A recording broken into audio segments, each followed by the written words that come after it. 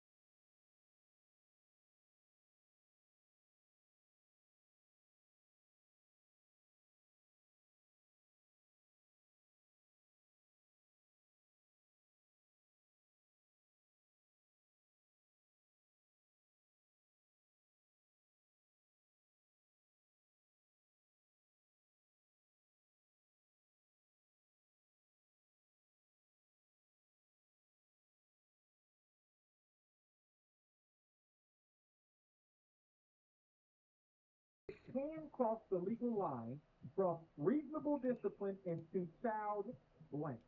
While Florida law allows moderate corporal punishment, the presence of marks often triggers investigation by law enforcement or the Department of Children and Families.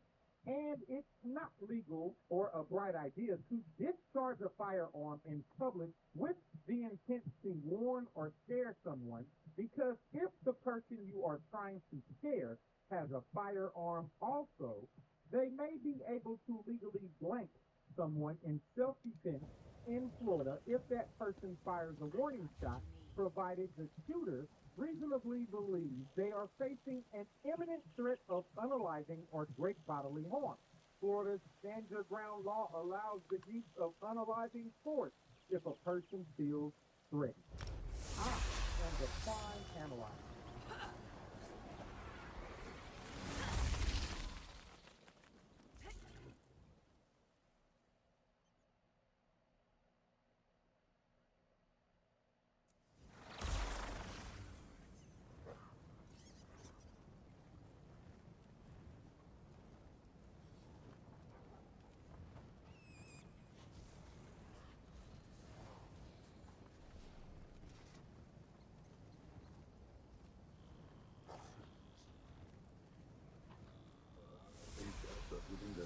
Sweating 2 years in the law.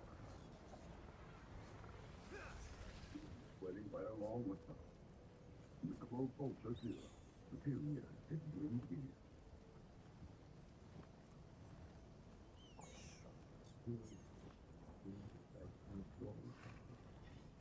Fucking tiger.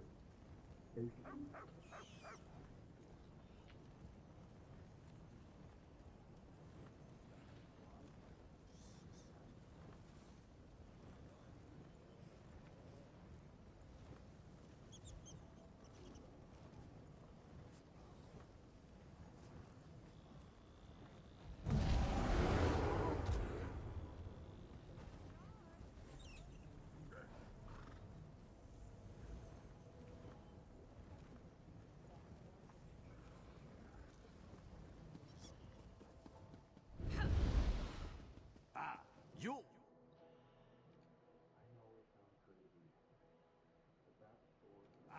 You'll fill the bill nicely. Let's talk. Honest merchant. Trust this one. In March 2019, 32-year-old Leon Harrison Jr. was reported missing to police in Georgetown, South Carolina. The mother of his children told police that Leon called the house at bedtime every night without fail, but had not done so in days. Rumors began circulating. Every conflict in the young father's life is vanished. Then, after his body was discovered floating down the Black River, questions arose over just how many people were involved in the plan to put him there. We don't abide. I know 4 days back, that's what he said. He told you personally, we don't abide. They ain't got nothing on me. We gonna get it off.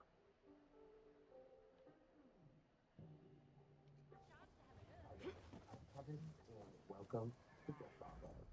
Today's case takes us to South Carolina, where the mysterious disappearance of a father of two leaves investigators on a roller coaster of searches, interrogation, and discovery. Let's take a look. You'd steal from me? Away with you!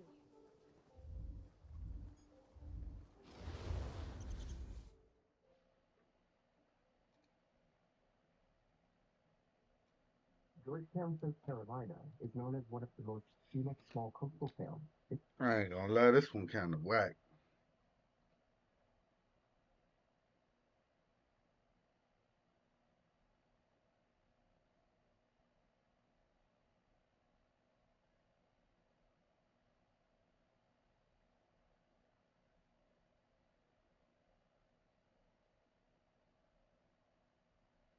On March 12, 2023, police in Vancouver, Washington received a call from a worried grandmother. Her daughter and granddaughter, 27.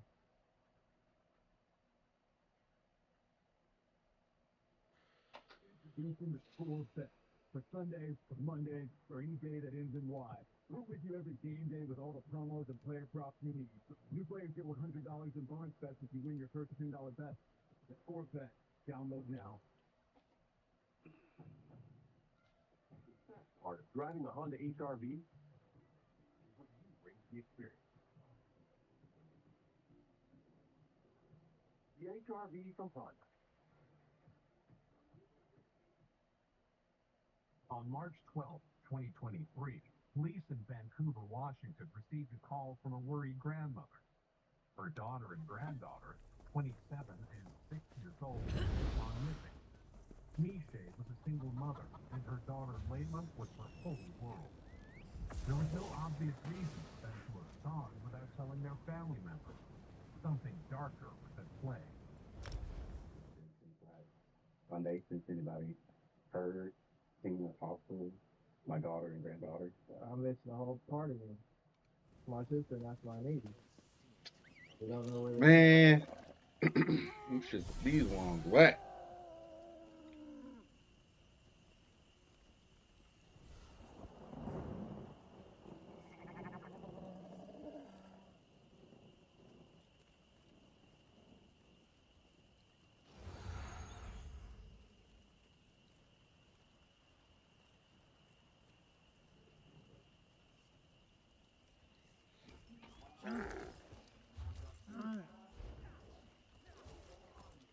They say the hiss beeps with happiness when an Argonian hatches.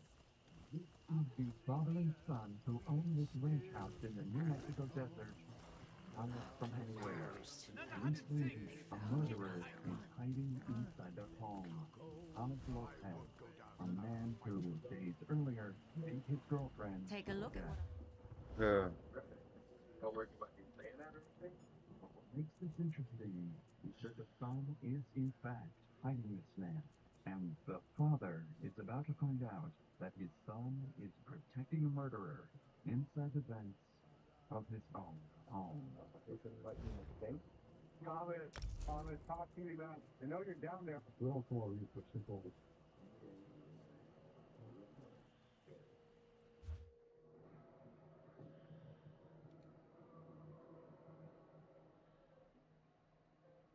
On the 24th of February, police were called to a hospital in New Mexico to investigate something horrifying.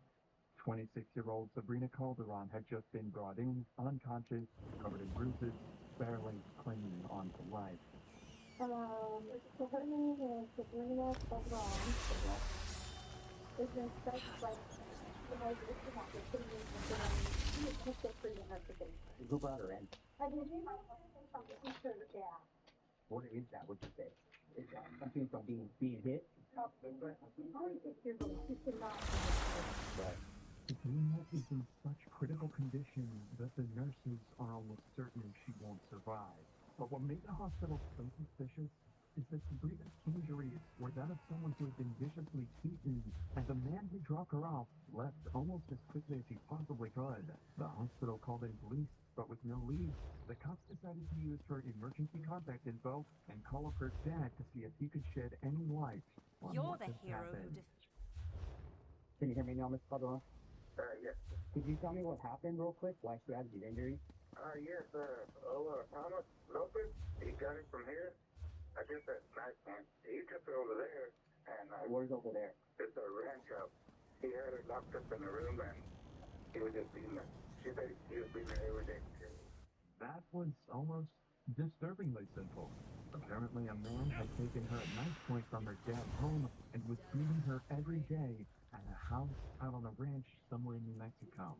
The cops found it extremely strange that he never contacted police, so there is some amount of suspicion to cast on him. Regardless, they asked him for some details about the guy that he claimed did this to her, knowing that if this lead hit the dead end, they knew who to suspect next.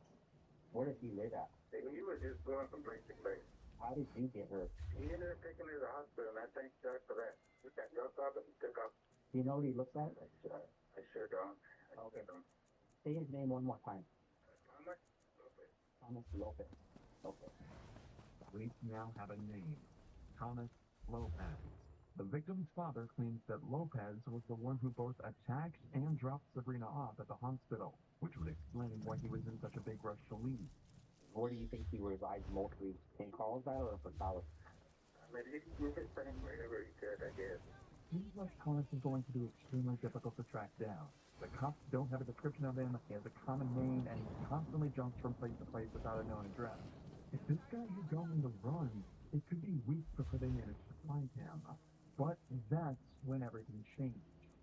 Sabrina briefly woke up and found the strength to confirm that it was indeed Thomas that had done all this to her, and she managed to give police the address of the ranch her father mentioned. All before taking her final breath, dying moments later. Sabrina had just solved her own murder. Immediately, the cops head to the address heavily armed, knowing that they might come face to face with an aggressive killer. However, there is one problem. Police haven't had time to get a search warrant, meaning that they have no right to enter the home without permission. That means they're stuck outside, knowing that just feet away, a brutal murderer could be hiding.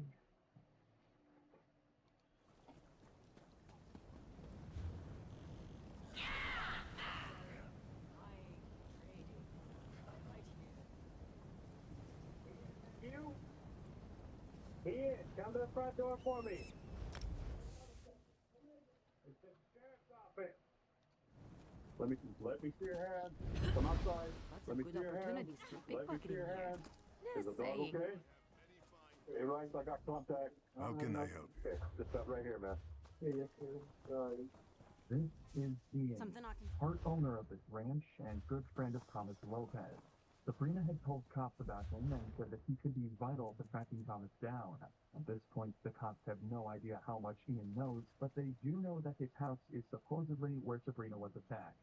For all they know, he could have been involved as well, so they have to be extremely cautious when dealing with him and clearing out the house. Who's all here, man? My friend.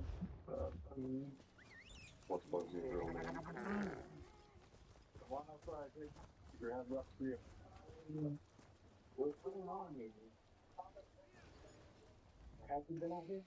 Been out here a few times, but is there anybody else inside? Or if I can go shoot the door, can you call it outside? Yes. Okay. Can we go get it? Here's one. From this one, please. Bugsy is another one of Ian's friends that happened to be staying at the property around this time. She couldn't have anything to do with the crime, but cops are still pleased to hear that there might be another witness, and someone that could help them track their suspect down. So what we're doing is I think everybody has come out of the house. And we're fixing to do a search warrant. Supposedly there was an incident a couple of nights ago where somebody got beat up out here. So now we're just securing the house to do a search warrant for everything. Okay. See how Harry keeps looking over to Ian. It's almost like he knows something is wrong, because this isn't the first time that Ian's brought criminals over to this house, something police would later bring up. With that said, Harry obviously doesn't want to give his own son up to the police, so he decides to stay quiet. Okay, well, we're good. We're out here with the getaway on the cabins and then nobody else in the trailer. So both of us chilling out here for our house work for clipboard. Notice how Ian doesn't say a word. That's because he, just hours earlier, helped Thomas crawl into the vents inside his house to hide him from the cops. However, his father has absolutely no idea. Yeah, we're going to the next minute after. Your warrant? That works. Thank you. Well, we don't have the number. Like I said, we don't have here. Okay, well, then we don't have what it means. Word. Sure. You don't actually have a warrant. No, I don't have a warrant. Okay. Ian, hold on. Come here. Let me put my ride. Ian, come here so we can talk. Okay. Would you mind if I walked inside with you, just so we can make sure there's nobody else inside? Sure. Okay, I will go with you. Like I said, I'm not looking for anything except for just make sure there's nobody inside. They're still not 100% sure that the house is empty. Ian mentioned someone called Bugsy, but wasn't sure if they were still around or not. So the officer prepares to head inside and clear the scene with Ian.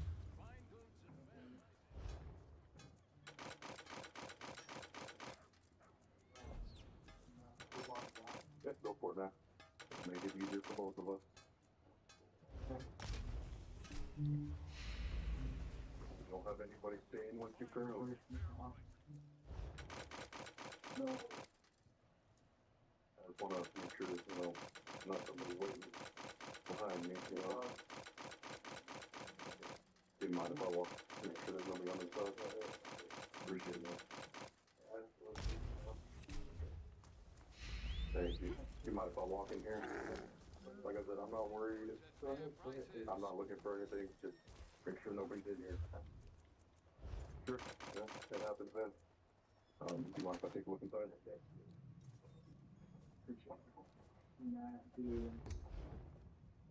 Thank you.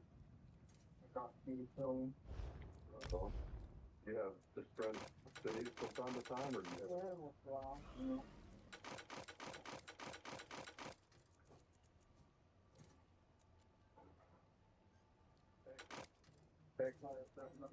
Right here. Okay, come back here. You under the covers. Let me see your hand. There's somebody under the blanket there. You under the covers. Let me see your hand. Let me see your hand. Okay. Mind coming with us, Sam? Okay. No, she's fine.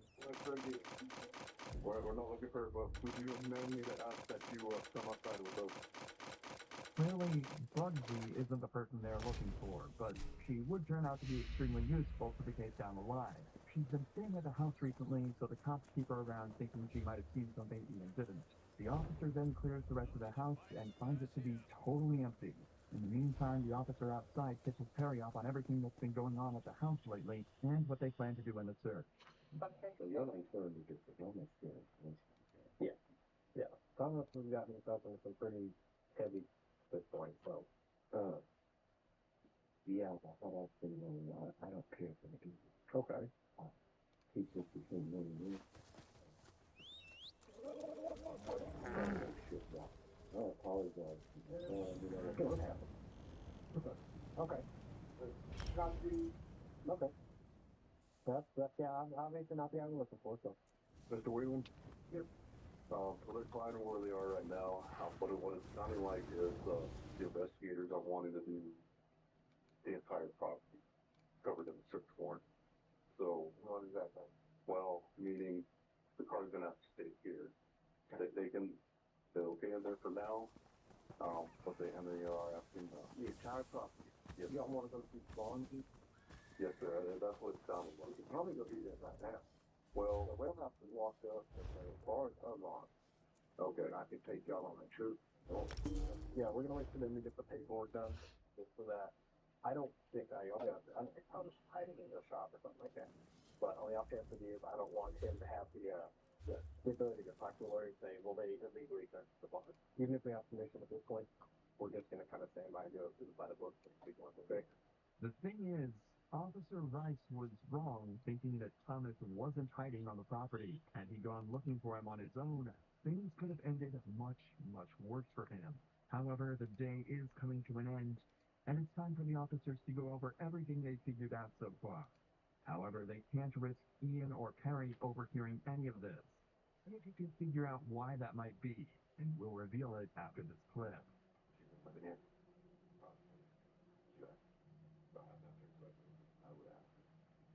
Has been missing action out of it. Sorry, I don't be on it. He's yeah, quickly yeah. But I guess wait for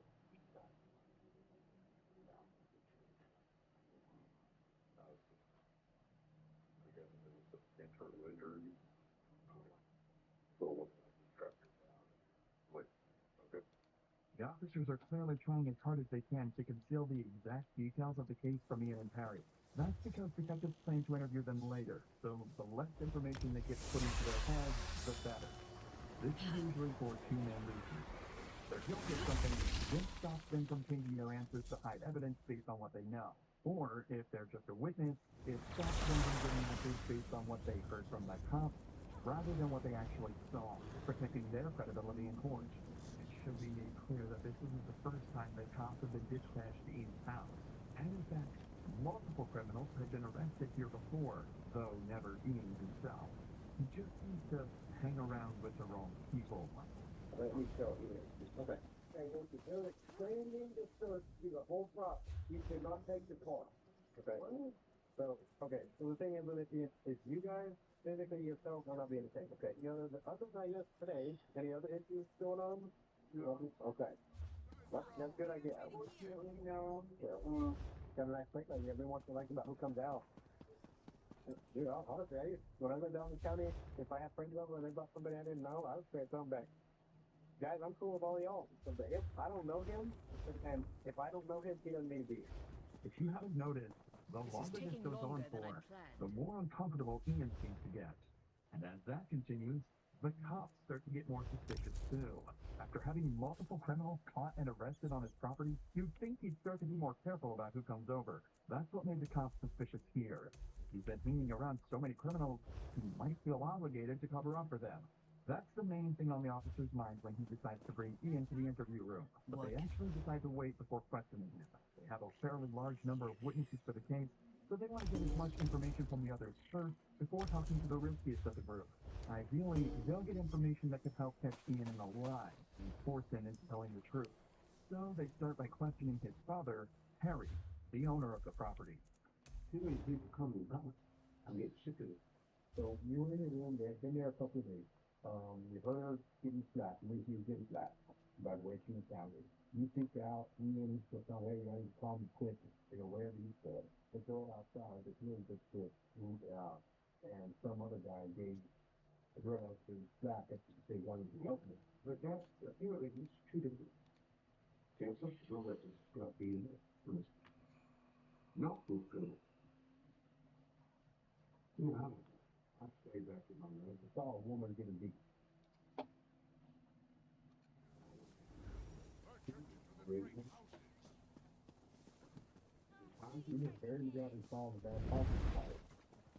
Seems that Perry absolutely heard Thomas attacking at least one woman, but wasn't able to confirm who it was. He backs up Ian's propensity to let anyone and everyone over to the house and tells the cops that it was bound to end up badly eventually. If Perry can identify the girl that he saw Thomas hitting, though, it could be a massive help for the cops, as it would mean all the evidence lines up and they can begin their search for him immediately. Well, we got the name, that's the baby mixed up. If you don't take care of it, you know what it is. I thought we should. And you know what, there is Thomas keeping up another girl. Yeah, he has warrants out for her. He's a rep down too, that's why he's running. You know, when you turn your contract. He's just a little bit chick, the picture he shows us. They're going to the ER. The chick that I heard through the wall said, y'all gotta help me, but not the. Perry is saying that he had heard Thomas beating a girl up, but that it was a completely different girl to the one that they were looking for. So now, there was even more reason to catch him as soon as possible, and it seems like this wasn't an isolated incident at all. Maybe I'm confused. Because, okay, once she went to the ER, she never went back to the house, right? Okay. Does that make sense? Well, we'll figure it out. I'm sorry, then. Okay. This whole thing is confusing. I mean, I think we're more involved than with who comes and goes, but, you know, he thinks he's going to Lynn now. Nothing straight. Well, we need to get this, man. Perry unfortunately didn't have much else to add, so now they turn their attention to Bugsy, their surprise witness who must have had the answers they're looking for. So you think you might have seen or heard something that happened out there at Ian's house a few days ago? Honestly, I was out there today to do some lawn with the light. Well, Ian said you were out there a couple of days ago whenever this incident happened. Okay. You know Thomas? So that's always out there with Ian and all of that. I mean, even if I was there, I mean, none of that. Irritated? At first glance, it seems like Bugsy might not be as much help as they anticipated. But things can change quite quickly when a witness is told just how serious the situation is. That's why the officer decides to let her in on what happened to Sabrina, and see if that jogs her memory at all. We're here because There's a girl that we were on. Today, we started having conversations from what Thomas and Sabrina have facial. Okay. She's now deceased. Unfortunately for the cops, this didn't change the fact that Bugsy hadn't seen anything at the house. However, she was able to give them one piece of information that could end up proving infinitely more useful than what they were hoping for initially. She gave them the address of another house Thomas was known to stay in. Inside that house is actually another one of Thomas's victims, and the police are about to discover that he's actually a serial domestic abuser. This is crucial to build a strong case against Thomas. Good, and yourself? What? So we're looking for Thomas? He's not here. Okay. Is Monique not here either? That's what you know. Okay. Do you know where Thomas is? Really need to talk to him. Oh, yeah? Okay. Was she battered a while back? Is that what you said? Do you mind if we just make sure he's not in the house? No. Okay. I'm not ready. But nobody else is in this house?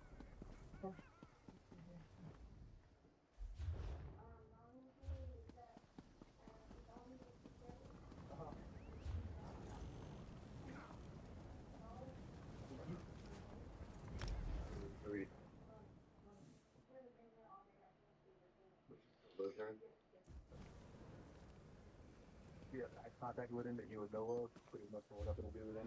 How long ago was their incident that happened? That was yesterday. But I'll keep it. Eventually, but we're off because we're crazy. It turns out this is the home of the other girl that Thomas had reportedly been beating, which, if anything, is worrying the cops even more. Since we know he's not limiting his violence to one girl, it would make sense if he's hiding out here waiting for this girl to come back home. The homeowner, however, is telling the cops that he's not here and she's not seen him for days. You got it, yeah. And let's look at what the dog. Oh, I'm sorry. Do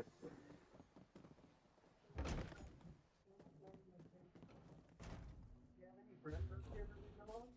Have you hanged out with family? Uh-huh.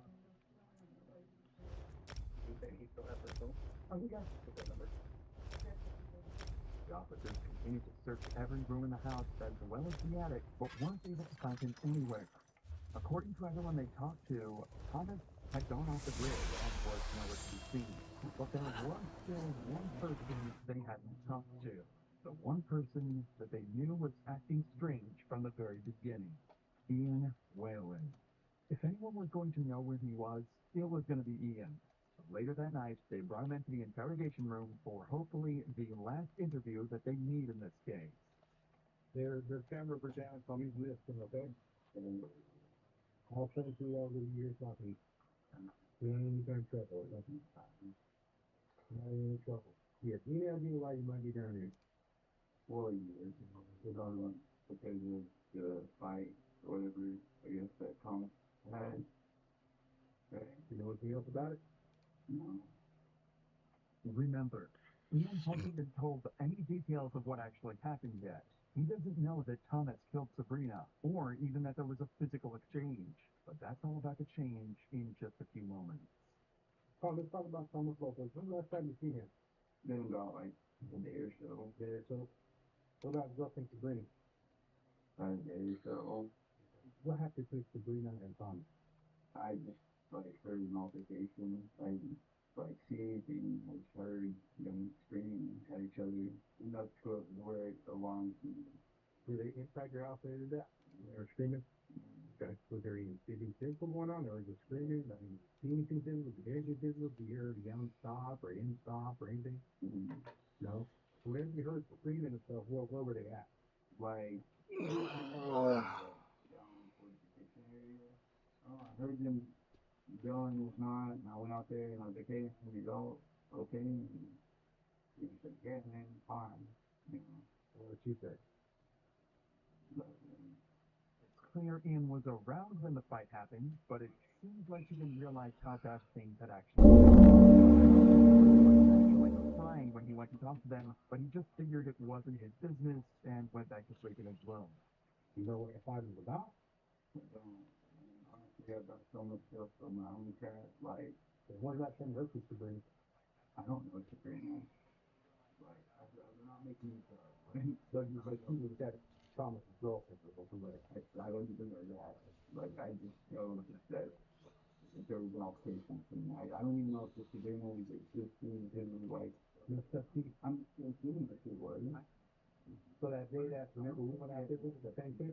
As the officer mentioned earlier, Ian has a habit of letting people that he barely knows stay at his house.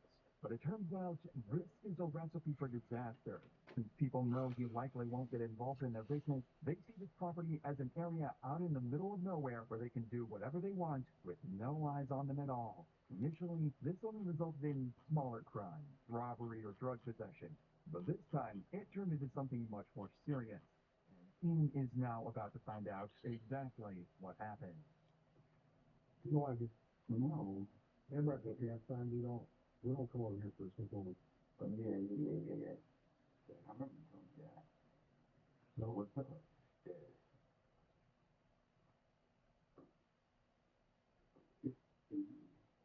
What happened? You know? What she told us before she died was that she was getting her ass beat by Thomas over at your house in the bar and the top of the eye. So whenever you heard him arguing, when he just said he was getting pretty rough with them, and just like you slapping him. Slapping. Well, I just couldn't figure out what happened. First of all, I'm running baby out of your house. I know, so yeah. From the very beginning,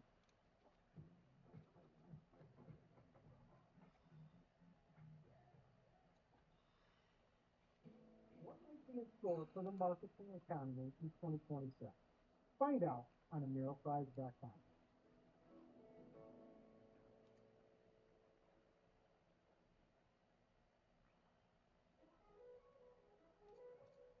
Today's guest apparently takes credit for like every successful relationship.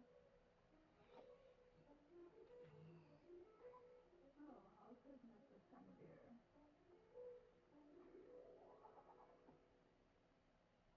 Of course he's early.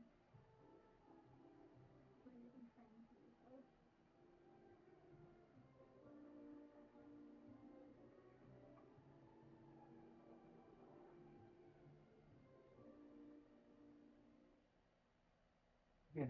cops figured he knew a little more than he was letting on. Now he knows exactly what happened, how serious it was, and what the consequences will be if he doesn't give up everything he knows.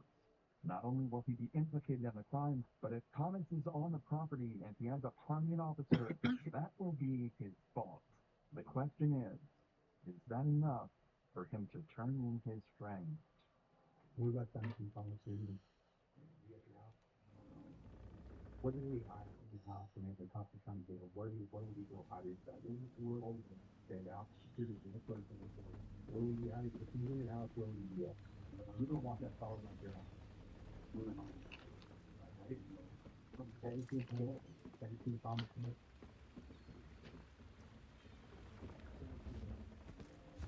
Where would you at?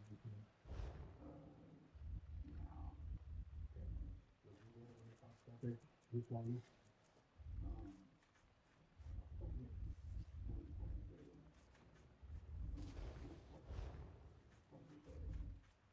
This is Ian's ultimatum.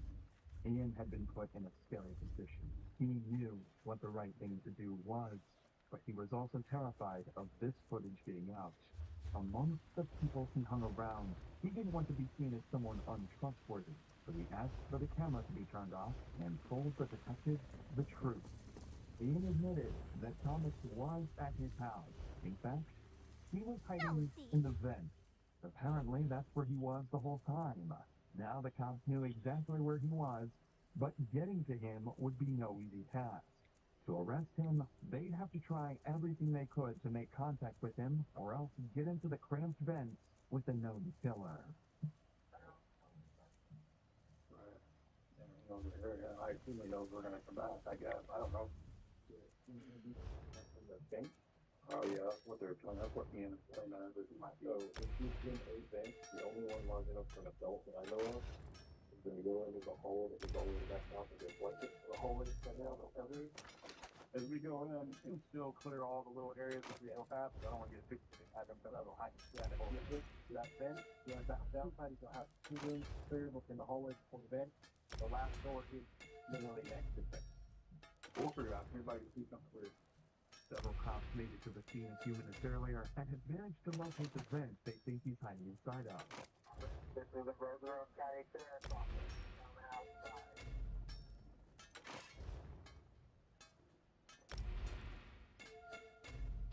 He's not answering or he's driving off my idea.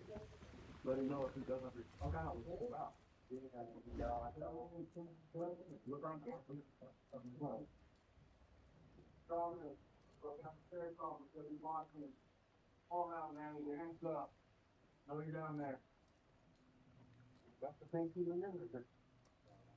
Yeah, but this music is over. They thought they look down. There's no access back there. Yeah.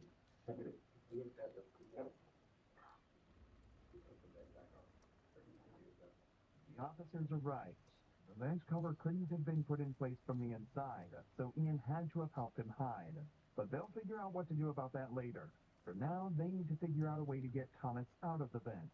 To start with, locate his exact position, and they came up with a creative solution to do this. He's right there. How far, approximately? Trying to see if there's a mirror. I got a good cover now. I think I'll take it across. These papers are only flashlight.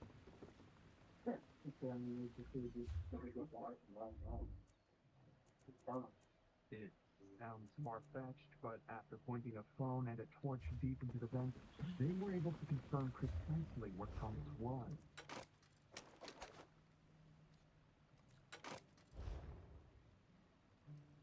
It looks like neck, jacket. The problem was, he still wasn't responding, and they certainly didn't want to get in the vent with him. So while another group of officers checked the outside to ensure he couldn't escape, the cops tried desperately to reach out to him. But quickly, they started to get concerned about something else entirely. Thomas, you can hear me, man. Answer. I know you're down there. We saw you in the pictures. Answer me. Just let me know you're okay, man. Are you okay down there? No.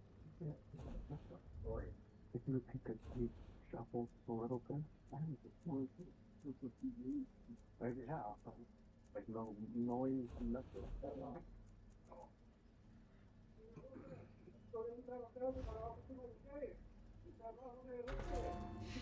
Thomas has been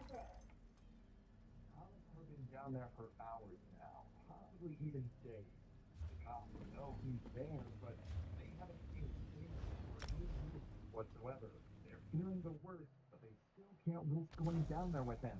That's when one of the officers gets a genius idea. Everyone wants to back this way. It has to come out this way. So if you introduce your ass this way, okay. Can you take a response? Yeah. I would. We may make it uncomfortable. It's gonna make you talk. From now it looks like you're taking us. Yeah, it's gonna take us. We might include us. If you don't want them to cross over, I would introduce it over there too. Yeah. They're planning to shoot pepper spray into both ends of the vent, forcing him out.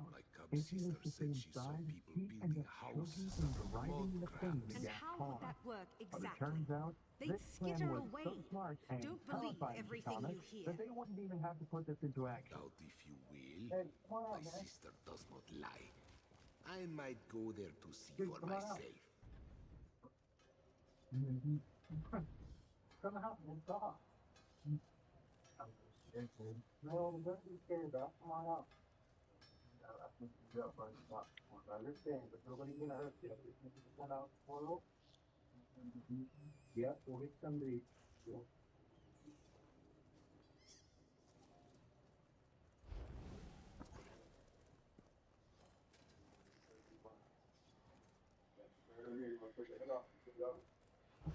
The concept of being stuck in the vents with the pepper spray was just too much to Thomas, and with some convincing, they were able to get him out. The ideas and tactics used in this extraction were far from textbook, but they were incredibly smart. Now they just had one more job to do: interrogate Thomas and finally figure out the truth of what happened to Sabrina. You want to over here, okay? You speak English, okay? Okay. You want to be English? Preferably English, we'll stick with English. They are American. You have the right to remain silent. Anything you say can be against the court law. So what we are here for is what happened with Sabrina Field. That's the whole thing about. There is an enormous amount of evidence against Thomas.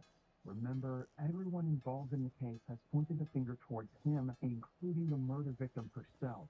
That doesn't mean he's not going to try and defend himself. Notably, without the presence of a lawyer, the story he chooses to go with, though, isn't the most convincing. Okay, we talked to Sabrina. Okay, she told us what happened to her. And I need you to be honest with me. And so I make sure that we're going to fight that match. How many times did you get how many times did you get hurt? Did you shove her down the steps so you thought that was weird? You ever get that stick again?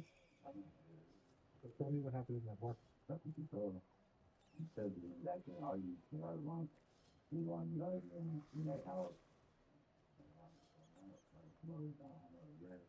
Apparently, they went out to the barn because they didn't want to argue in the house, and Sabrina slipped and fell down some steps, causing all of her injuries. Yeah, they were arguing. They did this because he didn't want to tell you what. Right? That was telling them about this because he didn't want to tell you. You know me from the place, but was everything in the office? Where was this like the audience for 2 days? Who was the person in the cell? Not that person, so you found the chest pump or whatever. Yeah, who was that? So you guys do the chest pump there. Everyone arguing how it came to what's going on here. Thomas is also claiming that he didn't hit her or even push her around. The worst they did was get into each other's faces and bump each other's chests. As I'm sure you're aware, that's not exactly consistent with Sabrina's injuries or what she told the police. But Thomas's story gets even more unbelievable as he continues. So when we guys go up to the ball after that,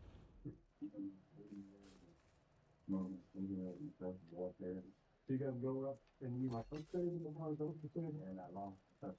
I'm doing that come back down. So when was walking around the house and I was walking upstairs, so when was the chest bump thing or all that? When was that?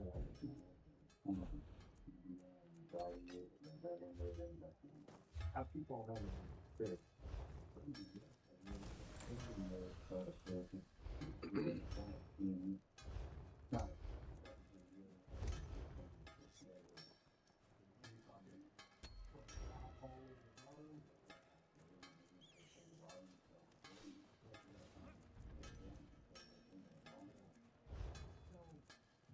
Did Thomas not have anything to do with her injuries, but when she got hurt, they'd already made up. He believes that this story has explained away why Ian will have heard shouting in the house, why they went out to the barn, and why Sabrina got such horrific injuries. This is why it's so important that detectives keep as much of the evidence as possible secret. Because of the story that technically covers up all the evidence that he thinks exists, and while it's not comprehensive, it would definitely make proving his guilt in a courtroom slightly harder. But it doesn't explain a huge number of other things, like how the injuries were sustained by a golf club or the drugs Sabrina said he injected her with. Both things he doesn't know the cops know about.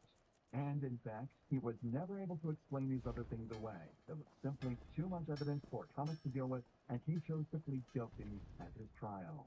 Nurses from the hospital told the jury that Thomas had initially told them she'd fallen down the stairs too, but Sabrina immediately refuted this claim when she woke up.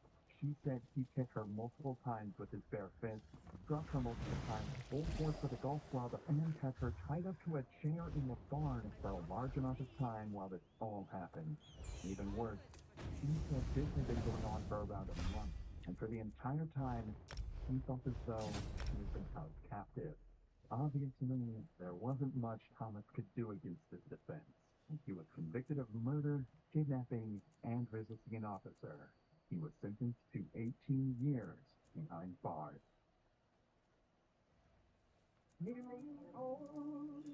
More things to keep them suffocating.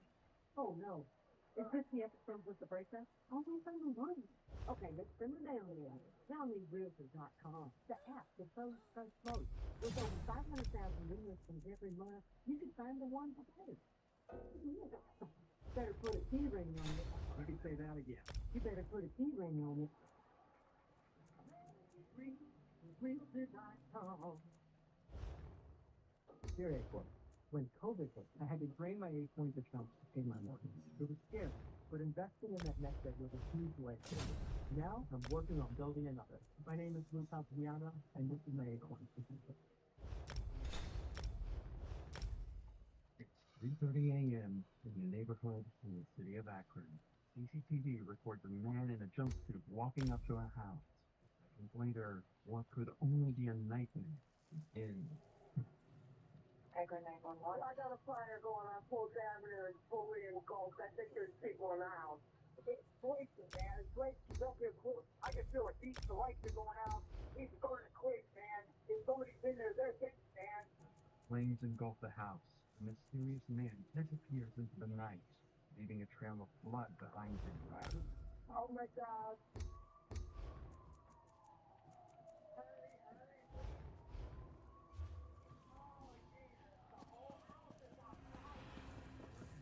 To investigate.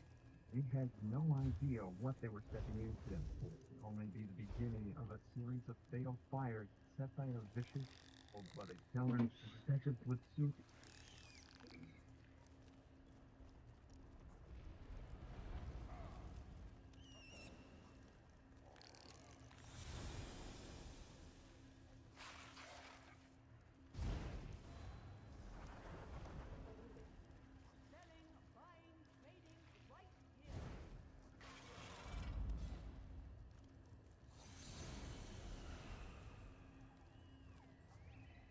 Step out the car.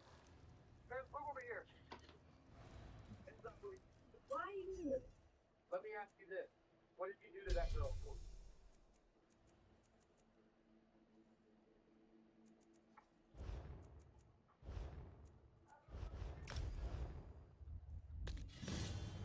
Come down with your hands up now.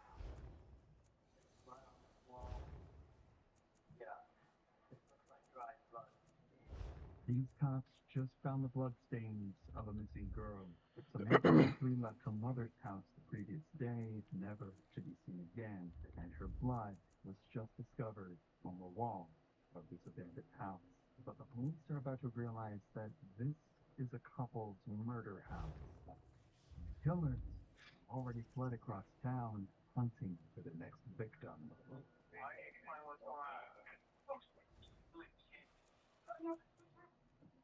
No idea who the next victim of the killer couple could be, and with time running out, detectives find themselves entangled in a web of multiple suspects, all tied to the abandoned murder house.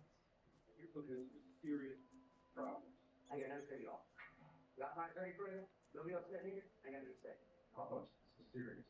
She's earning the show like this.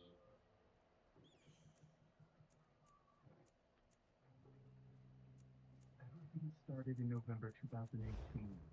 Mother called police, worried that her daughter had vanished without a trace. It had already been more than a day since anyone had seen 18-year-old Samantha Guthrie, and the cops arrived quickly to take her mother, Joan's, statement. Oh. Oh. Okay, 4. Okay. How old's your daughter? Okay. So, what makes her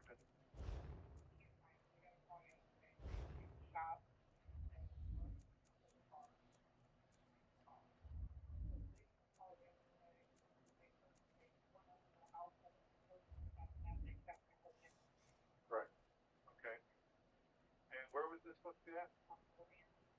Lily. Where's Lily at? I've never heard of him. Little did this cop know, he'd become extremely familiar with Lillian Street, as it would become the site of hours and hours of investigation and one of the most disturbing crimes to come out of the city in years.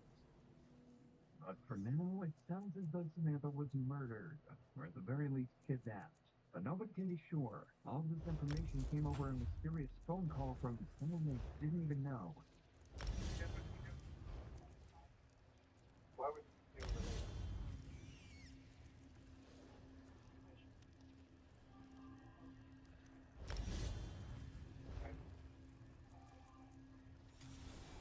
When was that? So that's out 3-6? I don't know what it's called.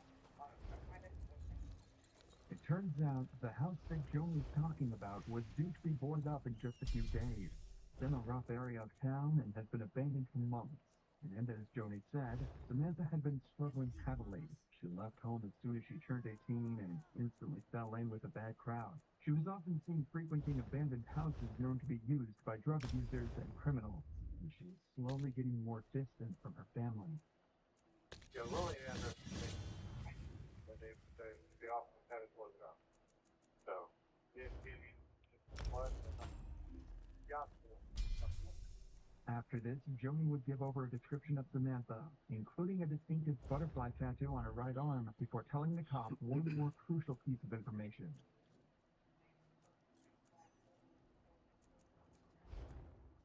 Okay. This wasn't a familiar name to police. The officer still wouldn't seem to be too worried by the situation, but that is soon to change. The very same evening, after publishing a missing persons report of Samantha, a lone man would come to police claiming he knew exactly what happened to her and would lead police to launch a months-long investigation into multiple people all connected to the abandoned murder house. But before we get to that, I want to tell you about Surfshark, the sponsor of today's video. Surfshark can help you save money, secure your browsing, and even unlock way more TV shows and movies than you currently have access to. Sounds crazy, right? But it's true. If you have Netflix, Prime Video, or pretty much any other streaming platform, they limit what content you can actually view. For example, in the US, you can't watch Friends, It's Always Sunny in Philadelphia, or Pulp Fiction on Netflix. But if you use Surfshark, you can watch all 3 of them on Netflix. And that's not all. Surfshark also keeps your internet connection safe and secure. Did you know that whoever provides you with your Wi-Fi can potentially see every website you visit? With Surfshark's VPN, all of this is hidden. Plus, many websites track your activity and will increase prices on products you frequently view or purchase. By using a VPN like Surfshark, you can avoid being tracked by any website and literally save money. And the best part, they're running a huge Black Friday sale where you can get 4 extra months of Surfshark at an unbeatable price. All you need to do is head to surfshark.com/insanity or click the link in the description. Grab your Surfshark for less than a cup of coffee a month and you'll get 4 extra months for free. With that said, let's get back to the case.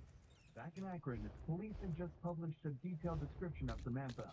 And the morning after, a very worried man would contact and claim to have details that could either save her life or lead them to her body. Alright, today is Tuesday, and we're here with, what's your first name? John Marshall. Alright, so we're here to talk about something that happened over on, Lillian Street back in November 4th. Alright, why don't you tell me about what happened that night? John Marshall was the first of many witnesses in this case, and he got in contact with the cops after hearing that they were looking for Samantha. Apparently, he was actually at the house on the night everything happened, saw it all with his own 2 eyes. The problem is, it almost sounds too good to be true. The cops don't know Marshall and can't necessarily trust him to give a truthful statement, meaning they'll have to verify all evidence he gives over. So as Marshall talks to the cops, we'll be keeping track of each piece of information and then following how the cops investigate and verify it all in order to hopefully solve the case and find Samantha.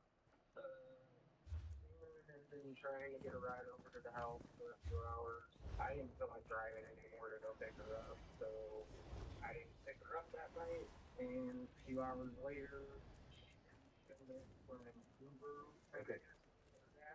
All right, now when you say the house, what's the address? Okay. I'm guessing, from what I've been told, her dad paid for her to get over there. Okay. This is already an easy piece of information to verify. If Samantha's dad did pay for the Uber, then he'd certainly remember that and be able to confirm it. And conveniently, the cops had interviewed her dad a few hours later, and he did indeed tell him that he bought her an Uber that night. On top of that, the address Marshall gave was also correct, so it seems that he's turning out to be trustworthy so far. But I was walking through Circle K on Copley and Rhodes to get cigarettes and a soda when I seen her and Yoshi walking to the house on William. And about after I got back to the house in half hour, 45 minutes or so, Danny showed up, knocked on the back door, and So how do you know Danny? You know him from the house? Yeah. And you know his last name is? Now, things are starting to get weird. That's the name that Joni says could be the killer, and Marshall seems to know him and the people he's friends with. Okay, was he by himself? No, he's with Tony. Okay. Is what I was told her name was. That one black guy that I've never seen before. Okay. Do you know what he looks like? Yeah. What's he look like? William. Okay, William. All right, what's he look like? Tall, about 6'3". Okay.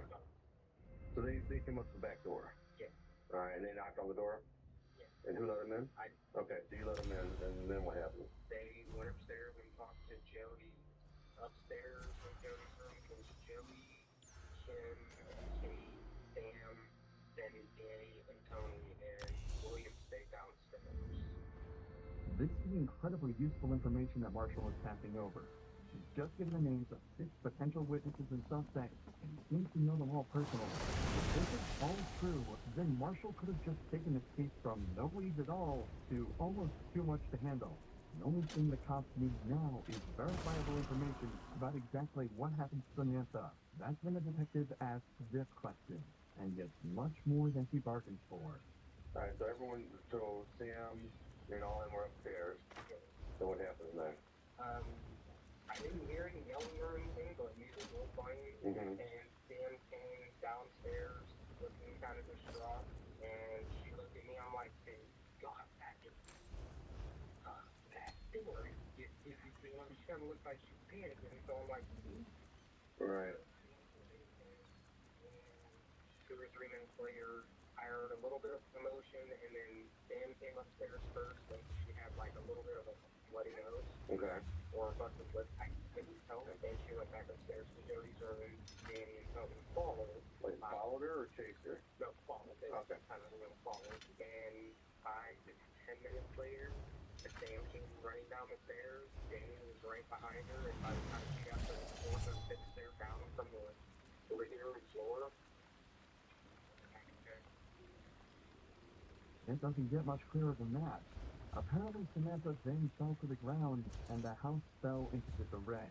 2 men named Yoshi and William then started to order Marshall and his friends around before helping to carry Samantha's body to a vehicle outside. The detective was starting to get a perfect picture of what this case really was, but there was still one burning question. Okay, is Sam alive? he was making noises, but in my past experiences, it sounded more like death gurgles or like shutting out. Okay. So she's still kind of breathing at this point. Yeah, but she shattered the back of the head by 8 to 10 inches away with nothing less than MP. Okay. Sounds of it, Samantha technically survived the shock, but it wasn't looking good. If she wasn't taken to a hospital quickly, she likely wouldn't have made it. But it doesn't seem like the killers were expecting her to live. At least the cops now have a possible murder weapon, a Smith & Wesson MP40. Remember though, the cops have already searched the house and didn't find any evidence of a murder. But given the importance of this information, they decide to go back and see if they missed anything. At this point, Samantha's life hangs in the balance. If they find a single bullet casing or blood splatter, it likely means that Marshall was telling the truth and Samantha is long dead.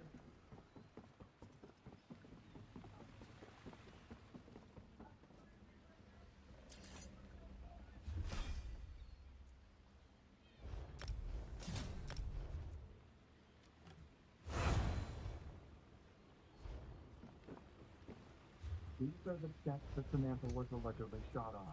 But the cops can't stop to investigate yet. Knowing how hot this house is and how many places there are for people to hide, they have to be on high alert and clear the entire place out before they can even think about letting their guard down. All three officers have their guns drawn and are doing their best to stick together should anybody be inside.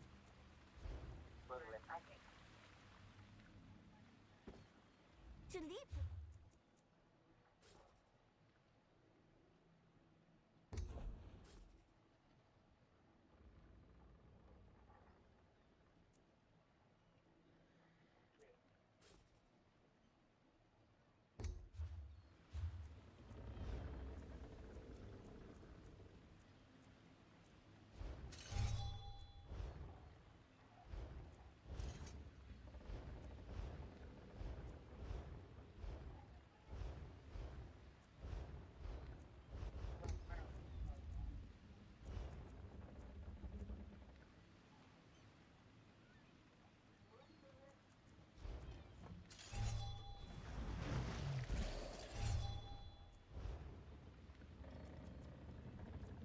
Like the house is empty, but it's a complete mess. There's no obvious evidence of a murder anywhere, so it's now clear why the cops didn't find anything their first time here. However, Marshall had told them two very important things. Exactly where the shot was allegedly taken, and more importantly, that William and Yoshi had actually come back to clean up the scene. That means that any signs of the murder could be extremely difficult to find, but not impossible. In fact, you've actually already seen some evidence that proves Marshall's story to be 100% true. Take another look at the marking on this wall, right below the crack. It's a little difficult to see, but that isn't graffiti. That's Samantha Guthrie's blood. Once the cops spotted this, it all fell into place. Multiple blood spatters that hadn't been cleaned up were found on the wall, as well as the bullet casings that looked similar to the bullets that the Smith & Wesson MP40 uses. Marshall was telling the truth. Danny and Tony were now wanted for murder, and they had 4 other witnesses they could use to track them down and convict them. And in fact, they wouldn't have to wait long, as police were soon called to a house where a girl claimed a couple had chased her with a gun.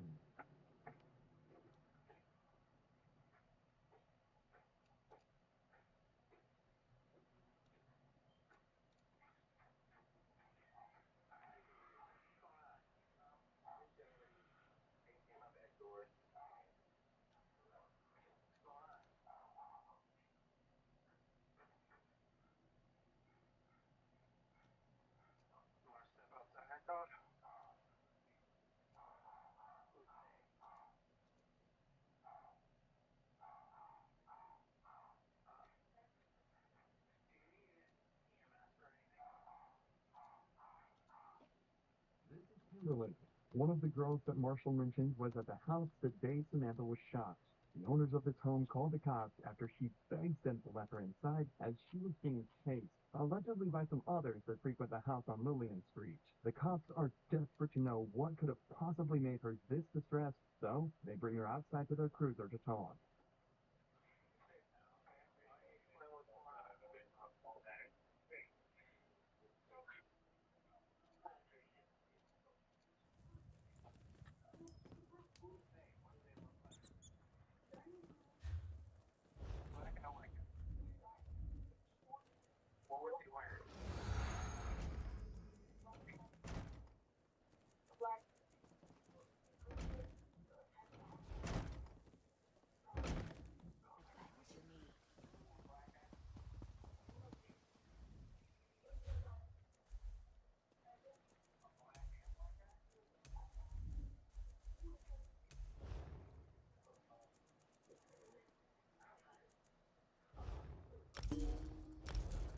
Kimberly was clearly a blur to her, but the cops are starting to get a little concerned. Barely a couple days after Samantha's supposed death, one of the witnesses gets chased by a group of people holding guns. It could just be coincidence, albeit a terrifying one, so the cops ask her why she was in town to see if this could be related to anything else. And they get the most worrying answer possible. So you were visiting a friend here in X. Where's that friend at now? Where do you know what they live? What's your friend's name? What's your last what street she was on? Okay. What street she was on? What is it? Lillian?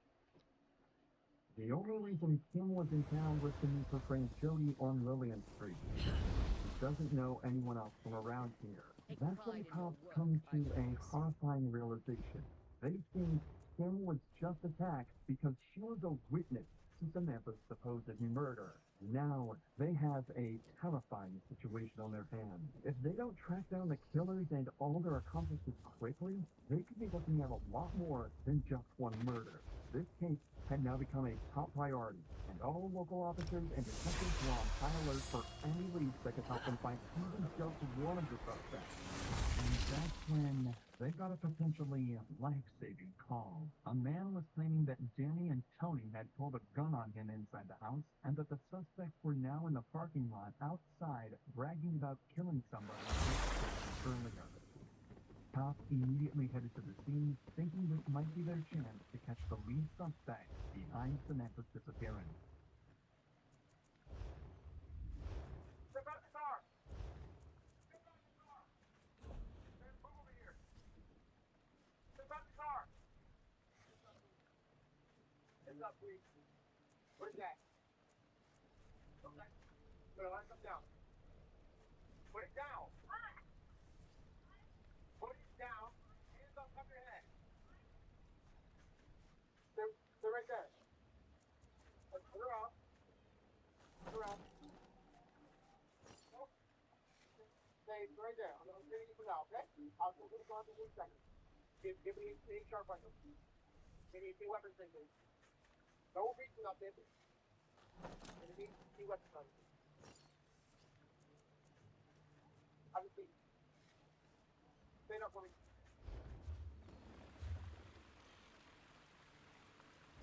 What are you doing? Take a look at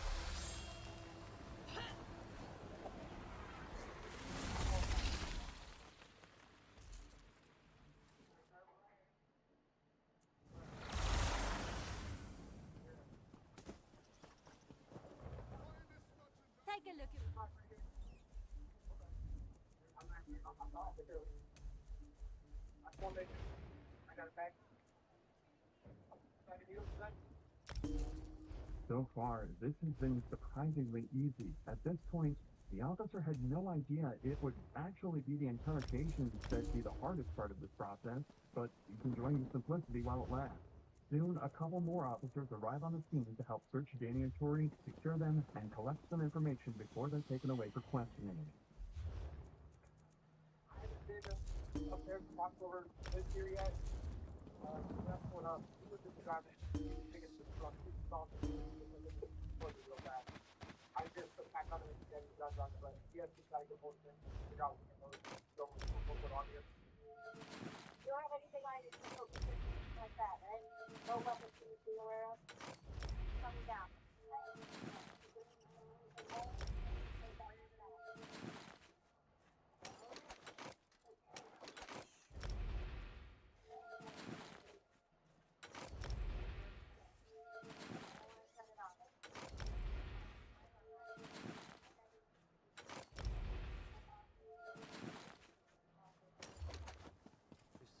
I wish I was off adventuring.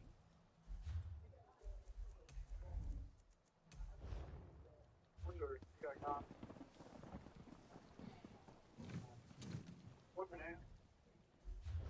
Is it okay if I take your pockets here real quick? You know, I'm not being professional. I'll get a call that people's done, born, with Dragons in your own homeland. No, hell no. Oh. What is it? Huh?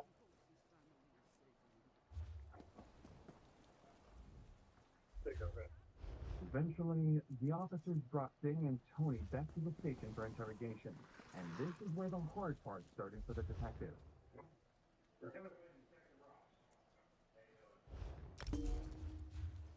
So,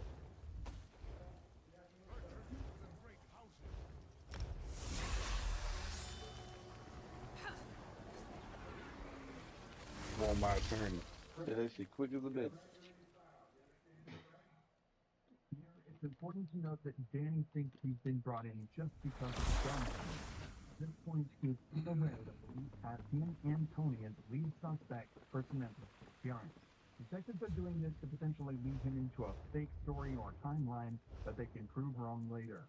You indicated that you were involved in order? Good. When I know what it's about, it's still on my theory. I know that. Okay. All right. I don't know what to do about you. Now, this. Give me my theory. I don't know what we do about your freezing.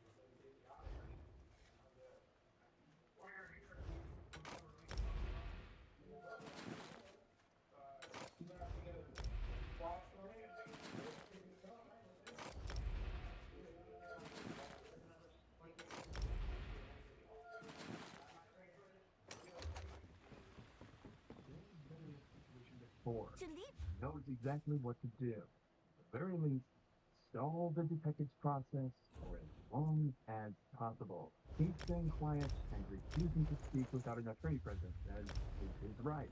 So the detectives have no other choice but to switch over to Tony and see if she will budge instead. Lieutenant Lee, this is Detective Ross.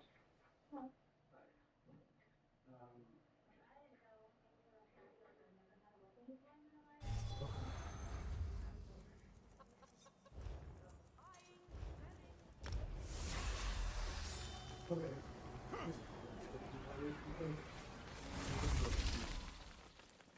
And we have strong belief in this appearance. You can do that. So,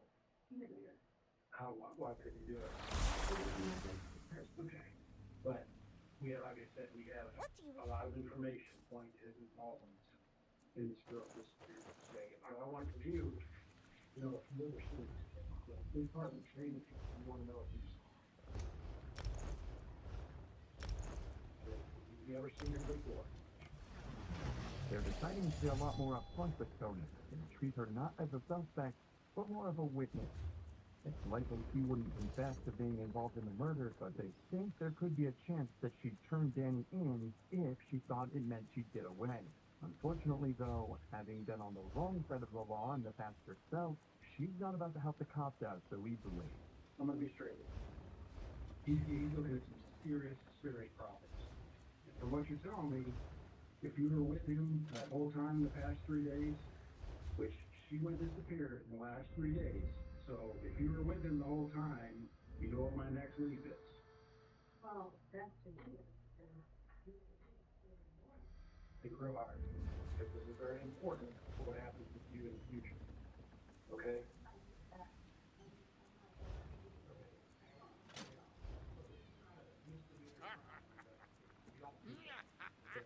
When we get involved, something bad is happening. We know some other stuff went on this weekend, specifically yesterday, in a house in there. So I don't want you to get in any trouble with something that you were just along for the ride. But if you're going to sit here and tell us the whole time, you think you're helping him? You're not. You're hurting yourself. We tell you about the house where it happened. You're hurting yourself. Why do you say it like that?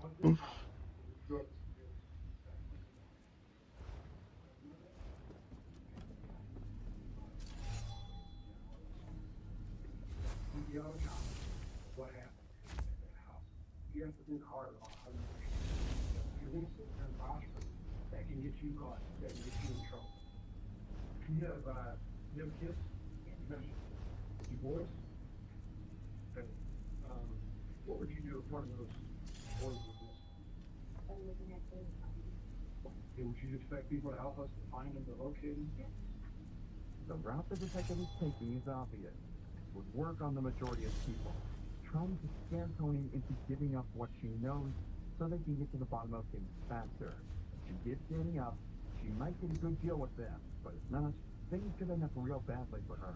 The most interesting dynamic here, though, is how the detective is trying to use Marshall's earlier statement against her. This happens all the time. Oh, I don't have a fucking brutality. Strength of the evidence or making it up completely. I forgot about this. No, they actually have an airtight statement, but Tony simply doesn't believe them.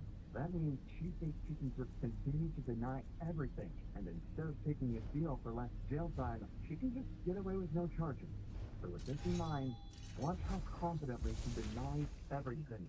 unaware that the detectives know every word she speaks is a lie.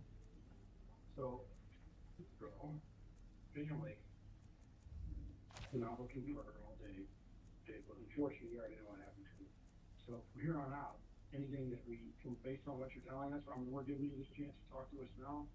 Anything that in relation to her, what happened to this girl, is going to be attached to you too, okay? Because we're giving you a chance. But if you want to cover for him, that's fine. I don't care. It don't matter. It don't matter. We're gone. We have briefly if you were there.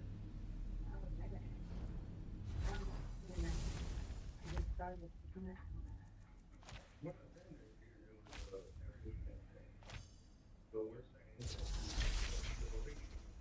what we've been doing and we have people that said that of course you were there. Oh, that's the big one. I don't know anybody knows that. You know, actually, in addition to the people that we talked to, said that this all started because you and this girl got in some kind of altercation. I don't know. I've never seen it.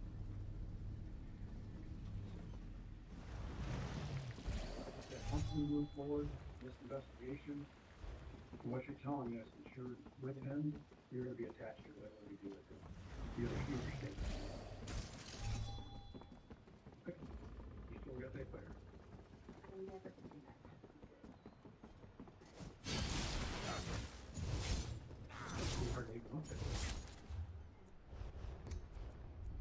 Well, I got to know him, so detective also got to know a lot today. Just from the, and, well, that's not important, you don't know him, but In reality, Tony is extremely familiar with the man in the photo, as he's the man that helped load Samantha into her car. That man is Yoshi.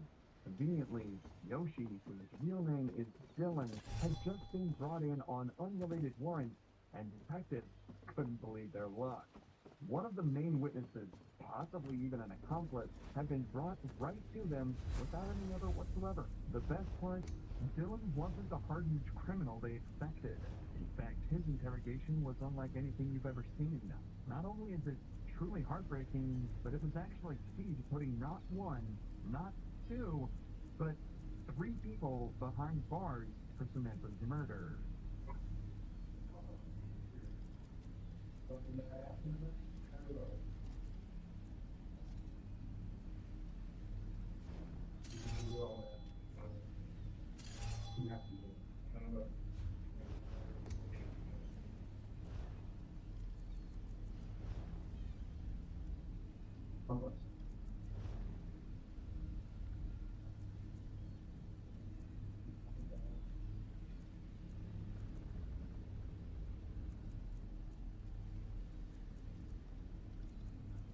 About 5 minutes into the interview, we see an emotion painted on Dylan's face you don't often see in the interrogation room. He's holding back tears, trying to hide his face, and is exhibiting a type of stress you rarely see in criminals. He's terrified and devastated at the same time. After all, Fuck, I need a major resolve. he shouldn't be caught up in all of this. The detective picks up on this immediately and wants to figure out precisely why Dylan feels so strongly about all this. They spend some time discussing simple details, with Dylan deflecting pretty much everything. But this whole time, the stress is building up in Dylan. And 15 minutes later, the detective notices that he's on the verge of completely breaking down. He decides to exploit this perfectly.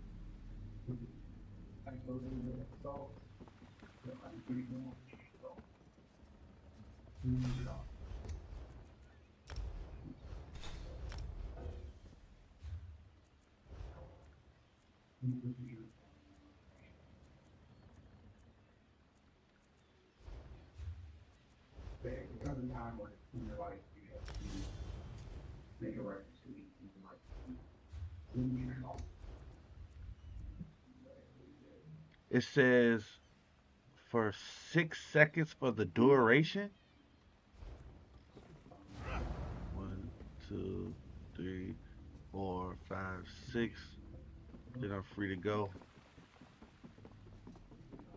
I don't know if that's hardly worth it, yo. 1, 2, 3. Wait. Okay, I can still low-key run. Alright, that's not that bad. I thought it was gonna be worse than that.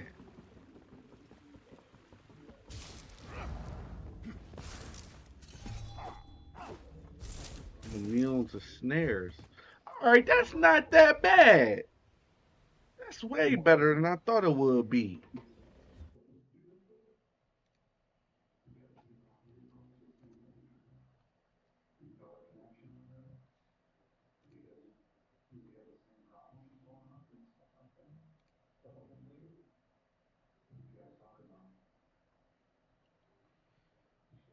Each piece of heavy armor worn can increase the damage you block and increase the snare strength.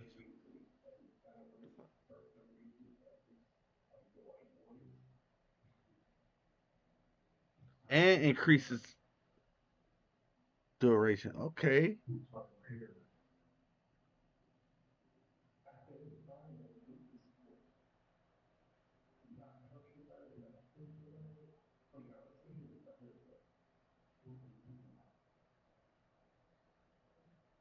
$23 seconds.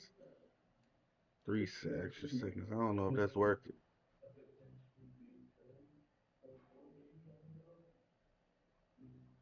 Decreases the cost of break free, so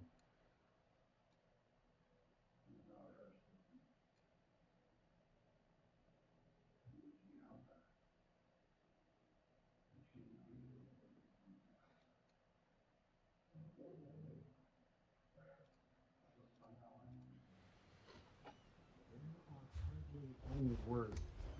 decreases the cost of break free and decreases the Clearly born on the wrong side of the track and fell in with the bad crowd. They also clearly lost themselves. So I need to heal now, because I'm not healing myself at all on this build. God damn. No heals. Samantha was murdered over a small disagreement with Jenny and Tony. It was needless, senseless, and ruined countless lives. And Jenny is unread, right in the center of it all. The detective gives Dylan a moment to calm down and work through his emotions. Then he tells Dylan that he has one more. Alright, that's perfect. I need heals though. I can't heal myself. What am I doing? My major breach.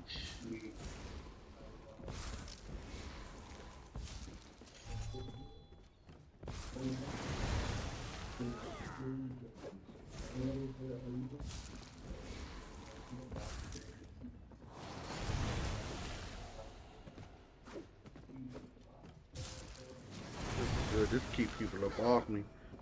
I don't have no heal.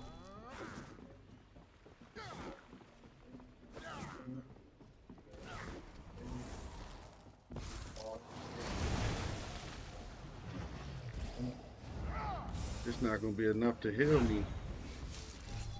I need constant heals.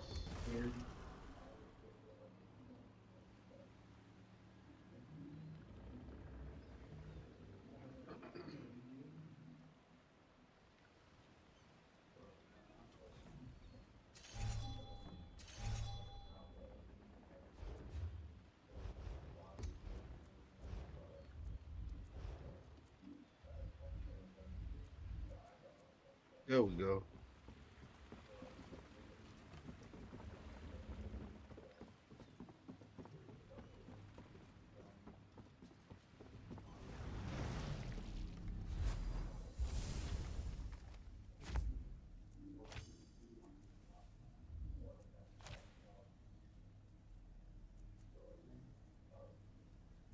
Everything Dylan has said lines up perfectly with not just Marshall's statements, but the evidence too. Outside, the detectives found a fire pit where something had recently been burned. He surmised that this was a carpet with all of Samantha's blood on it. And inside, right at the bottom of the stairs we looked at earlier, a large area of carpet and drywall are missing, right where Samantha was shot. However, that's where Dylan says his involvement ended. Meaning he can't answer the single most important question that the detective still has. rare what's inside. For that, they I got told too the much cops magic on my bar. and final suspect that the cops had had since the very beginning, William, who Dylan said left in the car with Jenny to hide Samantha's body. Our concern is obviously for most of the family. I think you're probably doing it like whatever this was relationship with their mom and dad, their mom and dad, they want to get very Ah, that's the only problem with Elder Scrolls, bro. Fucking healing yourself.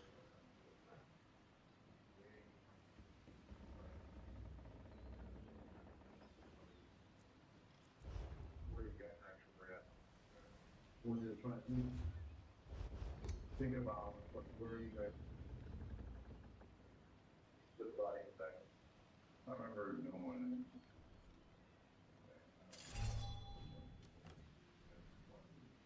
Oh, you know, I might be good because I got this staff.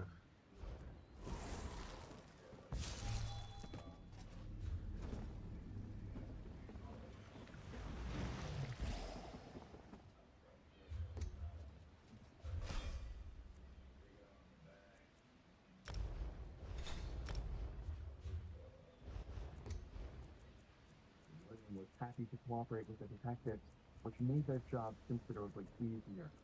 The only problem is that he didn't actually see where they drove. He was forced to lay down in the back of the car, so nobody saw him in the car from the outside, so he might not be a couple as the detectives initially thought. However, he was able to tell them that they didn't travel for very long and gave a description of the area where they finally found the body.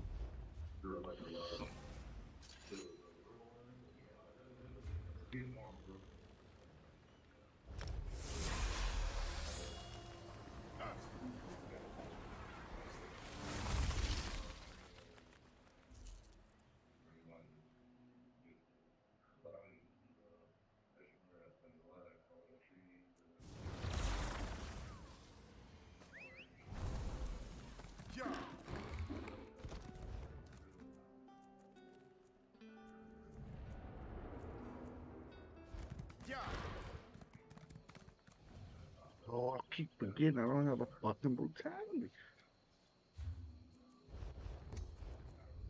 Yes, I do. It wasn't the most detailed description ever, but it turns out it was all they needed. A few days later, an officer mentioned they might know an area just outside of Akron that matched the description, so they sent out a patrol car to search the area, and sure enough, they found it. Samantha's body lying amongst the dirt, not even buried, just dumped out in the open. Immediately, they were able to identify it by the butterfly tattoo on her arm that her mother had mentioned all those days ago. Their search had finally come to an end, and her family finally. The only question now was what to do with the suspect. The detectives clearly named Danny as the murderer, with Tony having a large role in the murder too. However, despite how helpful William ended up being, the rest of his interview and other witness statements implied he had a lot more to do with the murder than he initially let on. So he was charged with abuse of a corpse and tampering with evidence, with a sentence of 10 years. And the court had to decide on the fate of Dylan, the 19-year-old. They decided that he shouldn't have been involved in this, and he might be able to get his life back on track. So he was charged with tampering and obstructing. He was only given 5 years of probation. And for the killer couple, Tony was given 16 years for tampering with evidence and obstruction of justice. And Jamie was charged with murder and abuse of a corpse, and given a life sentence with the possibility of parole after 24 years. Thanks again, Surfshark, for sponsoring this video. Head over to surfshark.com/insanity or click the link in the description for 4 extra months of Surfshark at an unbeatable price. Salesforce is an incredibly important and strategic investment for Indeed. It was sort of a light bulb moment. The first agent that we built was a service agent. And we just can go out and do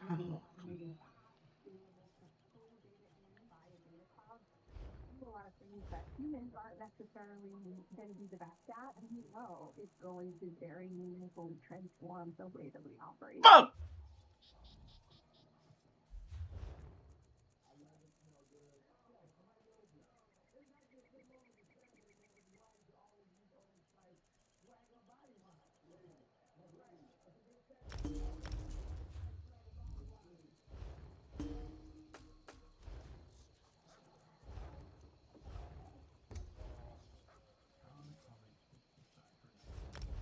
Killa, unbeknownst to her, both of their lives are about to change forever. That's my house. Incredible. There's a secret thing, you know what? That's why it's assigned to There's a body in it? Yes. Stand up for me. Bodies hit the floor. Killa Let the bodies is a hit the deranged floor. siege killer. She Let just the brutally bodies- killed her ex-girlfriend with a 3-foot-long sword. The body lies in her mother's home just inches away. But this discovery of a body would be just the start. The investigation that follows would reveal a violent teenage couple whose actions left officers, family members, and detectives in utter shock as their horrifying crimes slowly begin coming to life.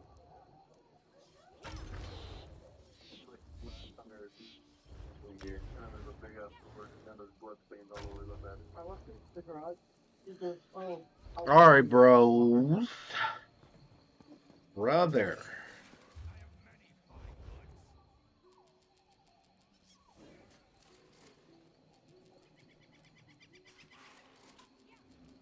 Begins when 911 dispatch receives a call from a distressed mother. She claims that her son, 22-year-old Isaac, has just witnessed his girlfriend, Yara, decapitate a woman inside her own home.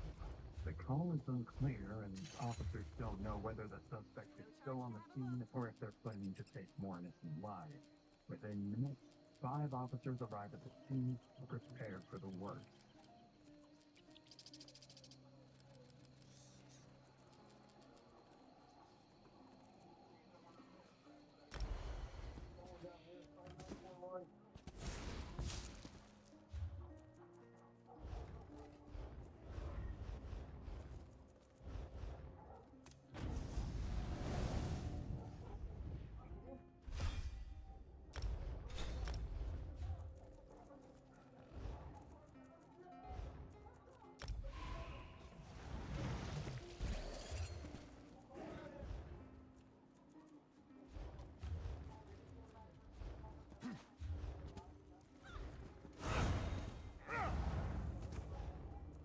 Alright.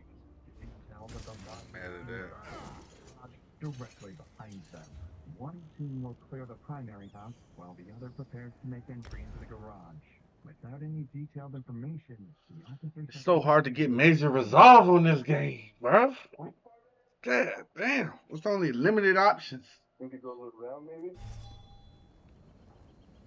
We could go a little round. 17 seconds. So for this build, I have to really spam. While the officers in the house find nothing against the Make sure that shit is up at all times. garage. 10 seconds.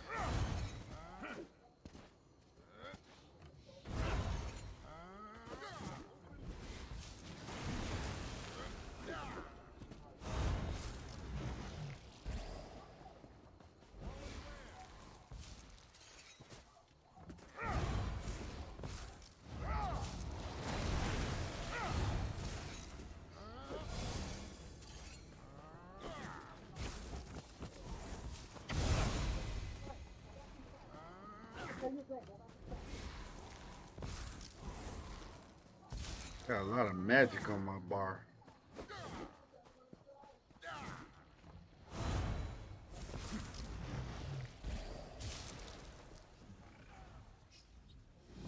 Team.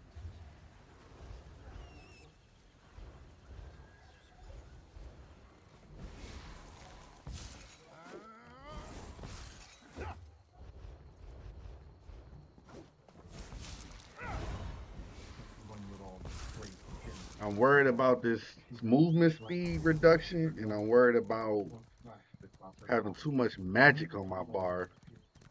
There's no real options to heal yourself her job. With stamina, yo. While officers continue searching the garage, body cam footage captures 19-year-old Kiara frantically explaining to her mother what happened.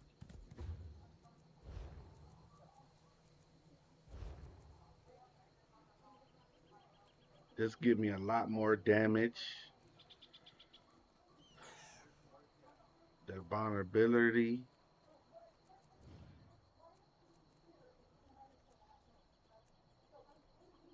Keeps my pin up.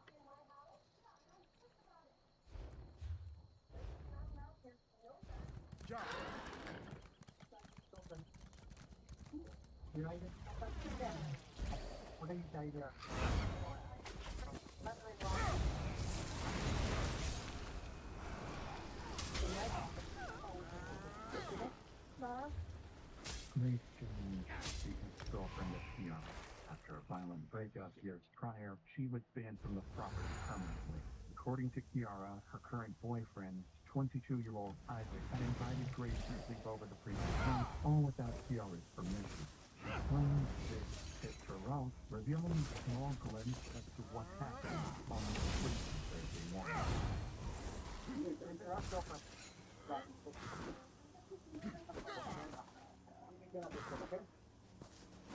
Did you guys have a fight?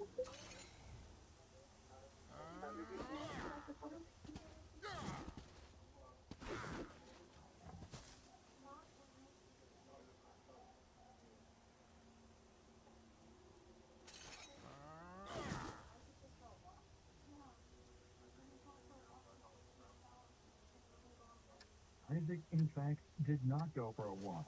Instead, he frantically ran to a friend's workplace after finding Grace's decapitated body, with Kiara reportedly giggling beside it.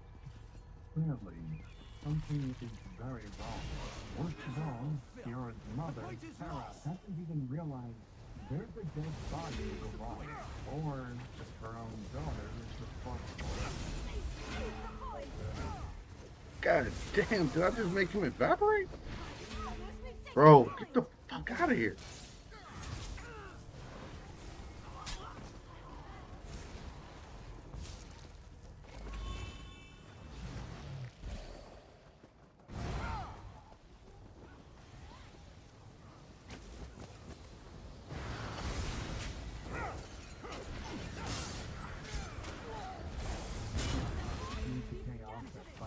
You ain't good for shit, bitch. Just 2 seconds later, Grace's mother arrived on the scene, completely unaware of what just happened to her daughter. Push them, they've taken the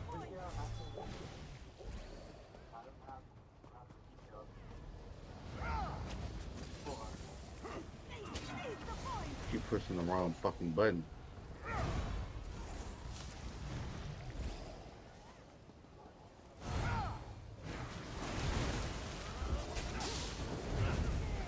God damn it, I hate when they do this shit.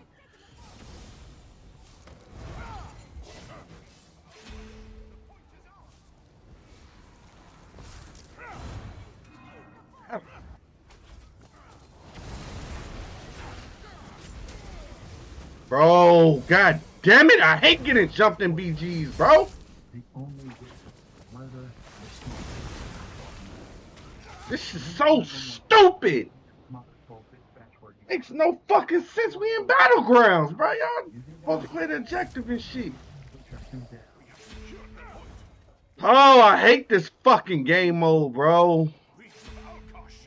Just trying to practice my build, bro.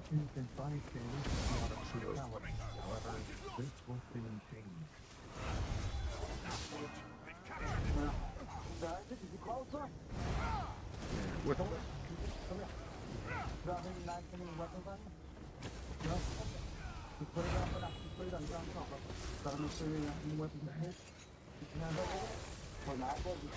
God damn it!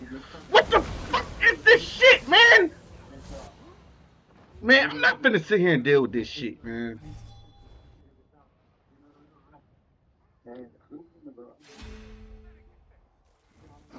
This is stupid, man. I'm gonna just stick to like a area that's like neutral, so I don't get fucking shit on immediately by their entire fucking team. Fuck. Shit is so fucking dumb, bro.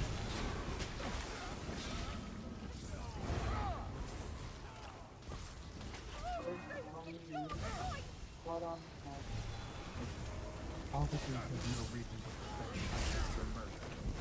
Porto and provides them with a thorough account of Killa's behavior after the murder. But his demeanor Kidding me. in effect of the whole vehicle.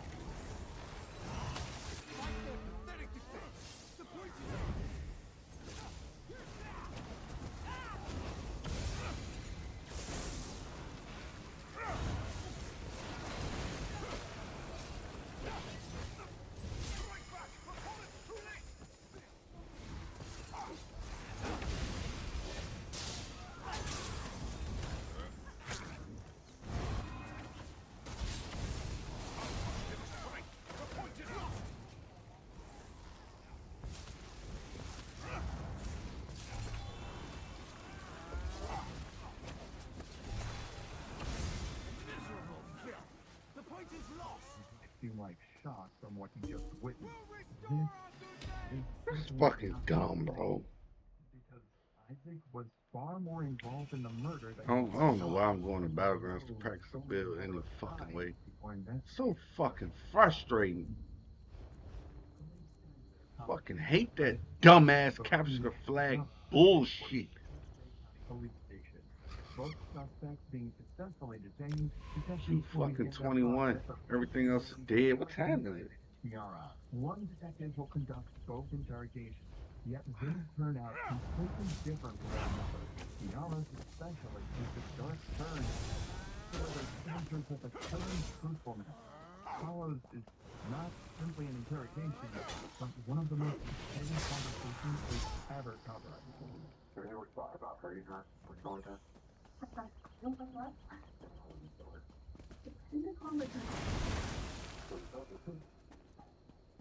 But before the interrogations begin, the detective in charge will go to the crime scene looking to gather information from the primary officer. The detective assigned to this case is Javier Vigil of the San Jose Police Department. Javier is an experienced detective who has A couple things on this bill I absolutely fucking hate. Let me see if I can change it. Cause I tell you right now, some of this shit ain't gonna work. I need to keep brutality up longer. Every detail will be critical in shaping the narrative he'll use during interrogation and ultimately in securing a confession. What he doesn't realize yet is that his investigation will prove far more revealing. If I could replace Necromancer. I got here first, but we all kind of walked in there. Yeah, all this shit boils down to the same fucking conversation. Necromancer's ass. Cause I could easily replace Necromancer and put on Sork in this build. Probably be meta. That's probably what everybody else is doing. This one's actually on the road like we're probably cleaner, cool, then go inside the garage and find the one. It'll be like last on the thing here. Okay. And then we'll take out forward right at the local to the right off the dresser and then the blood stains all over the bed. Okay. Did we knock at the next door neighbor so you can order anything? Let's pop that off the list so that's done. If we get one or anything, and then we take that roll back. We'll knock that in, get a paper, come do our search, and like what we see. Detective Vigil and his team go on to get further information from neighbors. This, alongside the primary officer's account, gives him a solid report to go off of. Kiara, Isaac, and the victim, Grace, had all individually dated each other at different periods. Grace and Kiara had a toxic relationship and quickly turned into enemies after their breakup. Isaac had also previously dated Grace but had a dramatic breakup after just days of being together. Isaac was 20 and Grace was just 16 during their relationship. During Isaac's ride to the station, he explained to officers that he had invited Grace to Kiara's house because she had no place to stay for the night. Lastly, Vigil was informed that just a day earlier, Isaac had been charged with domestic battery against Kiara.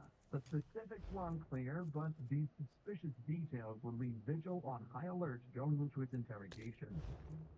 But before we continue, it's worth noting that covering stories like this you realize just how much people are forced to carry. Fear, trauma, even the day-to-day burden of surviving. And sometimes that weight shows up in other ways too. Oh, Debt. shoot. You feel crushed by debt?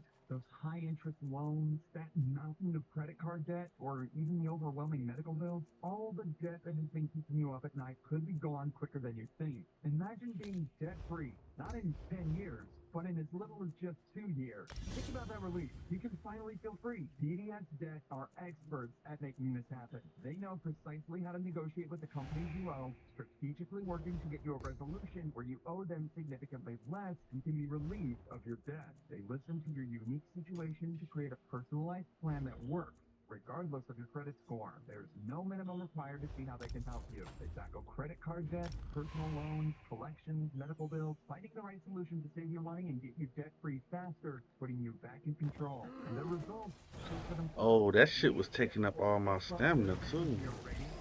Hundreds of 5-star reviews on Google and Trustpilot. Because they help tens of Damn it. people break free of debt. Get your free assessment. Find the best option for you right now. DDXDebt.com/BeStandard. You're just 30 seconds away from starting to get out of debt. DDXDebt.com/BeStandard. That's that. The best thing to figure out. Back at the station.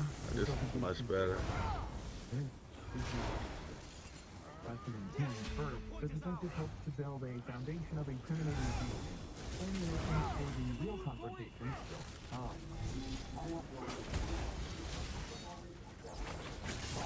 How?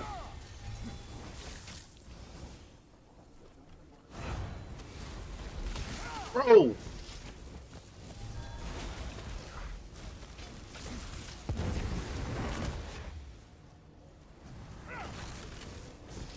No time and showing Isaac using out of confidence. But that statement is a calculated violence. No, Isaac had been charged with domestic battery against Kiara, a violent pattern that Vigil was already aware of. Combined with earlier details, they had every reason to view it as a suspect. Still, the strategy was clear. Avoid confrontation, keep Isaac peace, let him talk.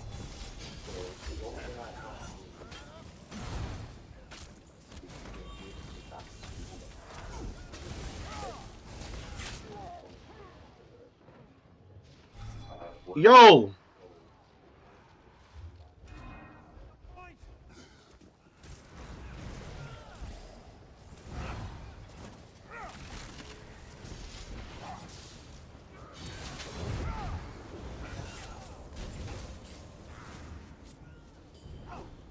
Pussy.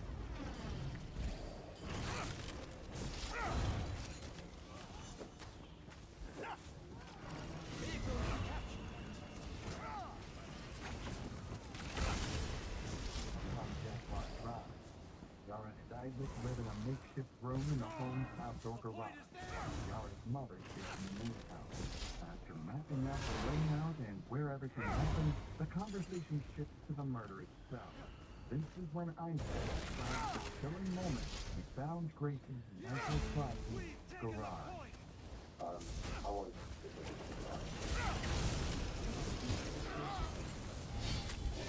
bring ourselves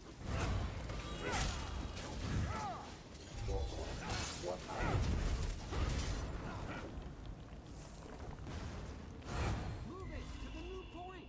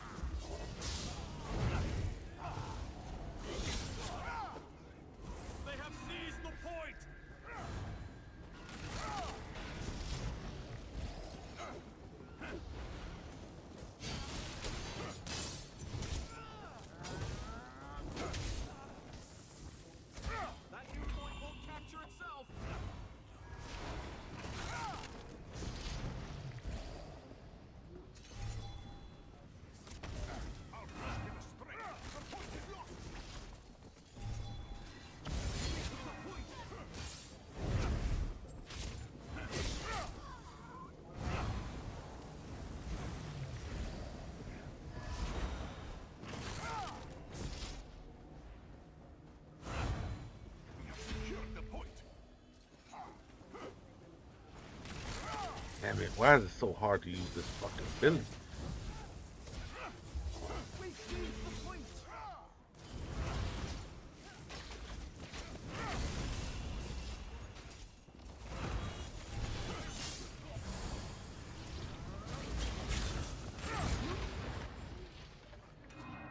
Man, this is stupid. Go on to explain why Grace was leaving that house. It does not include the fact that the two females were in an ongoing feud. Instead, pretending they were all cordial friends. Kiara would provide a polar opposite recount in her interrogation. But before Detective Viggo gets to her, he has one final question for Isaac. How did you know that Karen didn't want you guys to do more? She woke up. Yeah, she woke up. Someone just said, straight over, told me, you said you need to get out. I don't want to stay here. You know, really freaking me out, so I was trying to get out, you know, trying to contact someone, but she has to get me out of there. Who tried to get wake up out?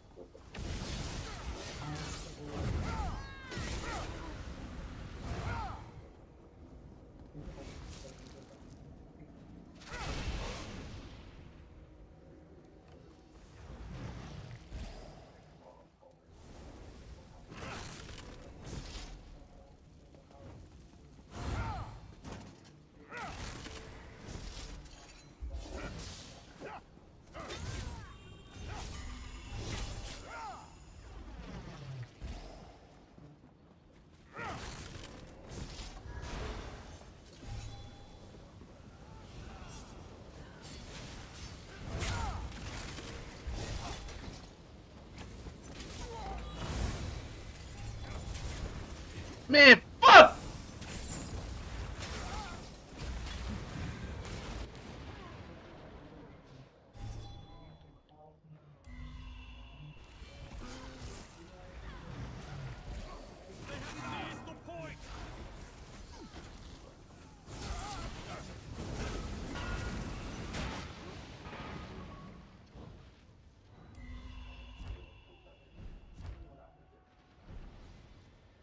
Throughout this interview, Isaac worked hard to portray himself as a victim, bringing up his past, the friends he's made, and deeply resisting something.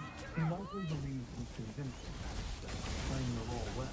So what Isaac doesn't realize is how quickly things are about to turn. Is coming to Kiara's interrogation room to begin the interview. He's already been left alone for more than 3 hours. Something of time to pass.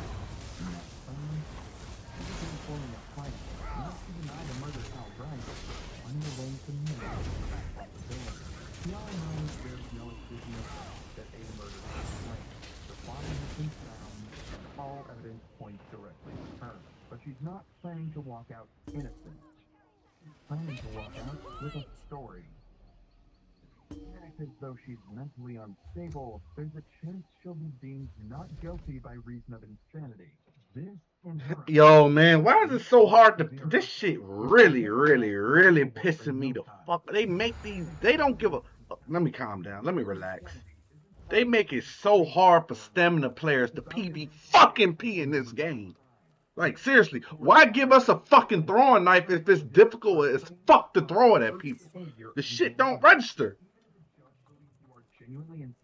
Dumbass shit. Then it's gonna be hard for me to get my fucking brutality.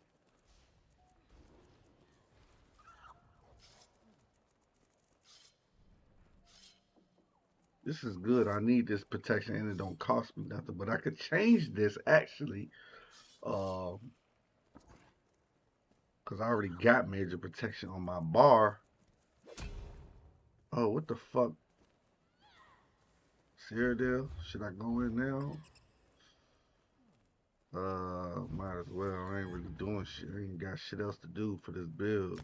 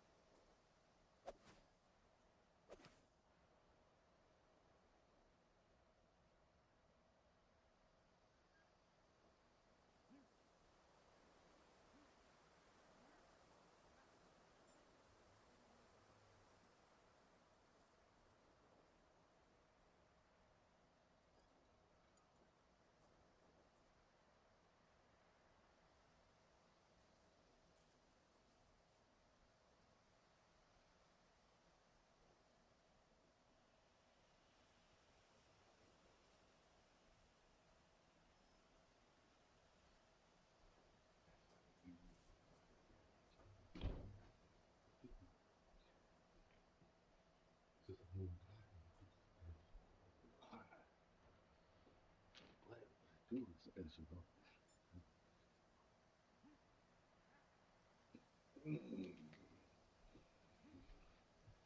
All right, bro. Let's figure this shit out. First and foremost, yeah, I like this right here.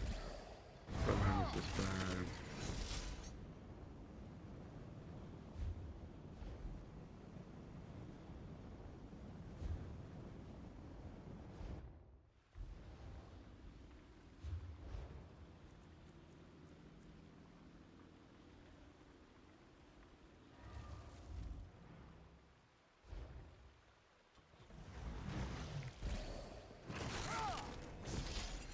Major brutality. What I desperately need. But yeah, this is good, but I think this is much better. Major breach. And I get to put it in for a distance. And it doesn't cost anything to use. Well, I should get that purple for that.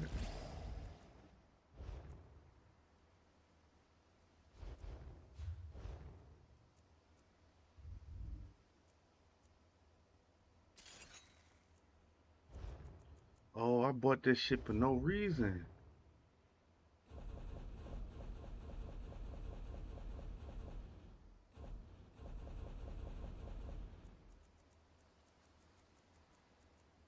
Oh, I'd never bought this shit. I thought I bought this shit. Relentless, merciless resolve, relentless for a grandfather. Thought I bought that shit. That's not. Not using this shit anyway.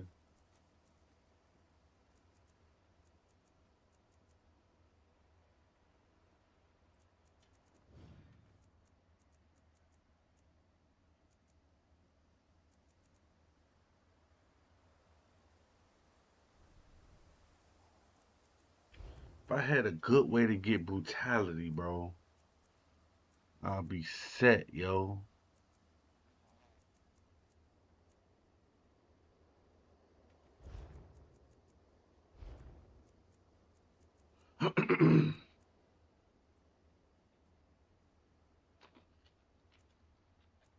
Oh yeah, entropy gives you brutality.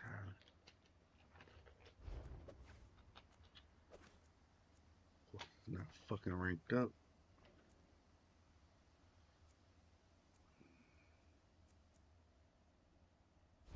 Could run barrier, but that takes a lot of space. This and this gotta switch ASAP.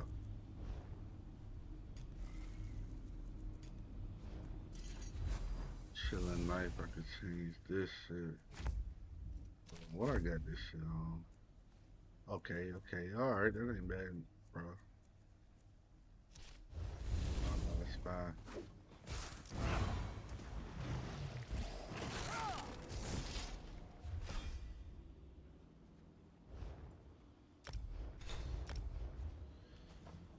$36K?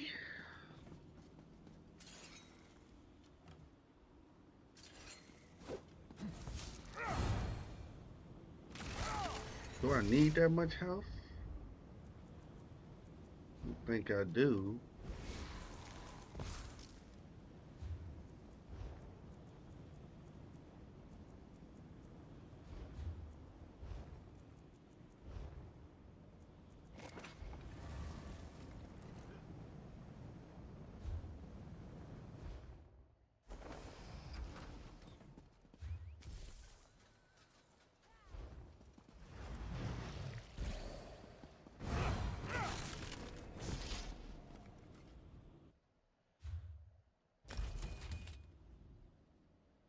The best equipment.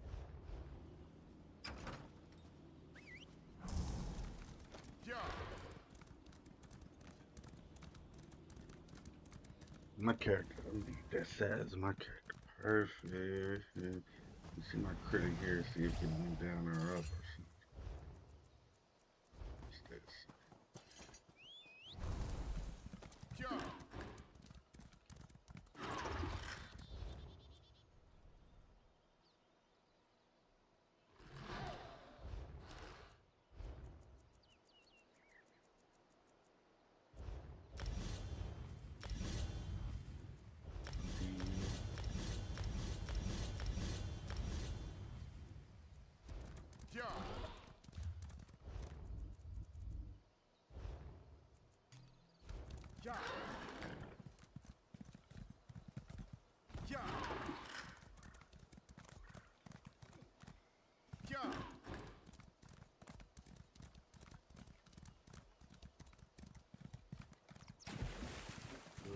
I feel like this shit.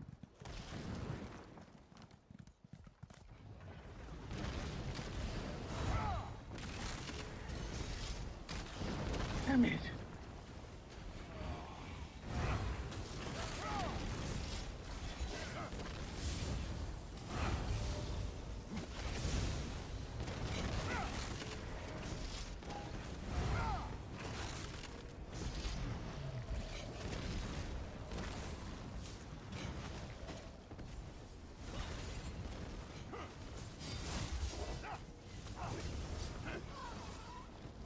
Shit, bro.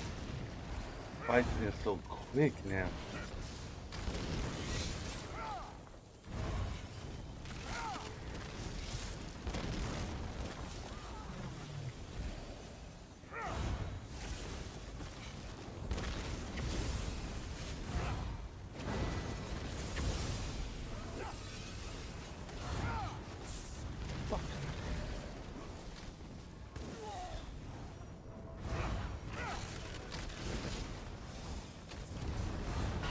Man, fuck!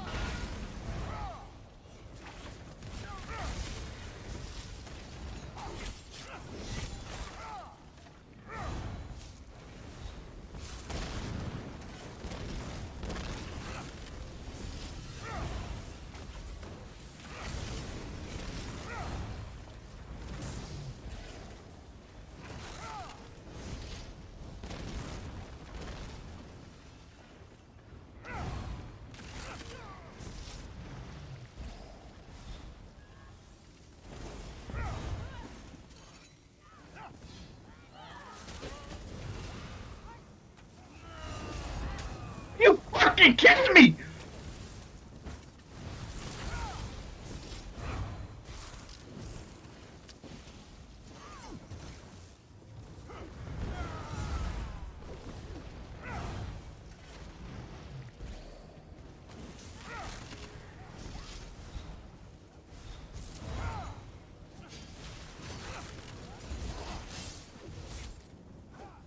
God damn, I see why they doing so much damage.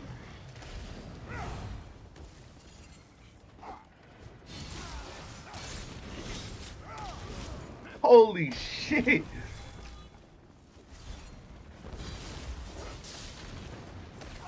Fucking red!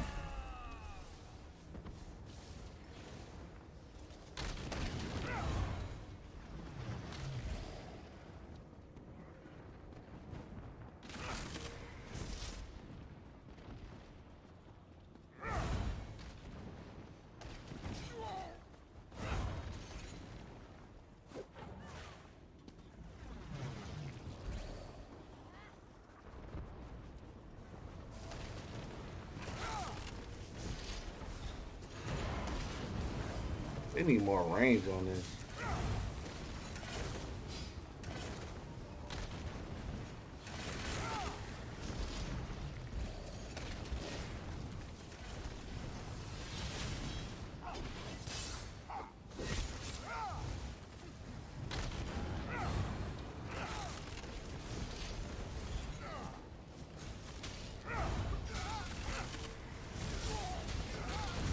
Are you fucking...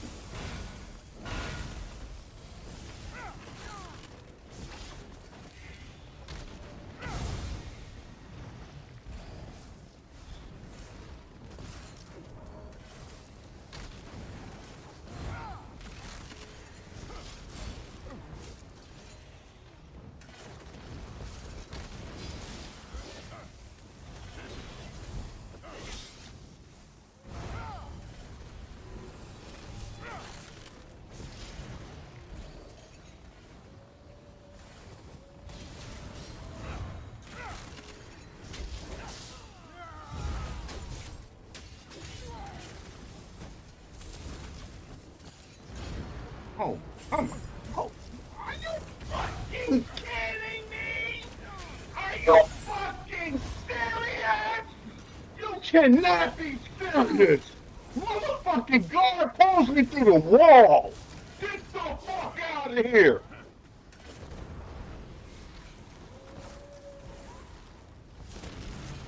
This game is turning into bullshit. pussy ass shit.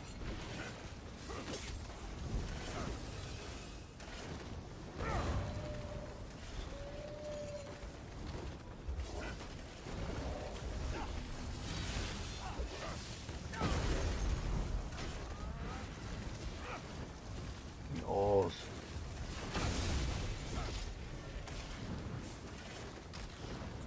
Fuck this shit. Alright, this shit is goofy, bro. Fucking Elder Scrolls of 2020 fucking 6. You can't even fucking enjoy it. There's so much goofy shit going on, bro. Oh my god. It's just, this is a goofy ass game, bro. Look, I'm getting hit by invisible siege. Like, bro, this shit is fucked, man.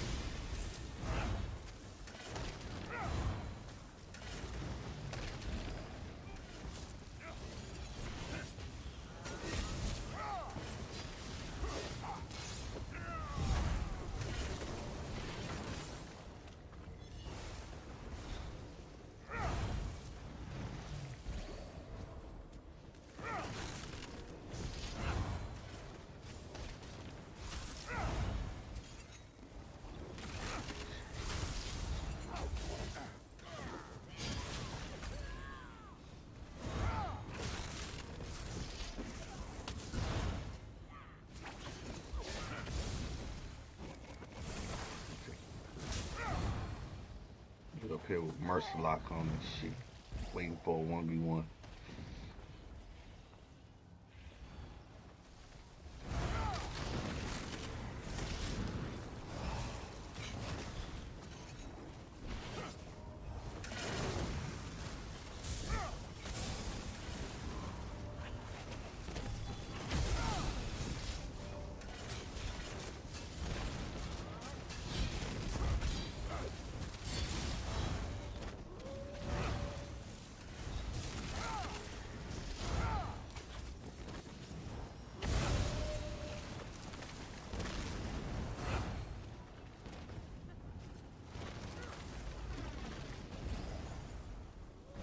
Oh, fucking tanks, man.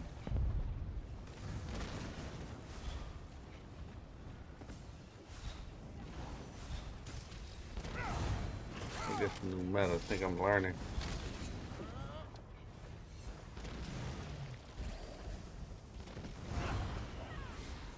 Tanks just CCing you into fucking,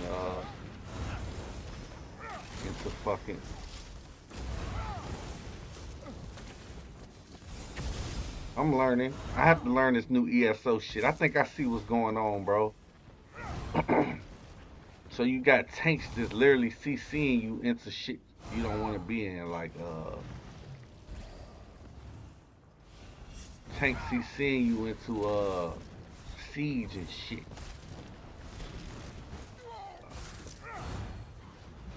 Tell you now, they got too many tanks. There's no way we could X this tower, dog.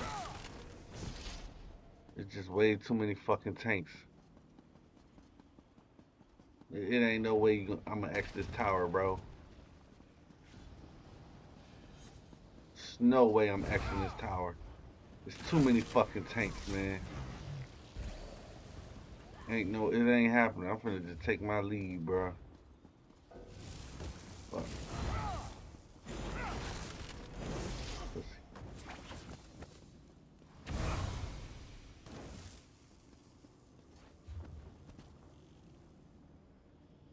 I'm finna just take my leave.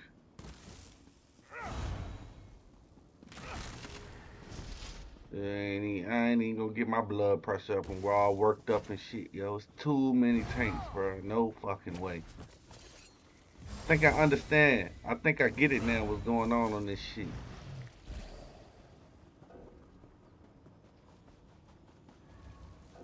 This shit about trolling now. I get what they doing now. They got a whole bunch of tanks, and the tanks is trying to pull you into siege or pull you into getting bombed,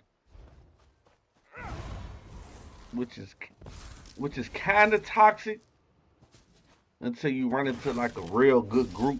That shit ain't gonna work, but it's gonna work for 1vx for sure.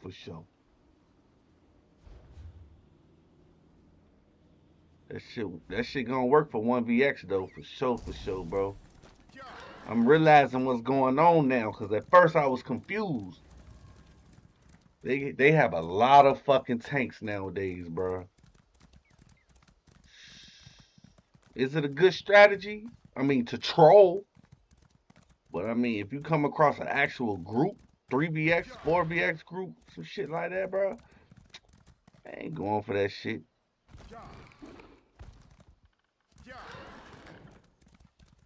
It's gonna shut me down though, for sure. Unless I put that flag on.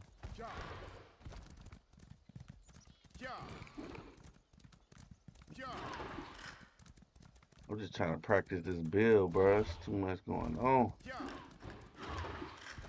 Well, that's where I need to be, up here. These motherfuckers up here, bro. They ripping, y'all. This is where I need to be if I want to X, bro. Because this shit ain't working right here. Oh, I forgot to fucking put my waist. Oh, no, did I? I think I'm good.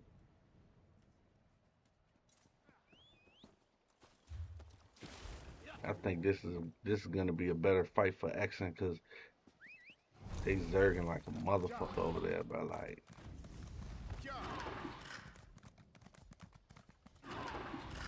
I'm not on the build to really like. I'm not really on a multi-kill build. I'm on a single target build, and that ain't gonna work. Them tanks gonna ruin my gameplay.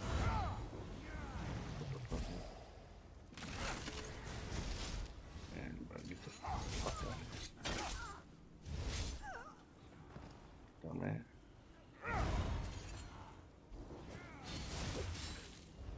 Okay, 52. I'll take that.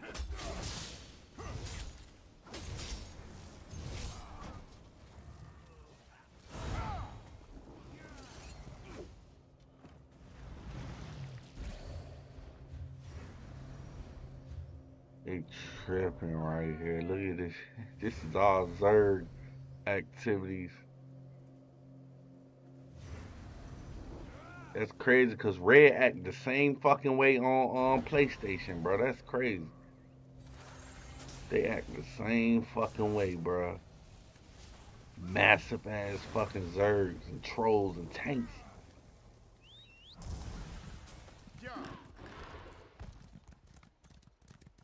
I'm on a single target build. That shit gonna work against me, bro. God damn. Trying to fucking tank all that motherfucking shit. Pulled, the tank's pulling you and that shit. Oh my goodness, they got all type of shit nowadays.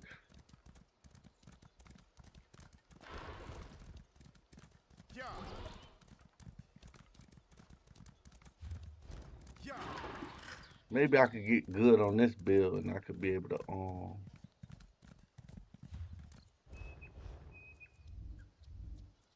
learn how to do this. Yeah.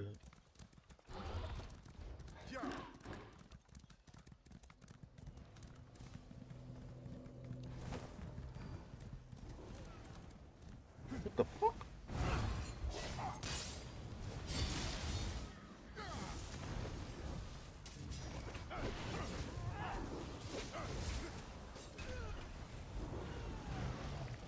These motherfucking small group niggas, bro. Y'all motherfuckers.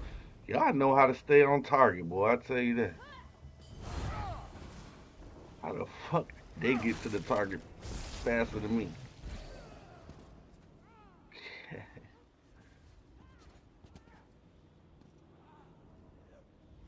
Okay, them 3VX. Oh wait, what is that?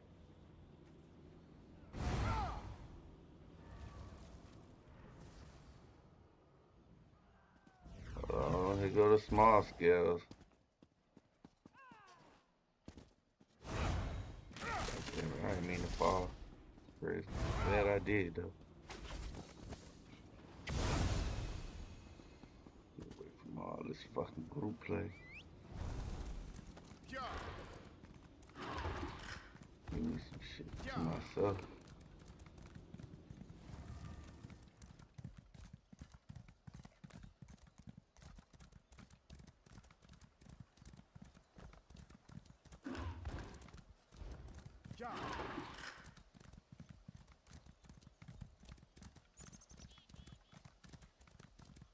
Damn, is everybody group players, man?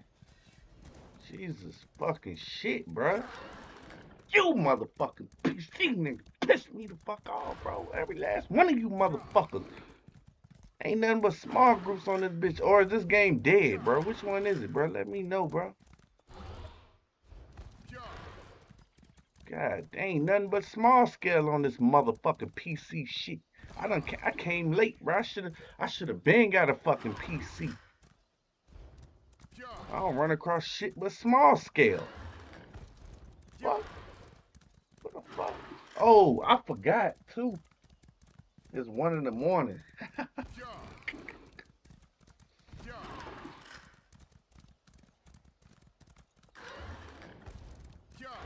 Yeah, it's 1 in the morning too. I forgot about that shit.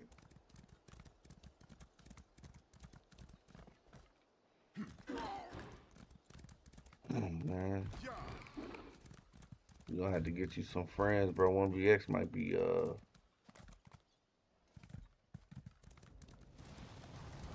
know, bro.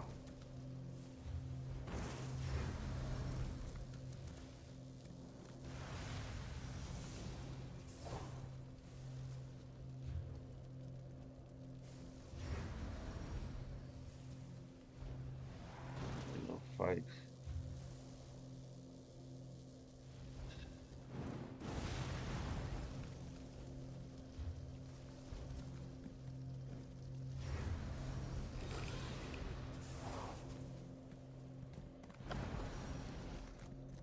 Ain't no fights, bro. I'm gonna have to go back up top. I forgot it's 1 in the morning. This shit pretty much gonna be dead. Oh.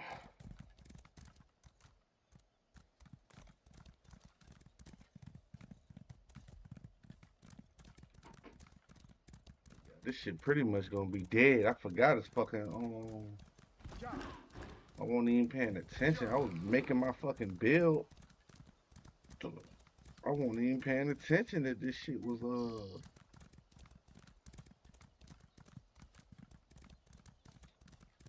I wasn't even paying attention at the time, bro. That shit crazy.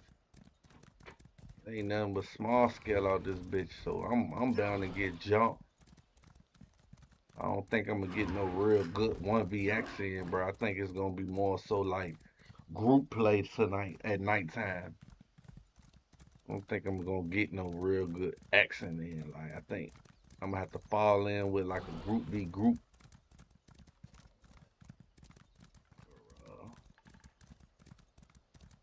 Doesn't seem to be any see, told you it's just group v group. Small scale.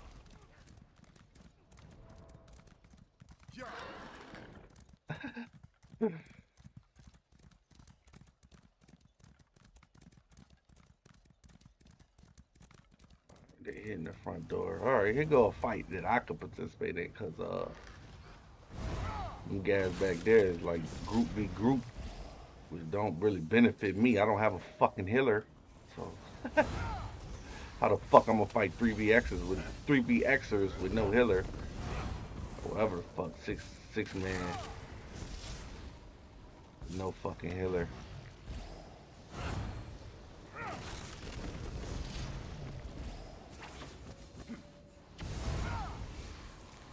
They pushing out.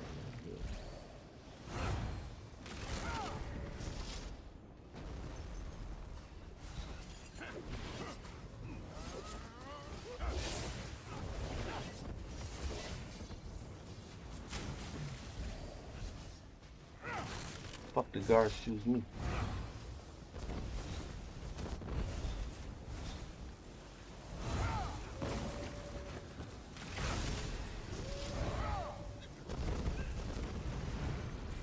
The fuck is that? Fucking guard? Bro, you... Oh, siege.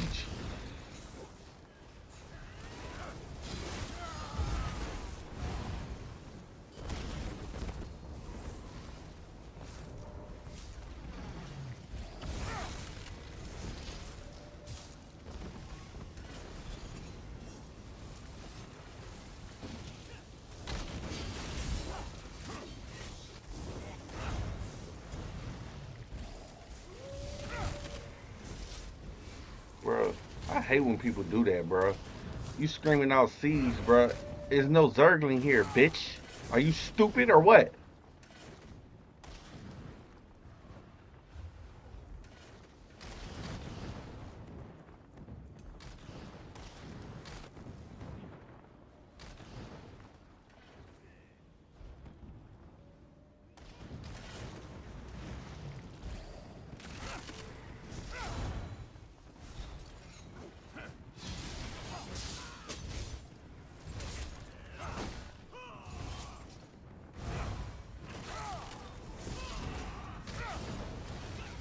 Alright, what the fuck?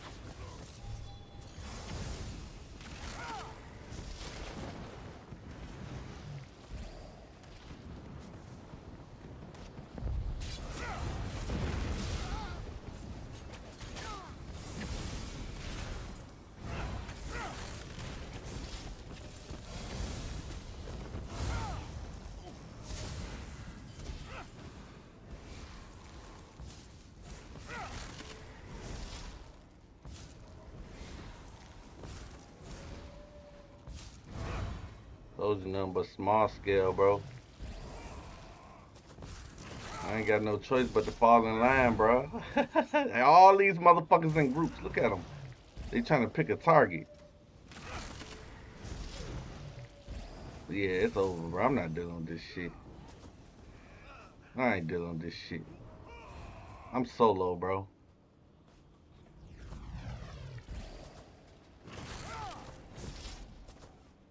This is stupid. It's fucking dumb. They just gonna keep trying to jump me, bro. I'm gonna have to fall in line. I can help these dudes out. Makes no sense. This is so stupid. I'm not in no fucking group though. I can help these niggas out.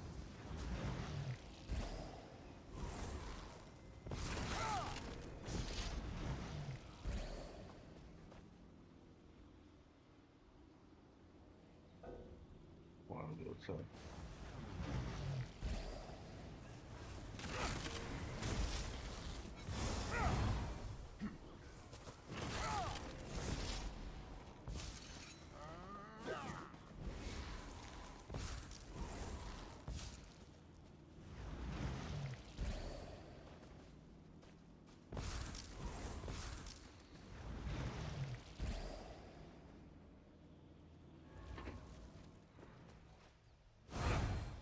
Bro, this build worked though. Shit, I survived though. On God, I survived, bro. That's crazy. I ain't think I lived. That's crazy.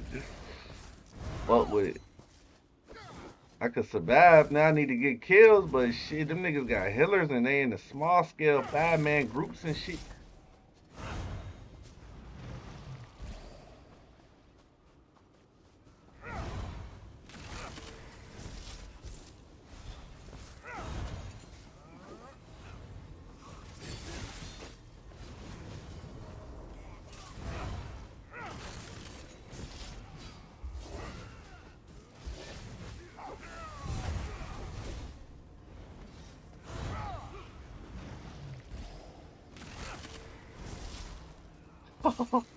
Hey yo, bro, they trippers. They going random out jumping for.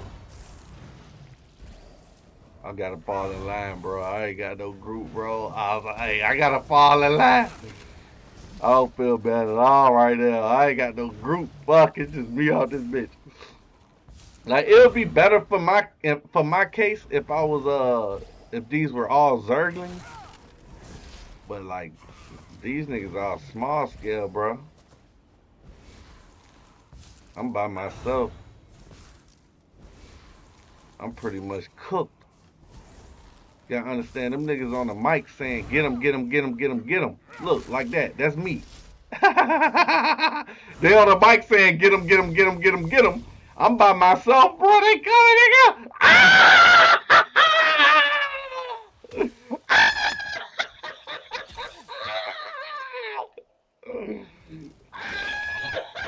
They coming, nigga. They coming. I knew this was gonna happen. Look at this shit. Look at this shit. Oh my god, that's so funny. Yup, this the life of a 1BXer, y'all. Yep, life of a 1VXer, bro. I knew it was gonna happen. What did I just say? What the fuck did I just say? I just called it, bro. I just called it. I said, bro, they in the small scale group saying, screaming, get him, get him, get him, get him, get him. Oh man, that's so fucking funny, bro. I thought it was gonna be more than 3 people, but that's still funny. I ain't got no group, bro. Fuck, I gotta fall in line and get in this tower. See, but one thing about me, I'm a real 1VXer, bro. I can coordinate good with What are you doing, bitch? I can coordinate really good with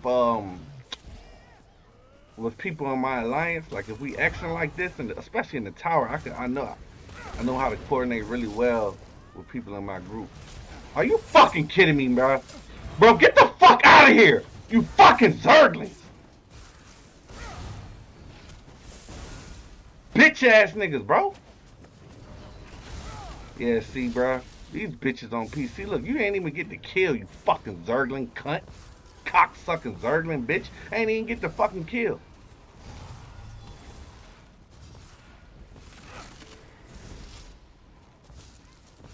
Bitch ass niggas, bro.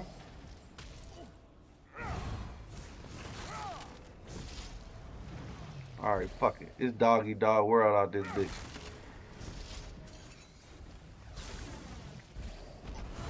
Fuck out of here.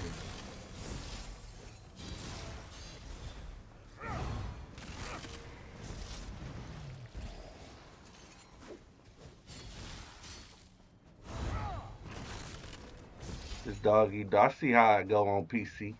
I see how I go on PC. You missed. You're absolute dog shit. Are you fucking?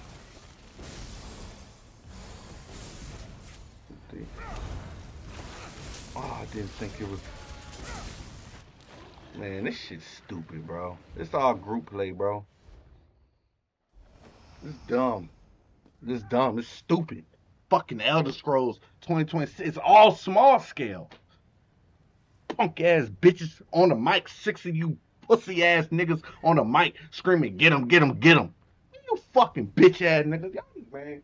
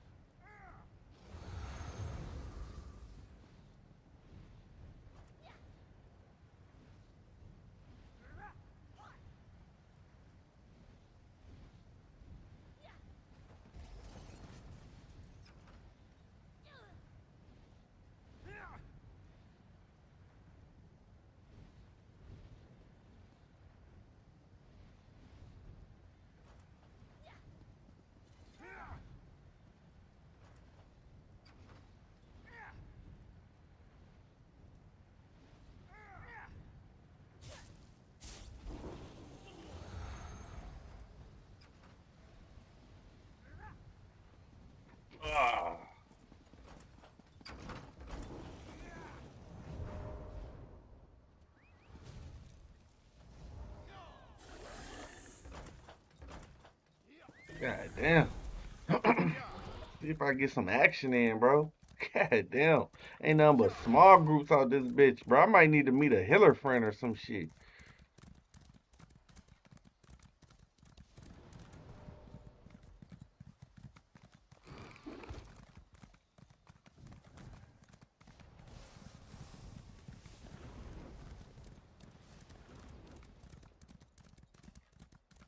God damn. Who the fuck is up here? See if I can get me some action right here, bro.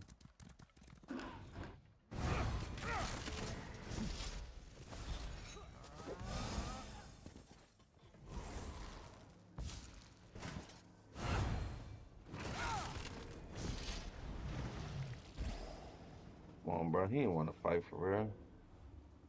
He was just waiting for them motherfuckers to Zerg to come. It's crazy.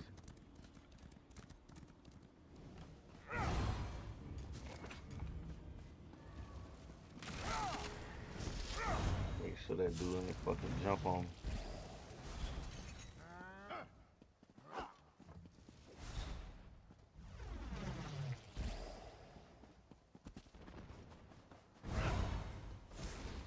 Yo. Yo, this nigga. I know he, oh man, I know he watching me.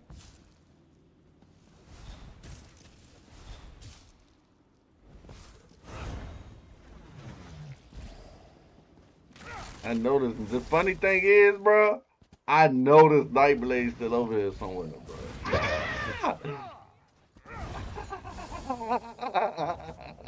Why would you do that, bro?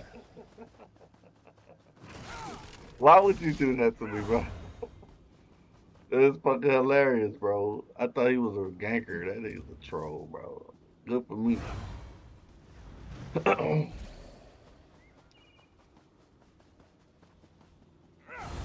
give me some action in, bro.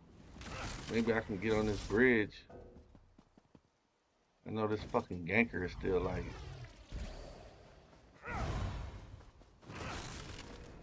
Fuck.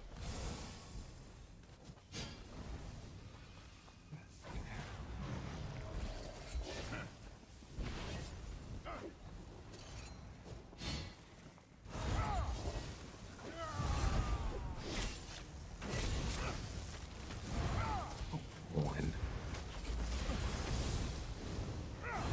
Holy shit. God.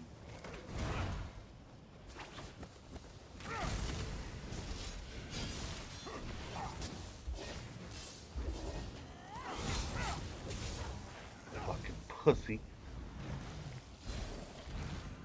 Yeah.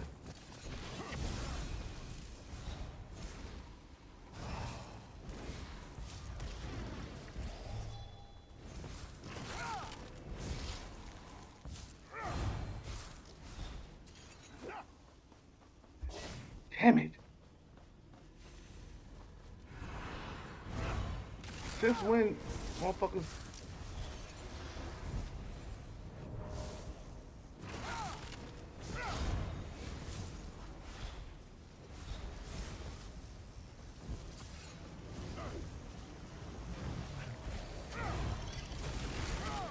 Shit. Start for the fucking bomb.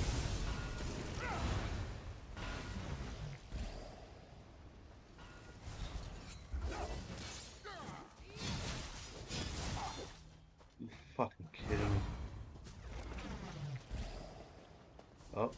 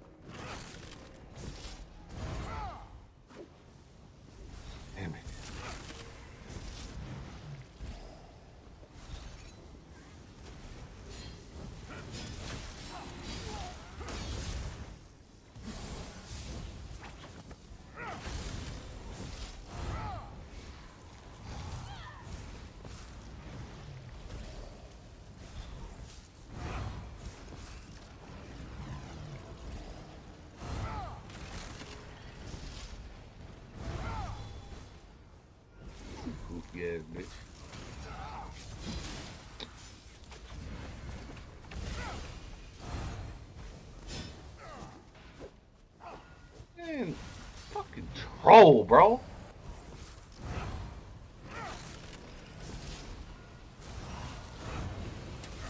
Yeah, that's where you can come, right? That's where you wanted to be.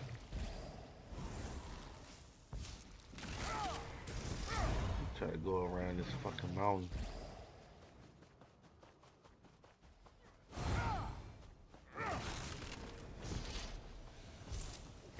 Damn, man. You motherfuckers stick together like a motherfucker on here.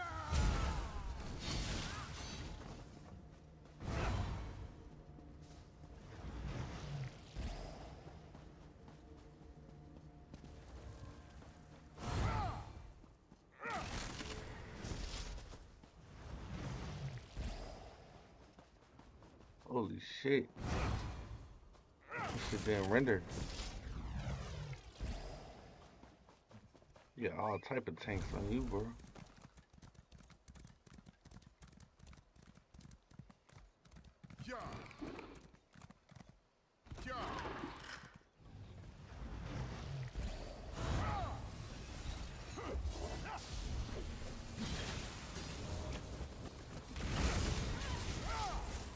Man, two could do. Keep pressing the wrong fucking button.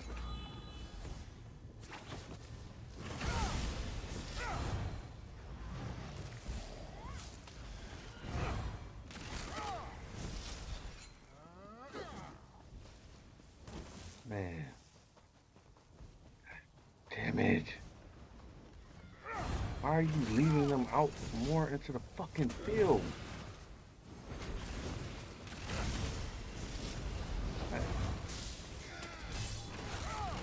Fuck you.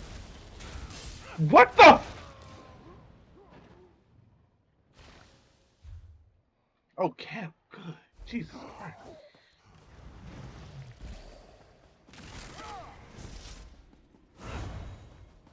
Bitches got stuff, that's why y'all was coming into the fucking field.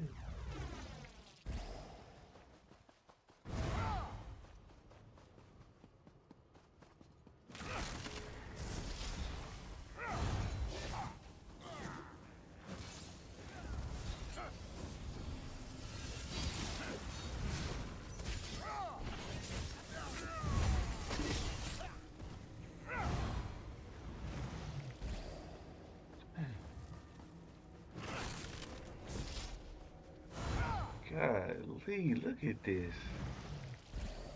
It's amazing. The tenacity of PC Zergling is amazing.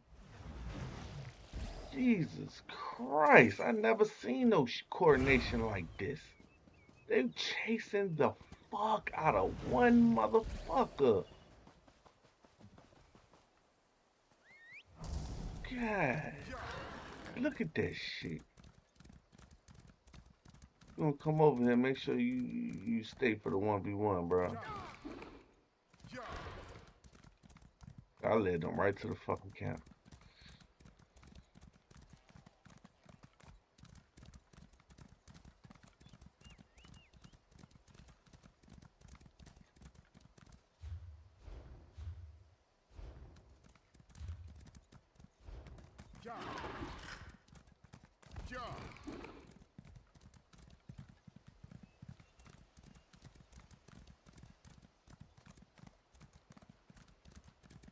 Oh my goodness, bro.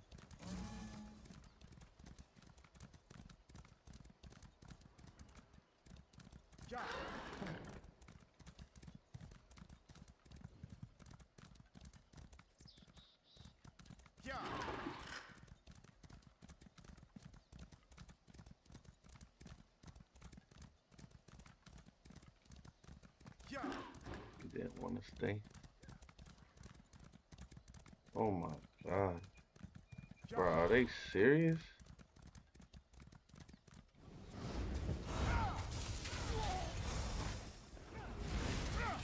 Hello? Wake up, you fucking dumbass.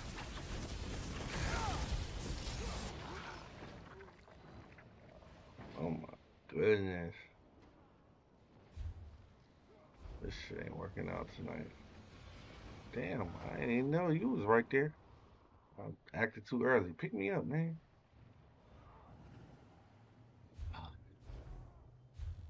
Can't swim outside the camp.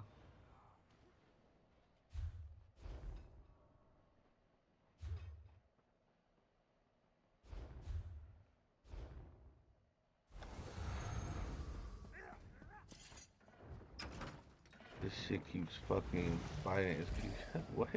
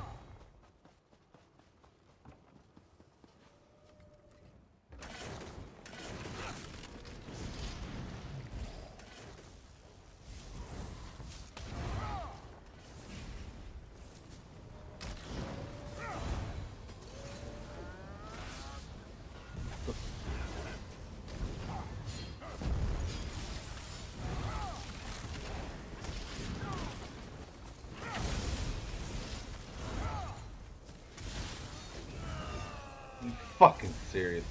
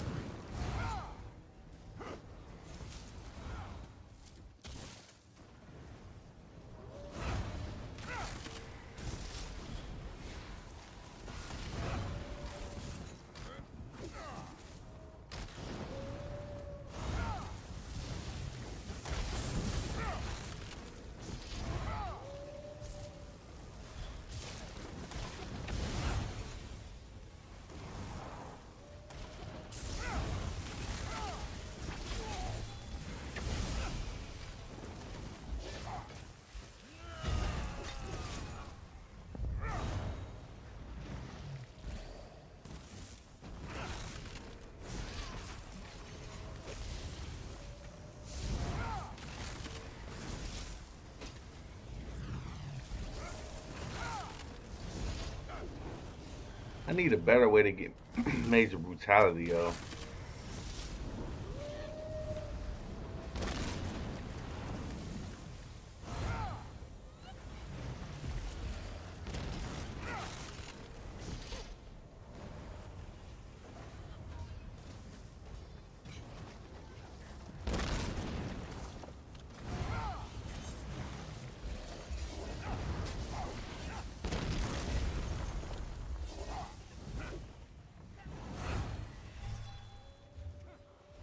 I need to find a better way to get major brutality. Shit kinda ass on it.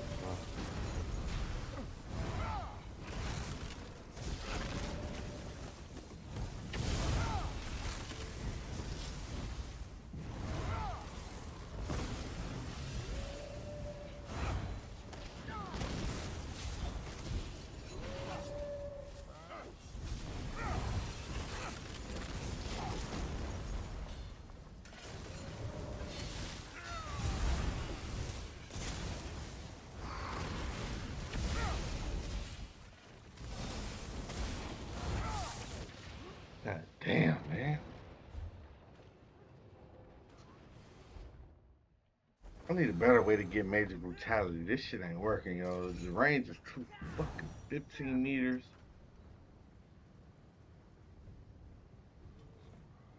If I hit it, and it's only for 10 seconds, too. That ain't really too helpful. See, that's why people.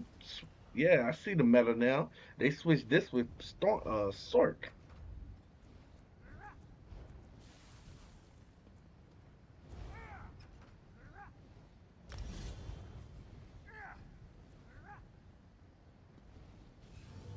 $20. Oh, 10 seconds. Yeah, this 10 seconds too.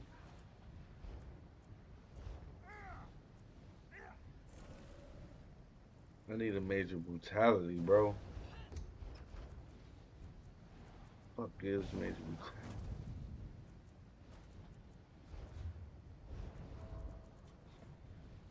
Oh, I was getting it from here too. It's not. I gotta change this shit.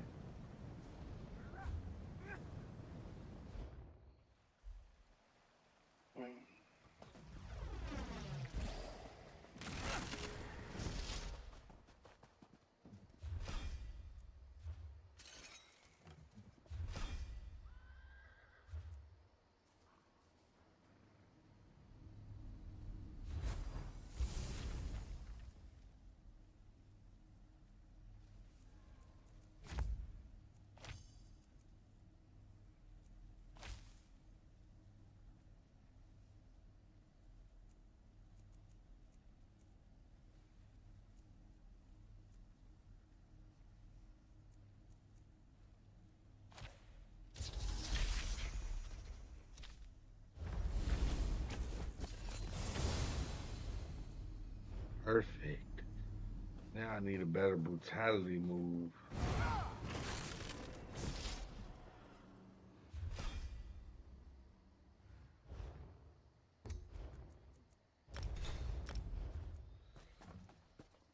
Could switch, but then I lose. Oh, that's why I got health, because of this shit.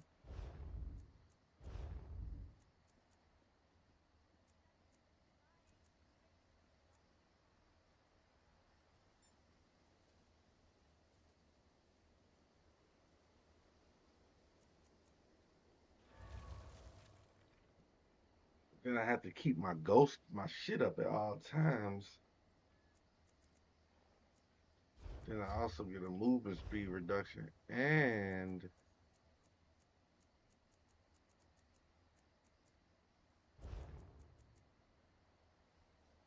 oh, this takes health. Damn, 6,000? Jesus.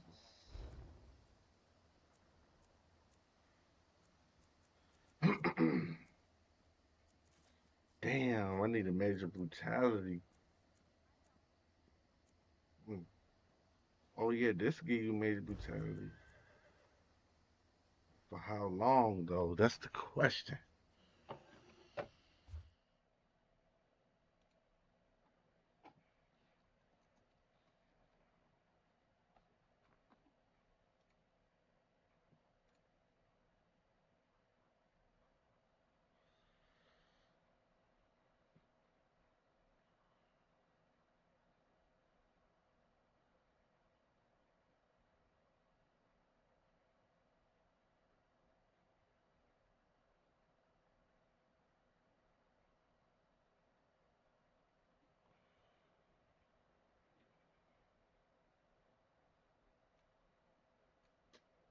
Shit.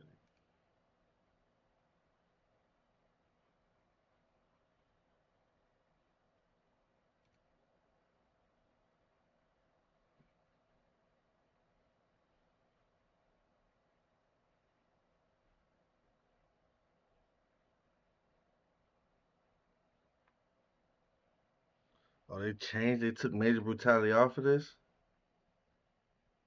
I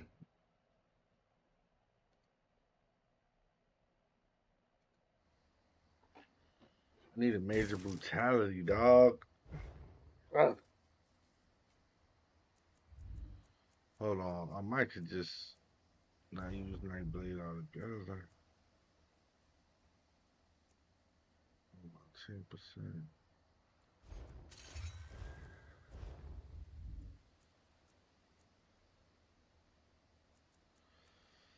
Damn, I didn't think this was gonna be this difficult. Give me weapon damage and armor. Minor berserk when activating the spear ability for 6 seconds. Oh yeah, this is good. Oh, and I didn't know that. Crit damage increase. Oh yeah, this is too many good stats.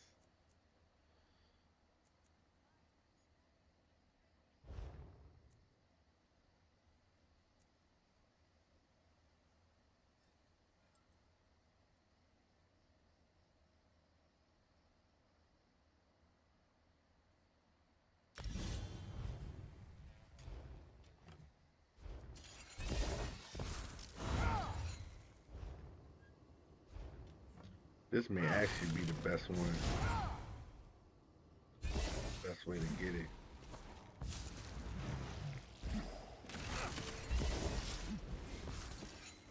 I just want to activate that shit.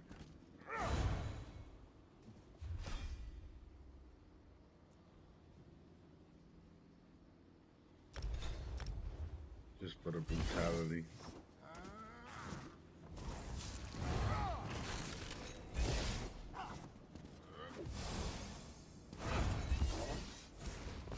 Yes, I can activate that as much as I want. I know it look kind of silly though, but I can activate that all day long. I would rather use the throwing knife, but that shit, man, it ain't hitting nobody. It ain't getting close enough to hit nobody.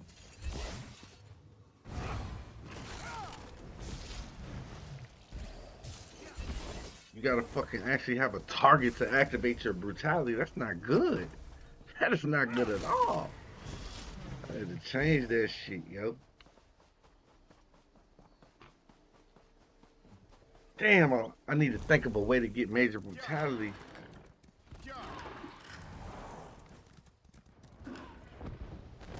Maybe with Torchbearer.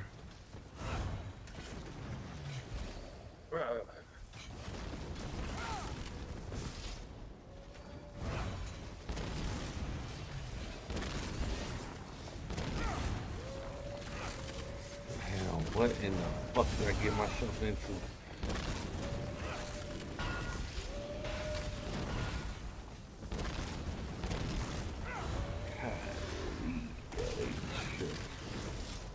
Motherfuckers don't know about this. I wonder if this still works. I ain't do this shit in a long time. Let's see if I still got it. Oh! I missed. You missed too, dummy. Yes!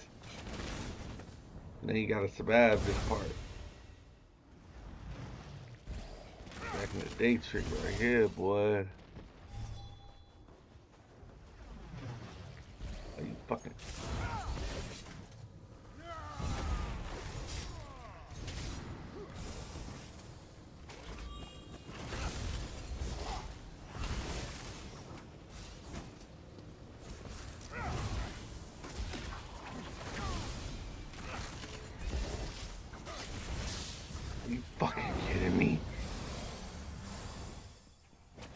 Oh, I didn't mean to do that. Fuck. God damn. I'm just getting back to the game. I'm just getting back to the game. Oh, man. Back in the day, bro, I used to be able to hit all them jumps, man. Oh. I used to be able to hit all them jumps back in the day, boy. I wouldn't have missed none of them shit.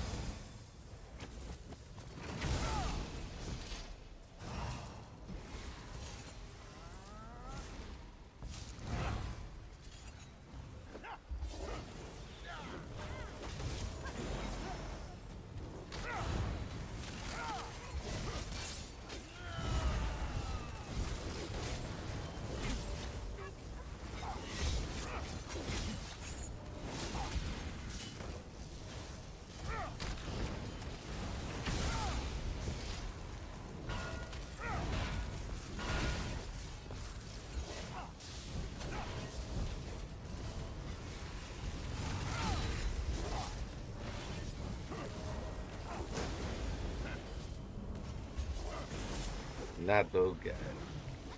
Tried to fucking jump me, bro. What the fuck you get?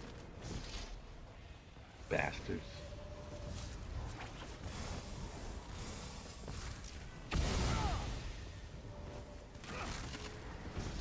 And no mercy. Fuck.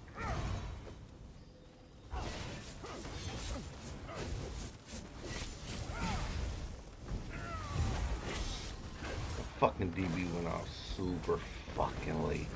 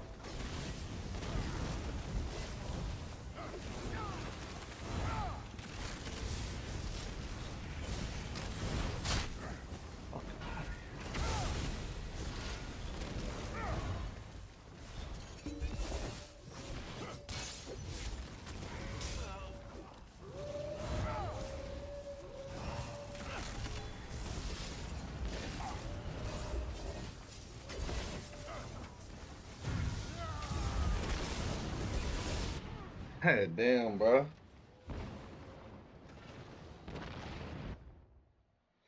I like this build, bro. I just wish I had a more convenient way to proc.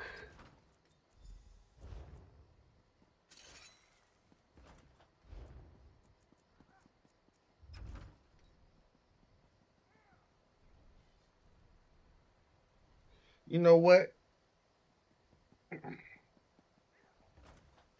Oh no, surprise attack getting them the fuck out of here. I ain't gonna hold you. I think I need to switch this with this though. More convenient. Shit.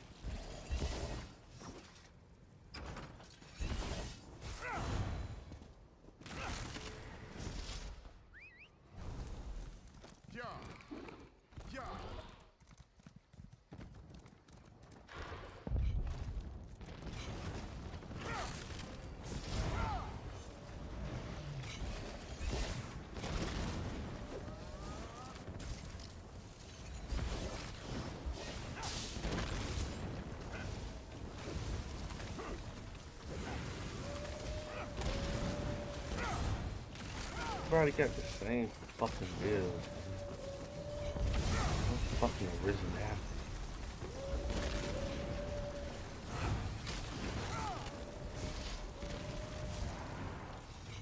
Alright, both my long range attacks on R1. I ain't mad at that.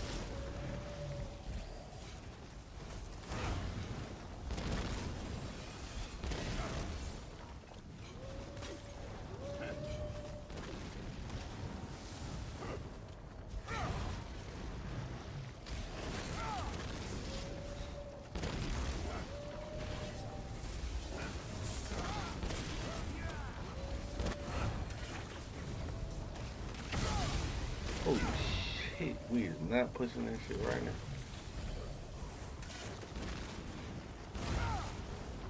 Motherfuckers trying to get these bombs off, boy.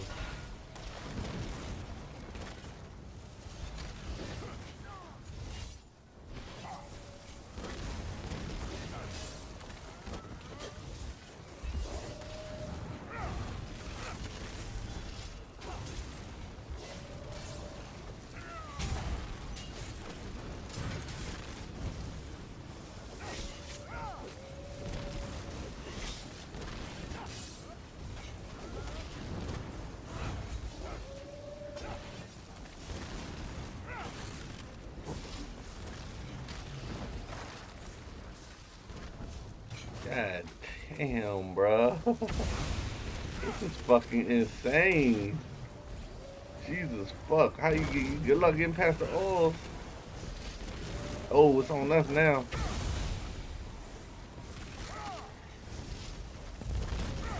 Ah, are you fucking?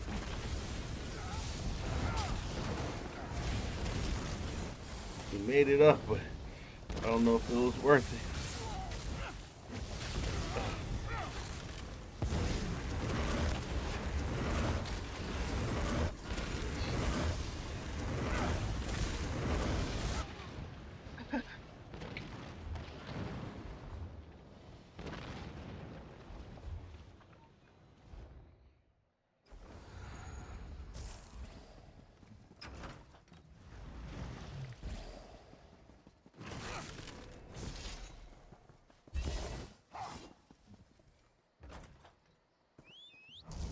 Excuse me. Excuse me. I don't know. I want to be original. I don't want to do what everybody else doing, yo.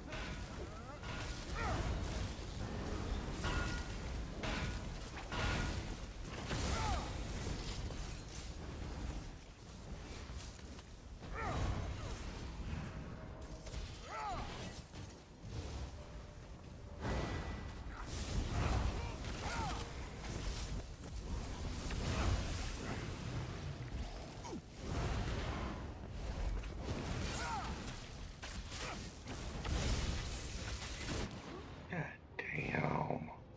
Alright, I'm not having no fun in this group gameplay Zerg shit. Ain't nothing but group gameplay going on tonight. It's not really my thing. I set up in a fucking group build. You know what? That's a good idea. Maybe I should go make a group build real quick.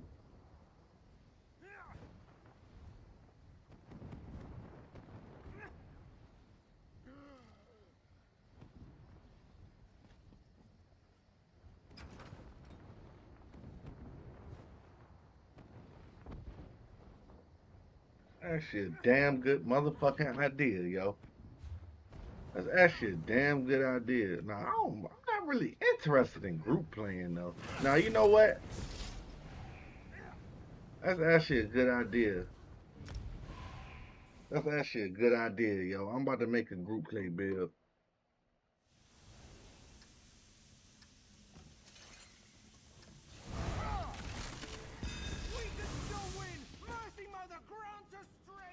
I'm about to make a group play build.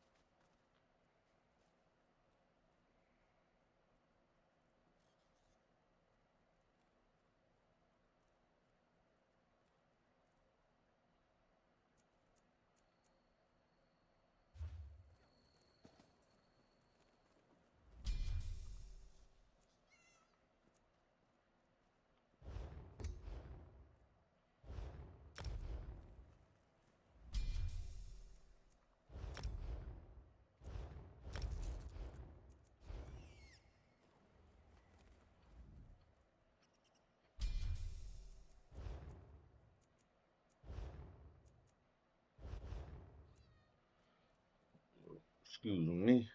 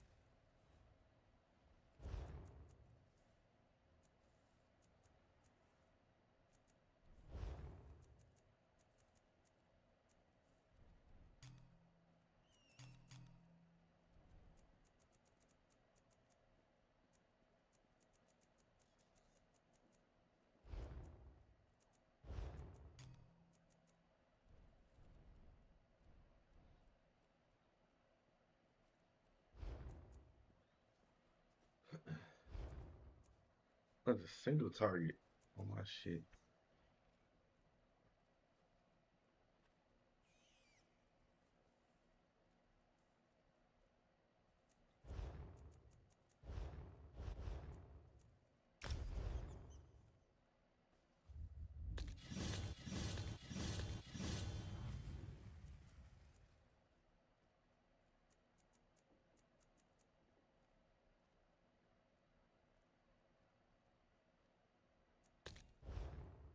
Mental brutality.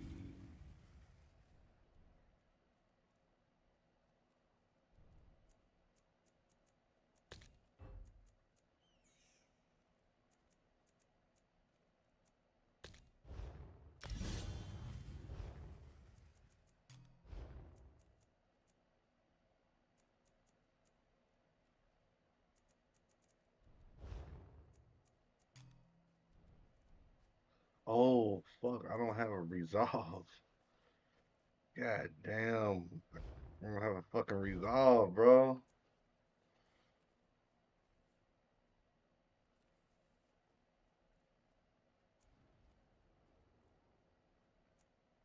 Wait.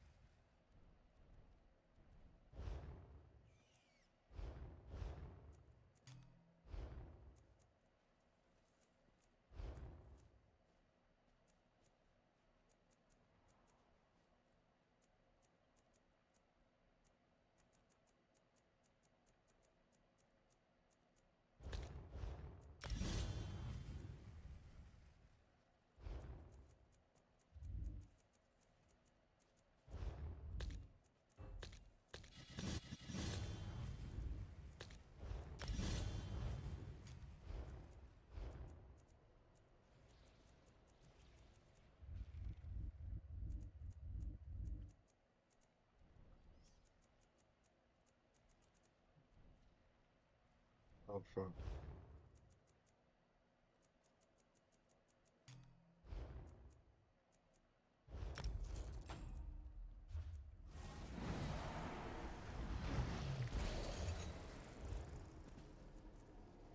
$74. Why the fuck did it drop? Am I missing something? Oh, I know why it dropped.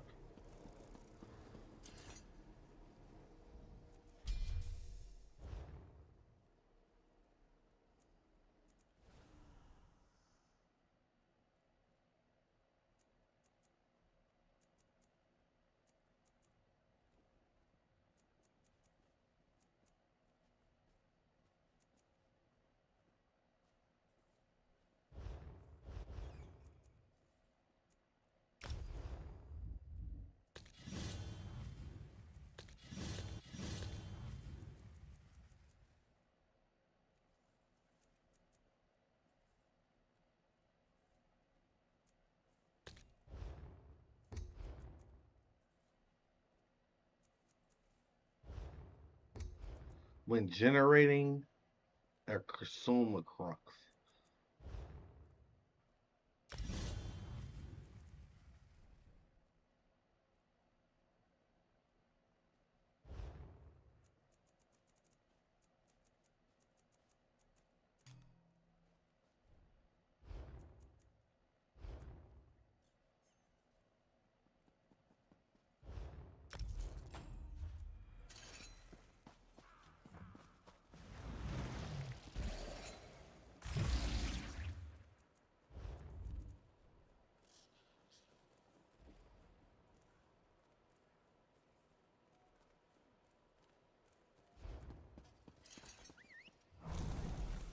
Yeah.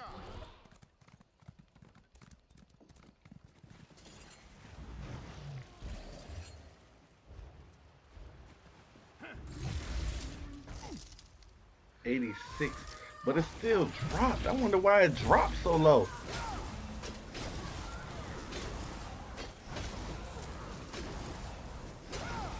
$86, but it still dropped though. Why did it drop?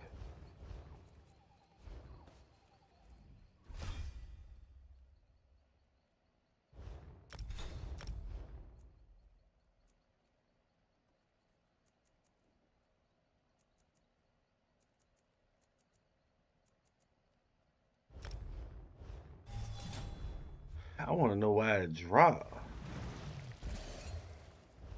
91. So how did it drop then? 12. I get 12 from that.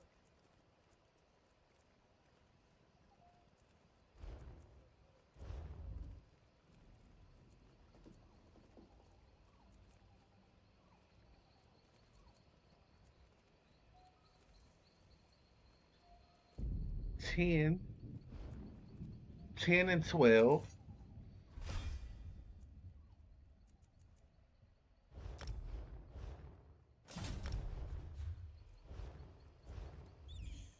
12.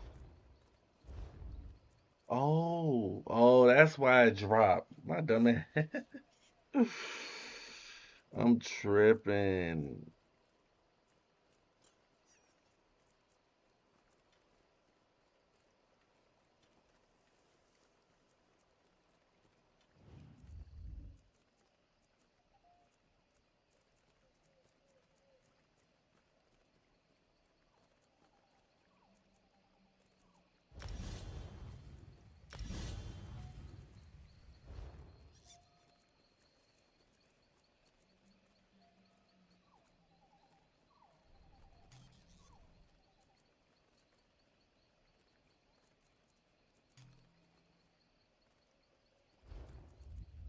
There it go.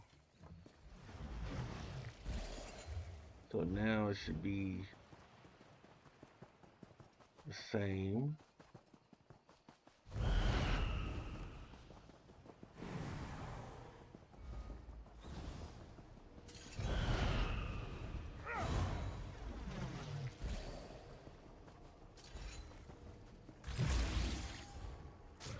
$91. There we go.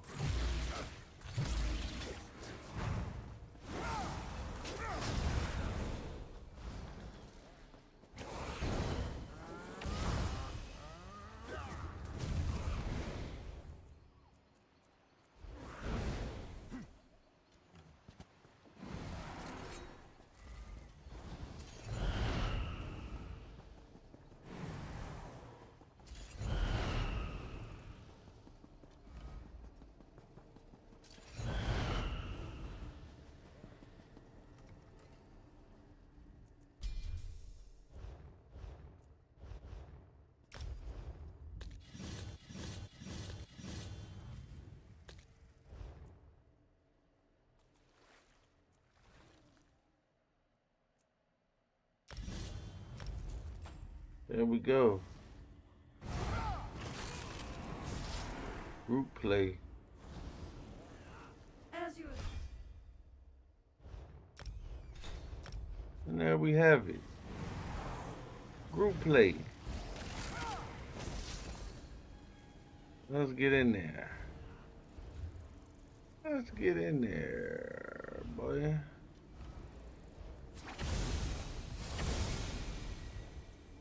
I propped it twice.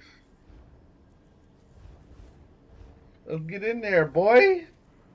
I got group play. Damn, it's been a while since I did some group play, bro. God damn, now I could. Jesus, I forgot. I'm getting back to ESO, baby. I'm learning. I gotta relearn all this shit. I'm learning.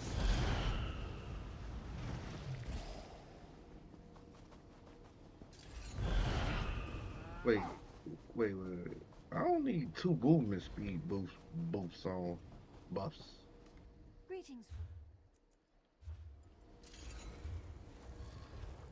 I got 2 movement speed buffs on. I don't need both.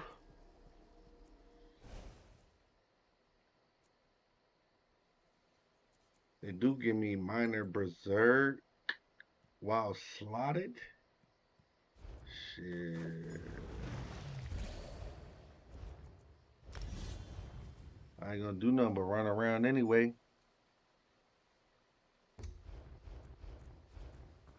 Group play. Let's do some group play. Hopefully that fight's still right there. Should be. I don't see why I wouldn't be. Looking pretty thought they pushed up. Let's go. Now I can participate, bro. God damn. Now I can actually fucking participate, man. I can participate now. Instead of just fucking sitting around. It ain't no Xing going on. So at moments like this, I can actually participate. Jump in the fight and make some type of a change, a difference. Get some multi-kills. Oh, I'm excited, bruh. I won't doing shit on that Xing build, bruh. Nothing but fucking small scale and groups out this bitch. I won't get no work in.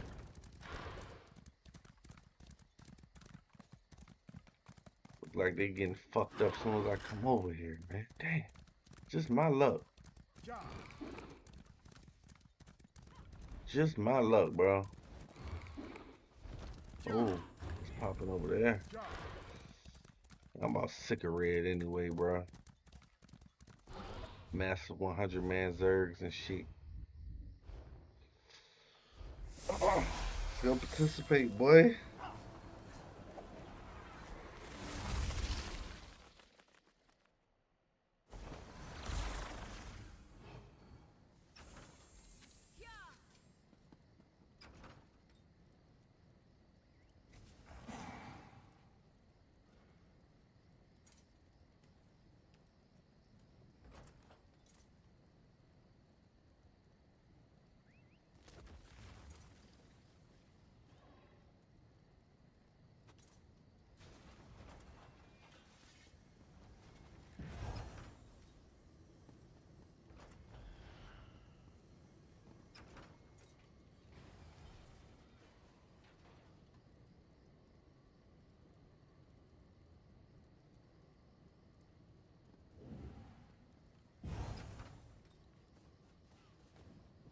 Let's go participate, boy.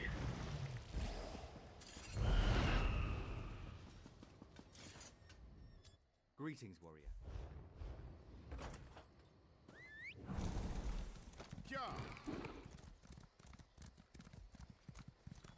Oh.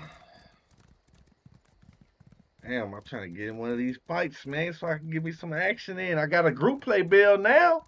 Now I ain't got to worry about sitting on the sidelines. I could jump right in the battle and then run around with y'all. Damn, I ain't played this game in so long. I forgot all about this group play build shit, man. We got a group play build now. I'm DPS. Hey, LFG DPS. LFG DPS, bro. LFG DPS, bro. God, LFG DPS. Come on, bro. As soon as I make my build, the action stop.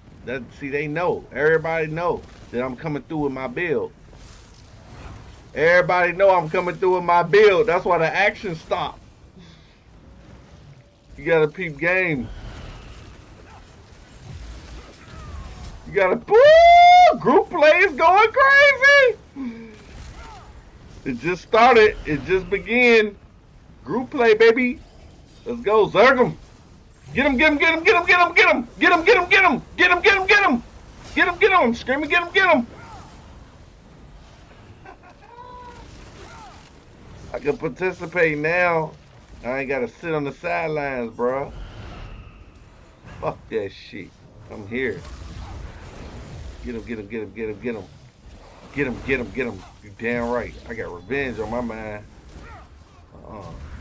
Look, I ain't got an X, nigga. I'm running away. I'm running away.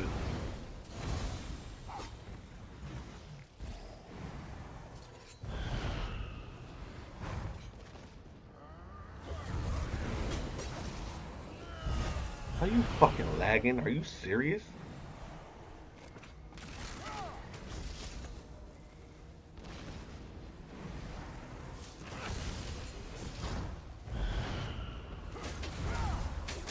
Group play! Group play! Well, what made you think you was gonna kill me, bitch boy? I can participate now! Oh, shit. Oh, I forgot. Bro, wake the fuck up!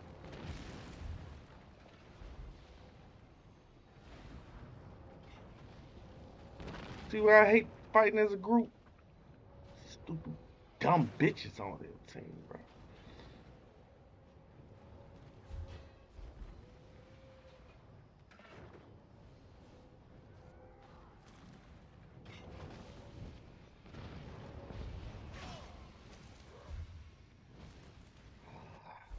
Whatever, dog.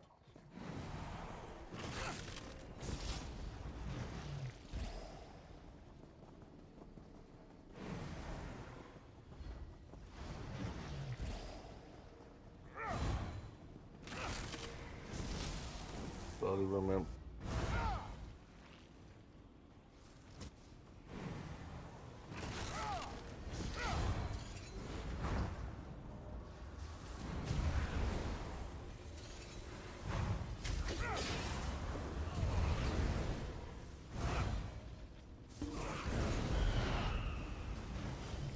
Oh no, we coming to Zergy. Wait right there.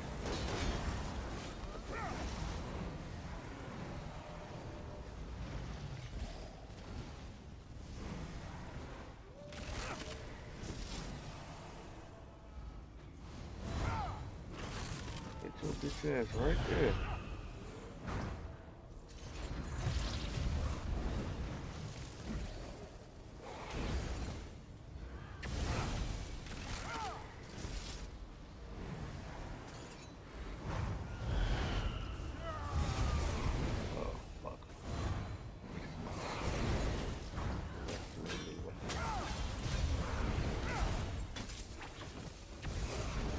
Doing train.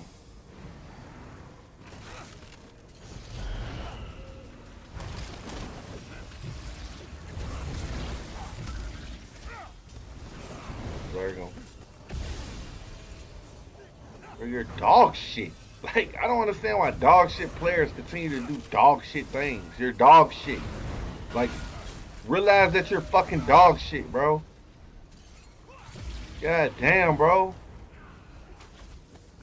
You're ass. You're ass. Like, why do you keep embarrassing yourself, bro? You keep hitting at my back doing 0 damage, bro. You're ass. Group play. Damn right. Get him, get him, get him, get him, get him. Oh my god.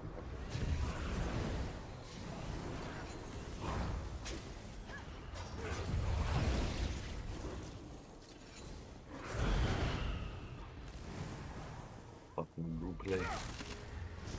Only thing I should have stayed over here. Fuck.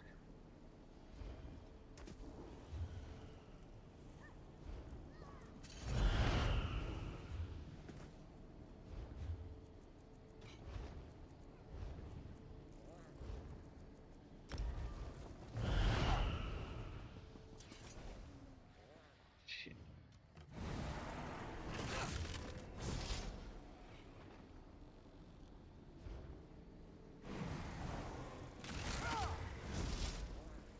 The Dominion Group play. I should have stayed over here, bro. Much better fight. God. Pretty much.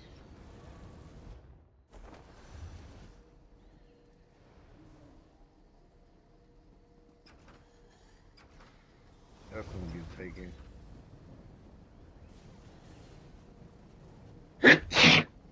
God damn.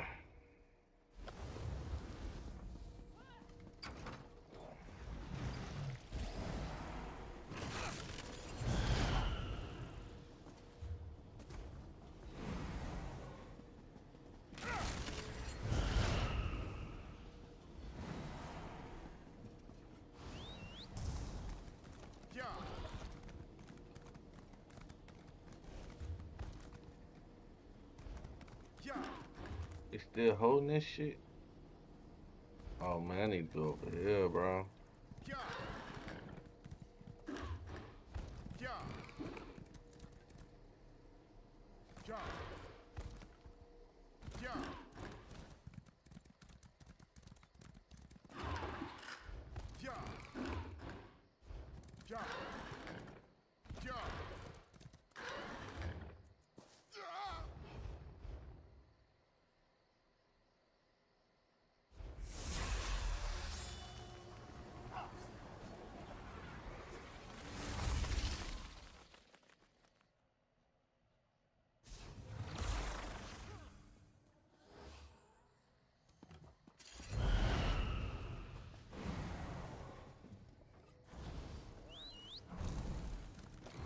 DPS looking for group.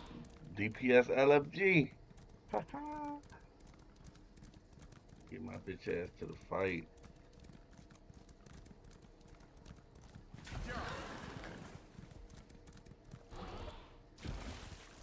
Should have stayed over here, bro. I didn't think they was actually gonna fucking like do anything other than fucking Zerg one person at a time. But they surprised the fuck out of me. They actually fucking started sieging a keep. Wow. Impressive. Impressive. Fucking Zergling. Getting better.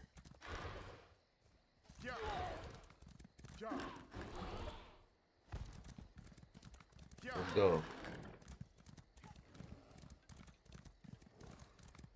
Bring your ass over here, cause we finna do some Zerging.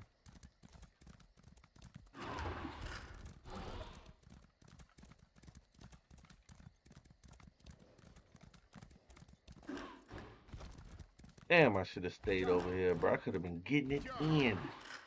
It's open. What the fuck? Fuck the back door open for? I don't even know what's going on in this bitch. Just gonna stand there?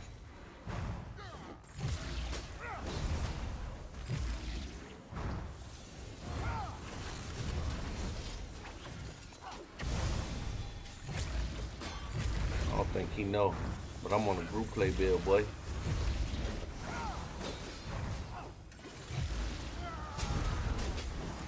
Group play. Group play. Group play. DPS LFG. Fuck. Motherfuckers don't know. I've been DPS LFG. Motherfuckers just don't know. I've been goddamn DPS LFG. DPS LFG. DPS LFG. Zerg 'em. Get 'em. DPS LFG, don't worry about it, y'all. DPS LFG. Uh-huh. Yeah, DPS LFG, boy.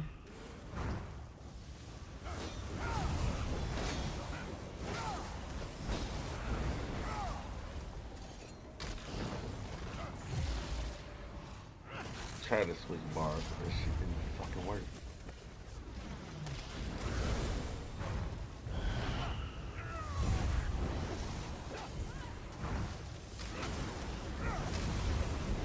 DPS LFG. I've been DPS LFG. I've been DPS LFG. They just don't know. That's group play.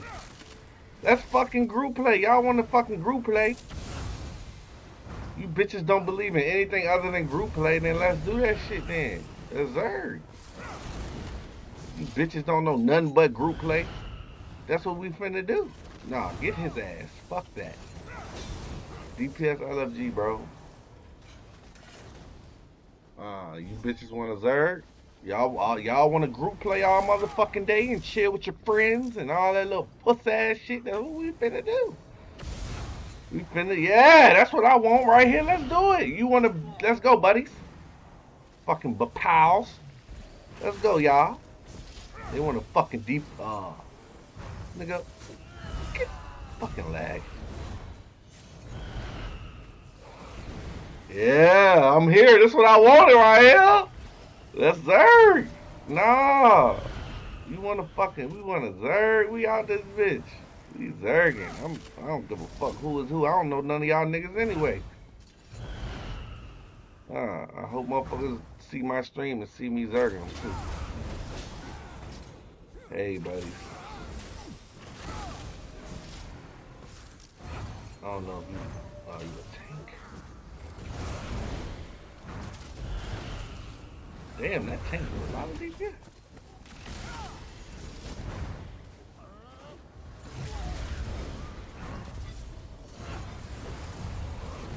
Fucking serious?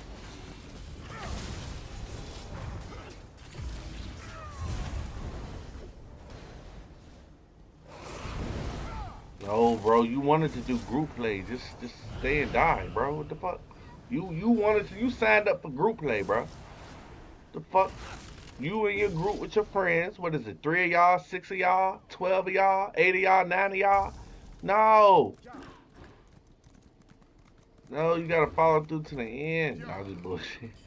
Do some group play. This shit boring as a bitch. I don't see how the fuck y'all niggas sit up here and do this shit all motherfucking day like this shit fucking fun, bro. Y'all do this shit all motherfucking day like this shit fun. This shit ain't fucking fun, nigga.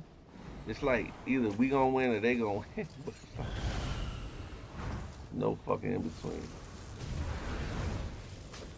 Oh shit, good job. Good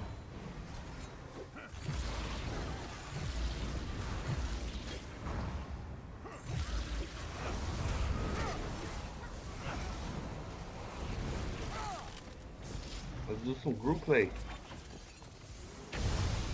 Are you fucking kidding? Let's do some group play. Let's do some fucking group play. Well, how about it then? Well, how about it?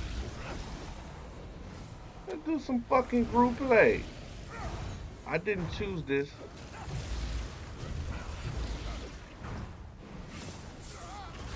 Oh, what type of siege was that?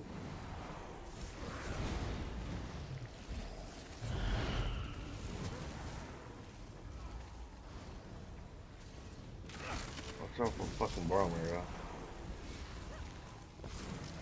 Oh, the group play ended, bro. Shit. If I was just doing this shit earlier, I'd be straight. I'd be good. This the main one I want to catch.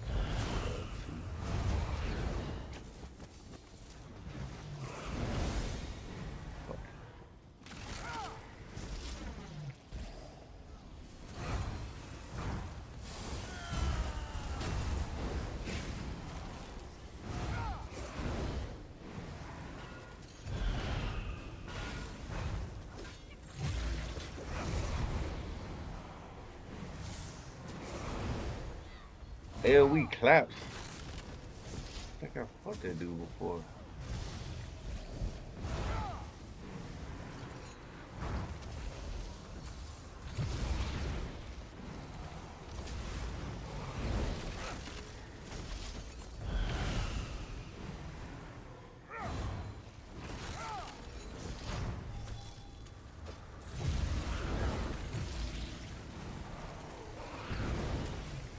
I swear I fought AoE claps before, yo.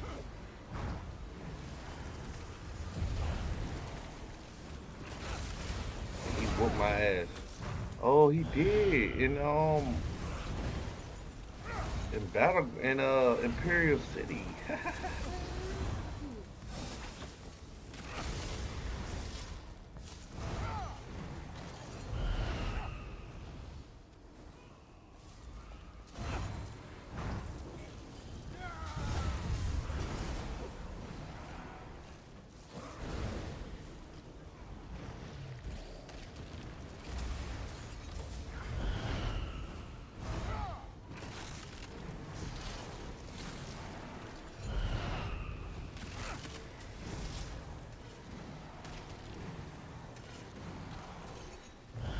Group play, oh my god, it feels so good to be on a group play build, bro.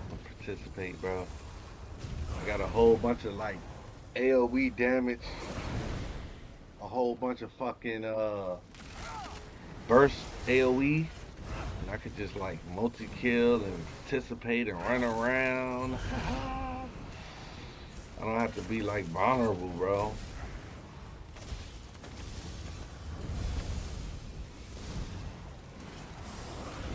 This shit.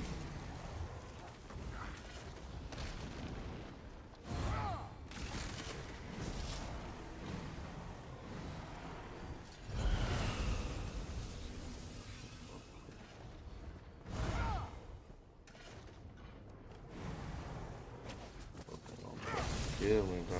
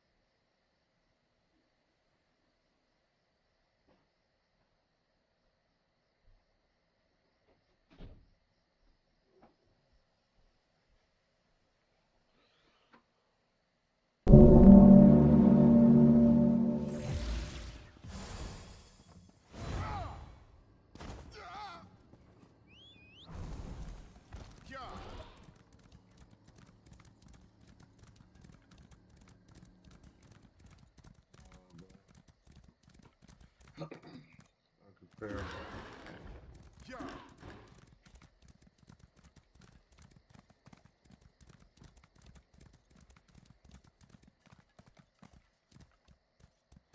Shit.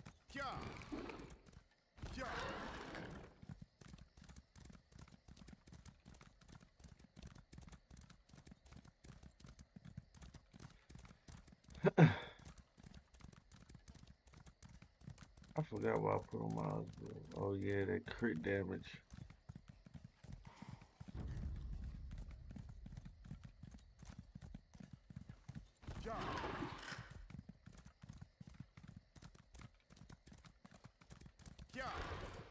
I have at least 2 things on my bar. I can do beetles.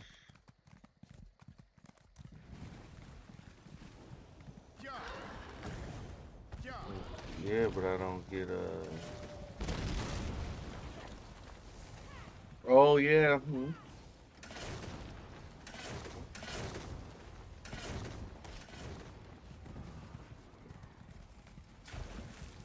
Spear on my shit.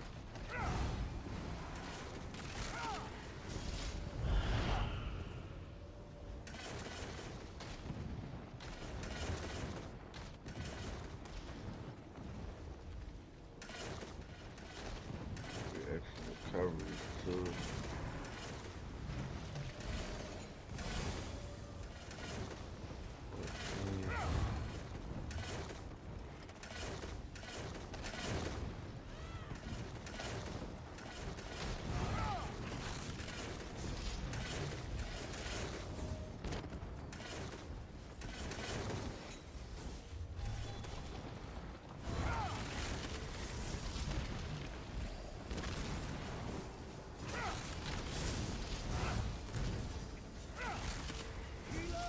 Put those guards there.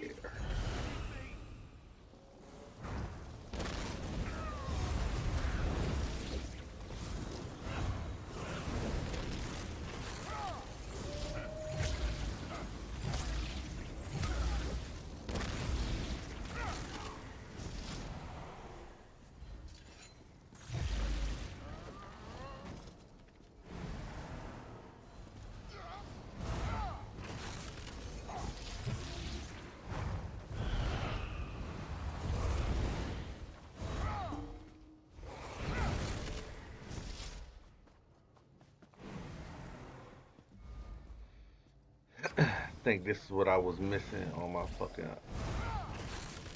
other build.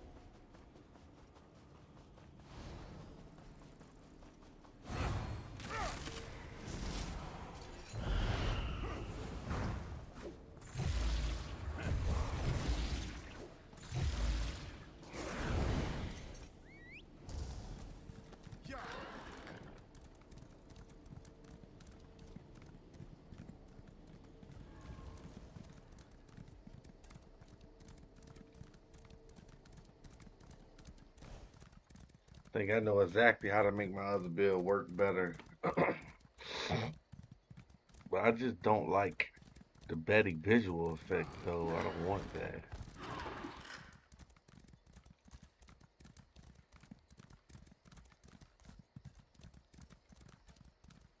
Seems to be best in slot though. I ain't gonna lie.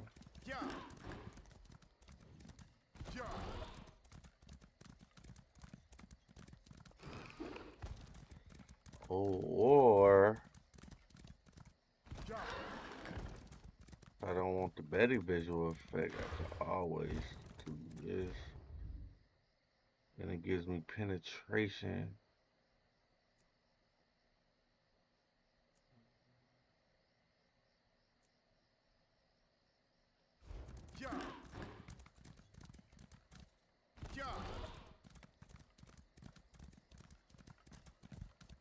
It's not gonna be effective.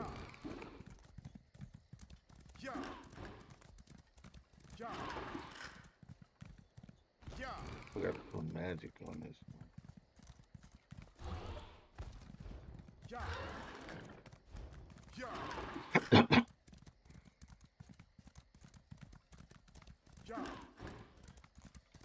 Please.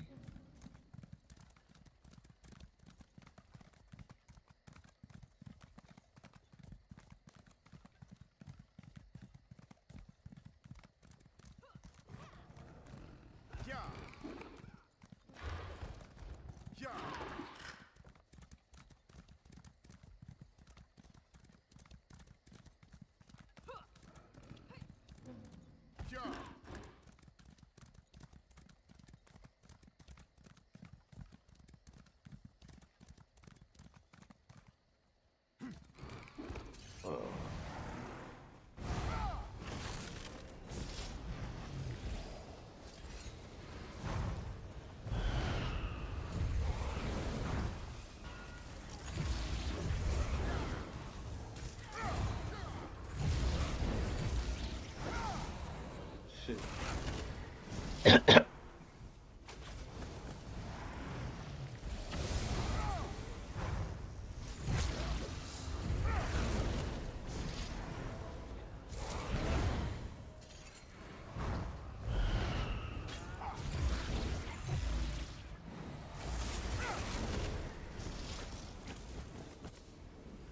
Bro, is that a truck?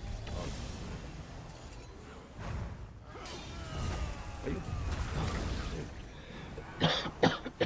Fuck. I want to connect X with this build. I doubt it. Probably.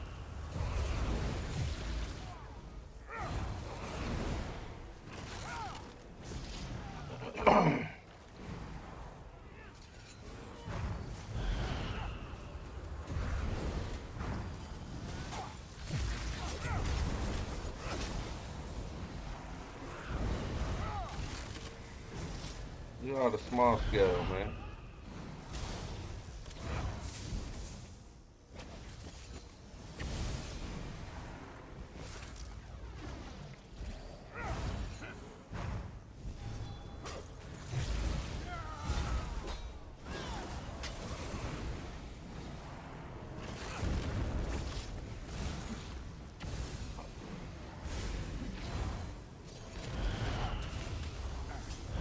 Forgot I was in this Zerg situation. I'm about to say, why the fuck that werewolf looks so big?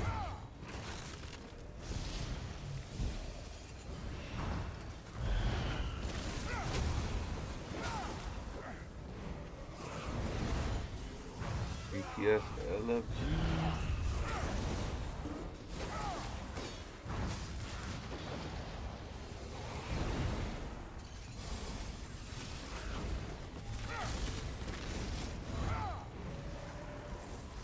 Small scalers. Get him, right? It didn't work this time.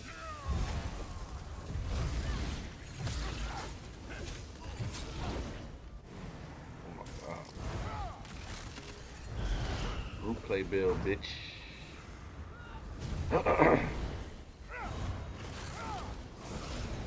Get him. Ain't work this time. I'm on my group play build, ho. I made it in 2 seconds. Fucking pussy. Ha! I made this group play build in 30 seconds. It ain't gonna work. I'm running away. Get away from that shit. On this build, I got speed, boy. Group play, boy. Now look at them. Fucking 4-man, 5-man group about to run around and jump on folks.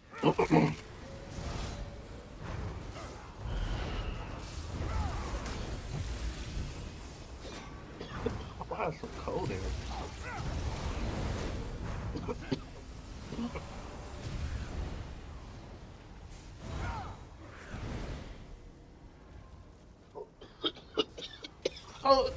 Cold as a motherfucker.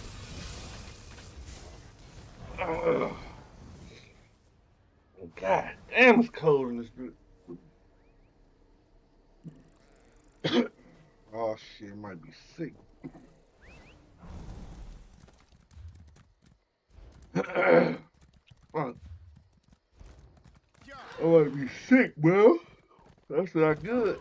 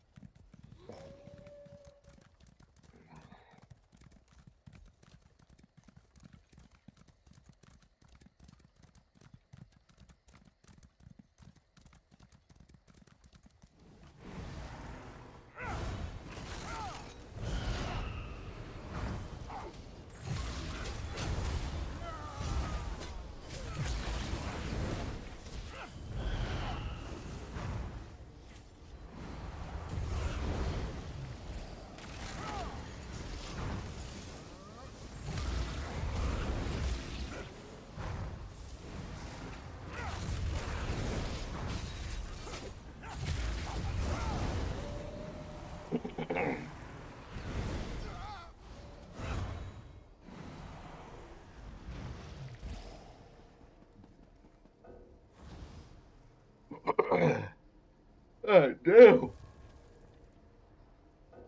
Whew.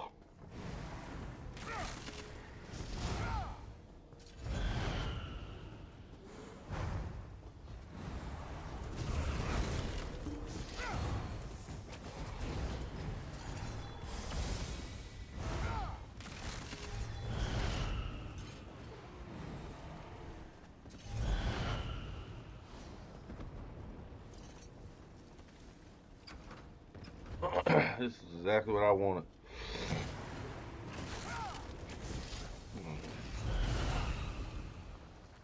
Alright, group playing nothing but fucking jumping folks.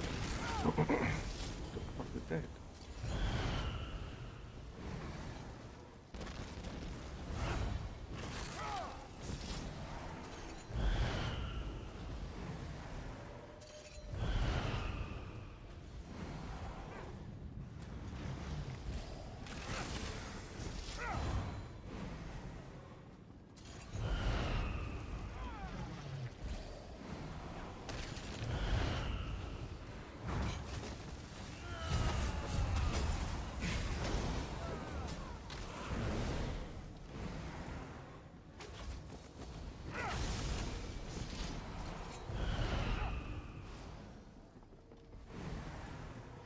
Alright, bro. Group play ain't nothing but jumping folks, bro. I ain't really doing shit right now, bro. I'm not really a group player, bro. This ain't really my thing. Go around jumping people. It's not really fun to me. I'm not really getting nothing out this shit. Fuck.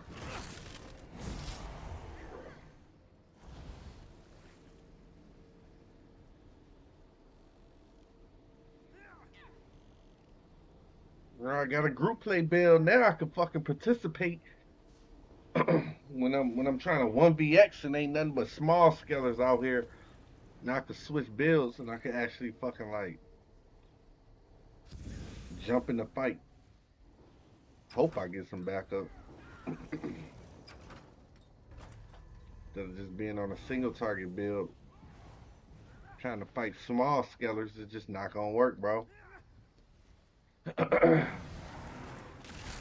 glad I made this build, man. Yeah, so now if I'm getting chased, I could at least have a fighting chance. Fuck around and get a 2-piece kill. Ugh, start spinning on the ass. I see what bro was talking about by having a lot of crit too. What the f?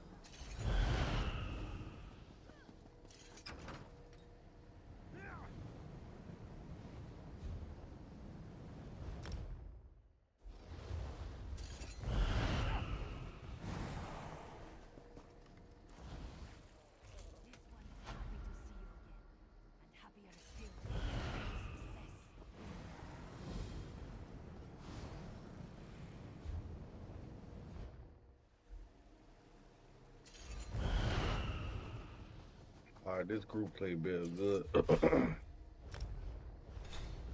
Alright, now I need to perfect my fucking...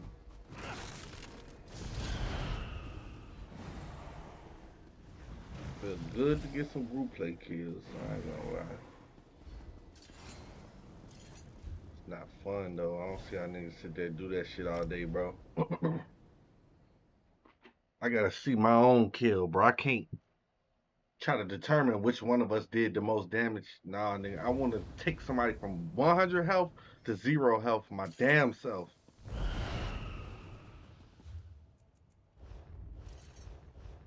Instead of splitting the kill with somebody. You don't know who really killed them. Frostcrow. Ooh, I could really perfect this build. I ain't gonna lie to you. Hold on. Oh no, no I can't. No I can't. Hold on, hold on, hold on, hold the fuck up. I might be on to something. First, oh,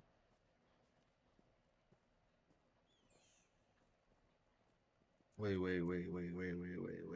Hold up, this is a game changer right here.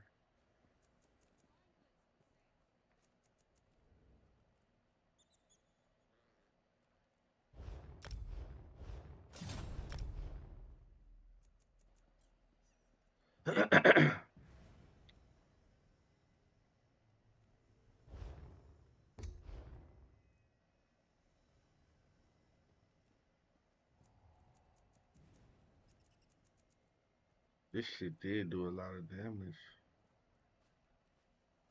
but it could do even more.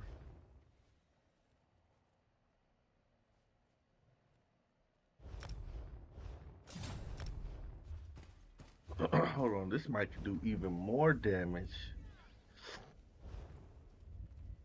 if I implement gourmet. Hold on, hold on, hold on, hold on, hold on.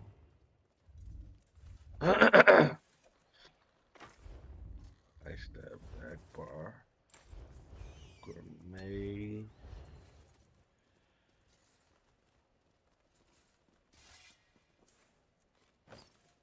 Gourmet. Rich. Medium. That ain't gonna work. I can let you know this right now. That ain't gonna motherfucking work. Let's stick to the fucking build I've been doing. Even my Khajiit laughing at my dumb ass. You funny Khajiit motherfucker. Funny motherfucker Khajiit motherfucker funny. Hold on, hold on.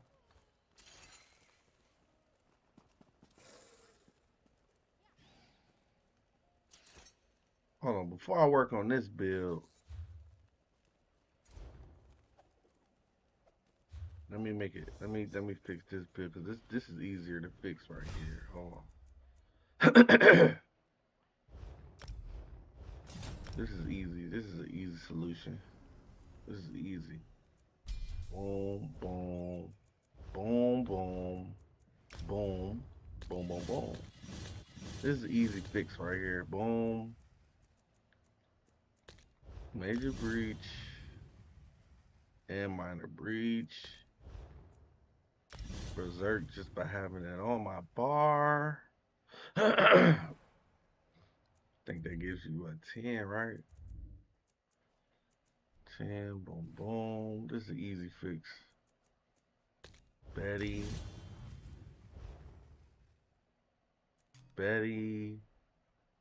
And then bam. Easy fix. Whatever the fuck I was doing the first time. Easy fix, bam. Now let's see if it's stuck. 89. Why am I missing one? 10%. What am I missing? Oh, that 2% from fucking. It's not 12%. Oh, okay. So that's cool. Easy fix for this is. Based. Medium. That should have fixed it.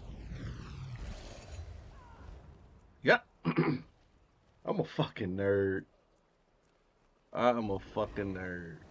Hold on. My recovery. Why is my shit low on this guy? Should be high on this guy. Oh, yeah,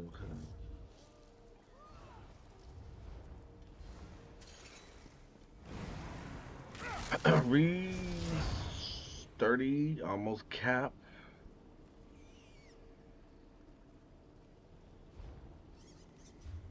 It's all good.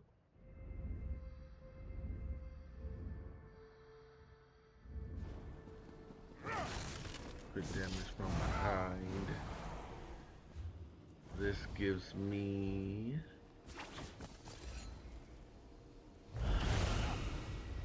44, 92, and I wanted to check my recoveries. Let's check the recoveries. Alright. Nice recovery.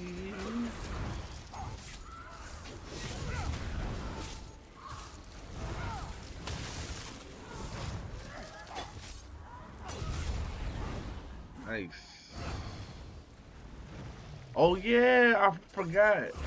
Oh, minor berserk. Gain immunity to snares. That's cool, but it's too much magic on my bar. So, to fix that, take magic off my bar. There we go. Whee!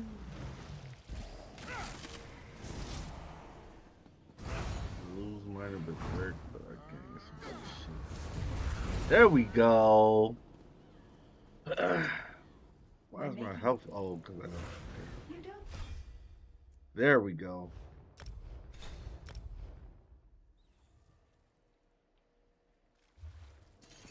Now I'm getting it. Your ability. I'm getting it. Let's perfect this build.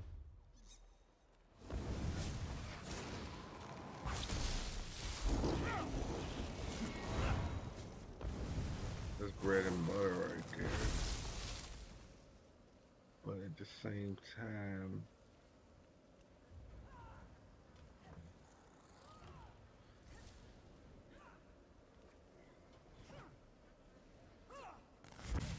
I might change all this shit.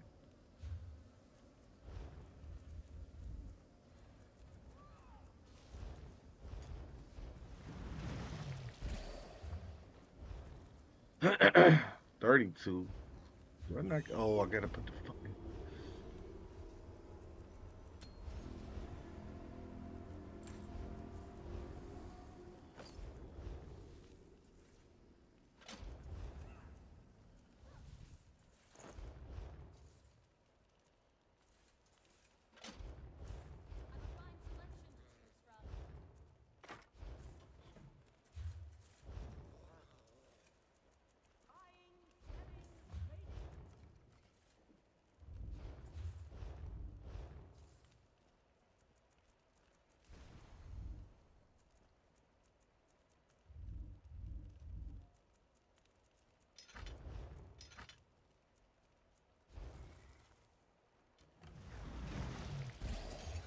Should be at least 60. 47. Why is it so low?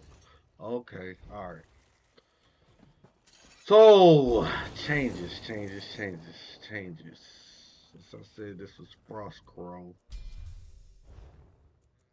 Need to leave some frosting there.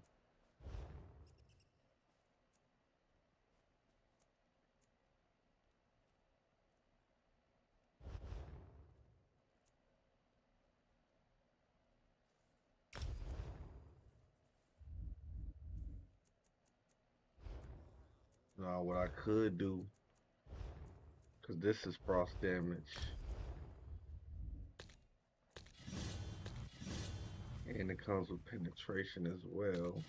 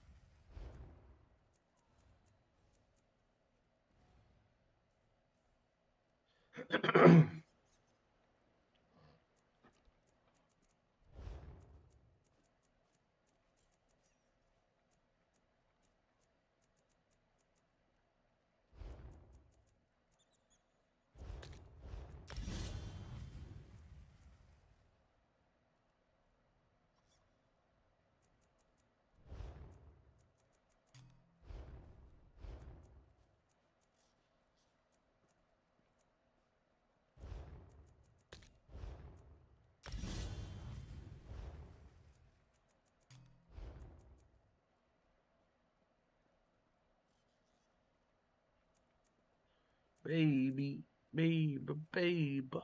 Oh, like,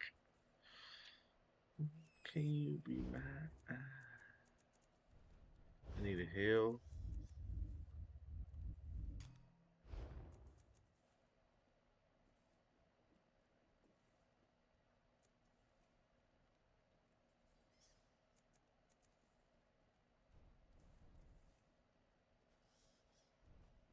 Wait.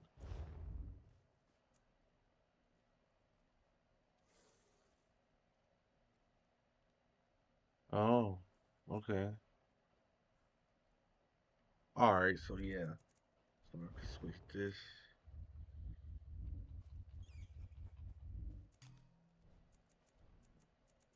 Still keep a bread and butter on the back. Bread and butter. First heals. I only got one flex spot. Needs to be damaged. Ooh, I can send blast bones they way. Or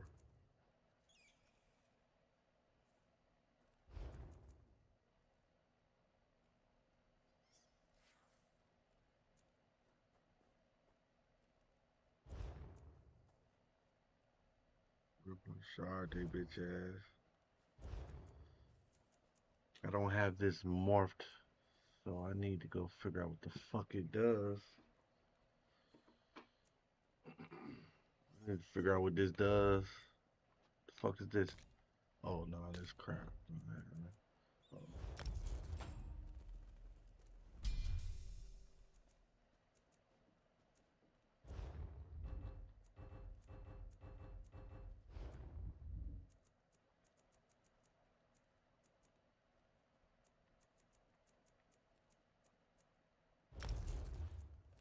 Got a flex spot. I need to figure out what this does.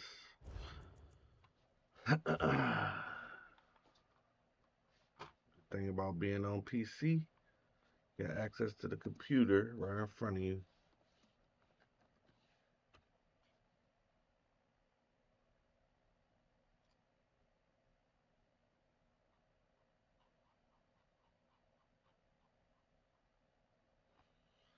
Alright, what does this do?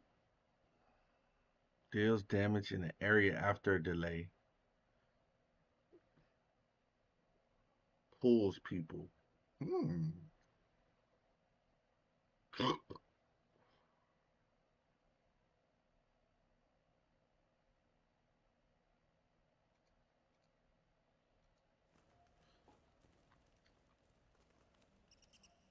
I got plenty of dot damage though. I don't really need any more dots. Got a dot for me. Oh no, I don't.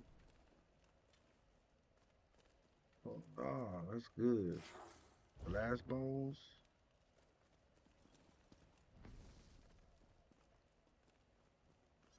It's ass. Why not save stamina?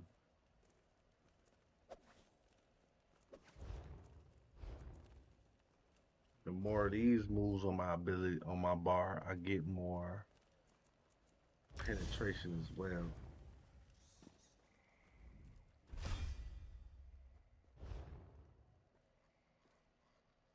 Yeah, cause whatever I was doing before, that shit. Oops.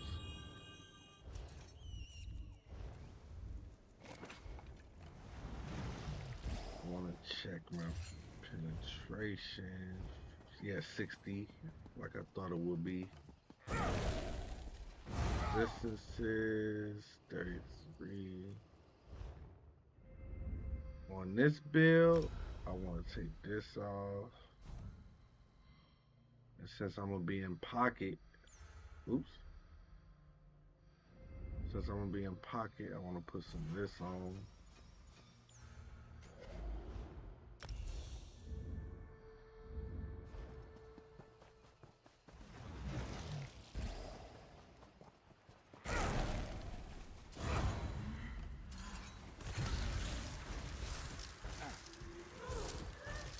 $59.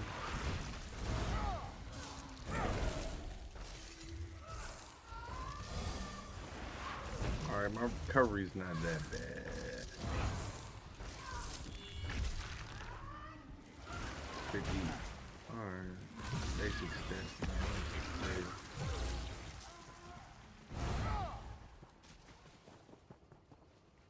Now, what did I need to do? I needed to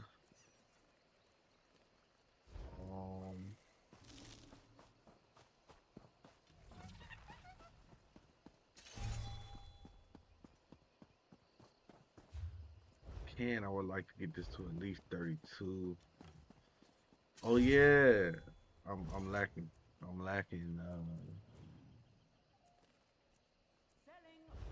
need to switch this. That's gonna put me over.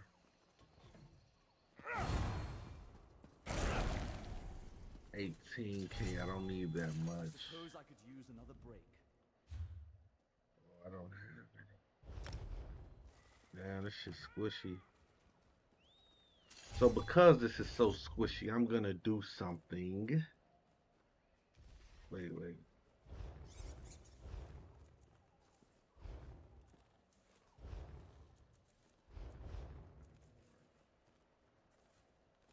Oh yeah, it might.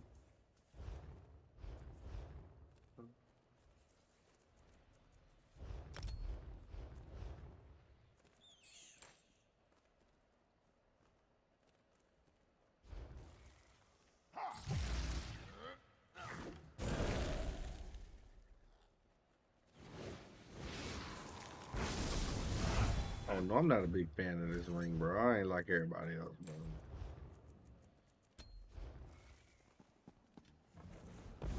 $30K.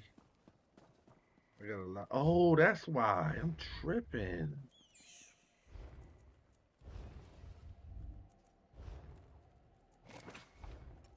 There we go.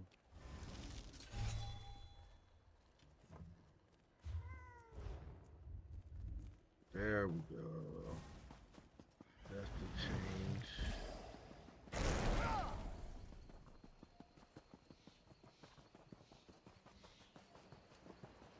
Shit.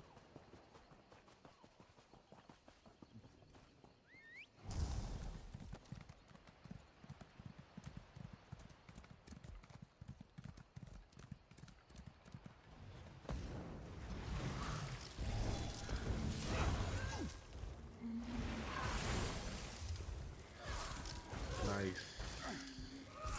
And my damage is not that bad either. But I could.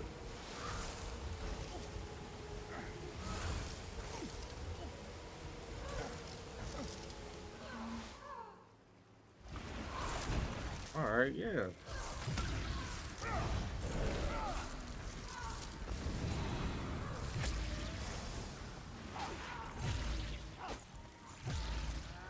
I was supposed to have crit going.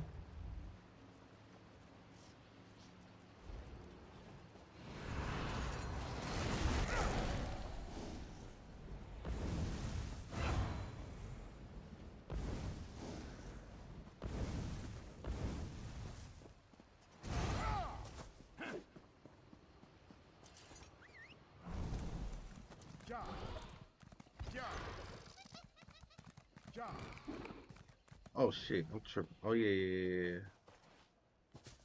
Come here.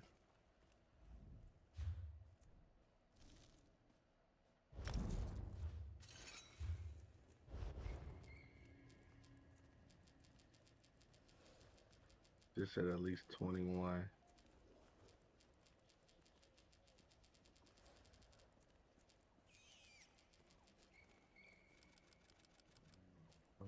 $33.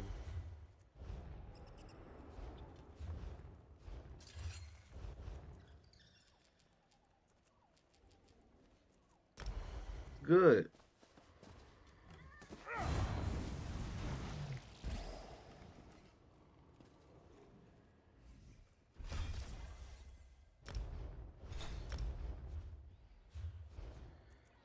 I don't know which build I want to try out first.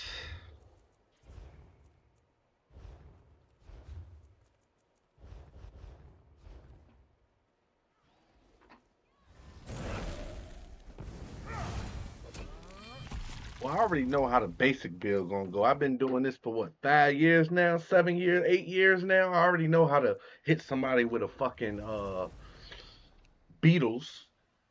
I ain't doing nothing but hitting somebody with Beatles. I already know how that's gonna look and what's gonna happen. Dawnbreaker. That's simple. That's obvious. That's easy. That's like, I don't know. I don't really shouldn't really get no cool points hitting nobody with no Dawnbreaker. Like that's simple. That's the easiest. Like, you ain't really doing shit.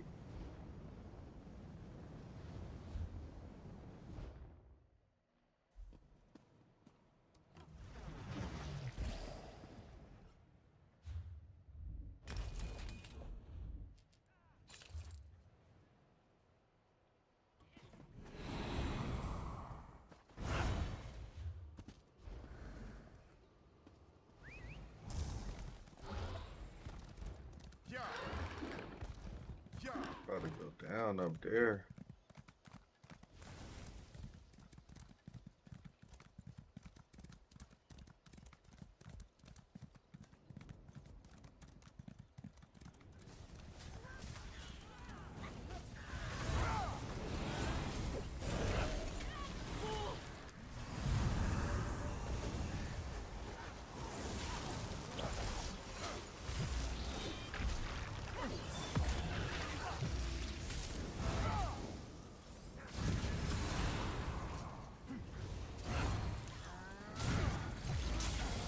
Oh, I forgot you get two now.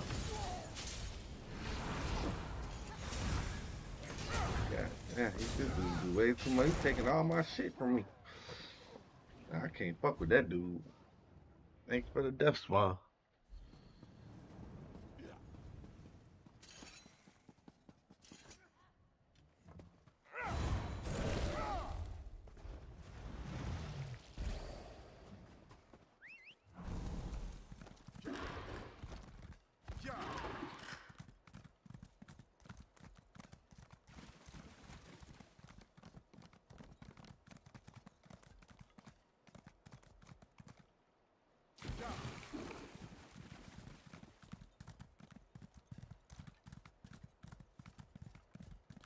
The hell not helping. I don't know why on this build I can't heal myself.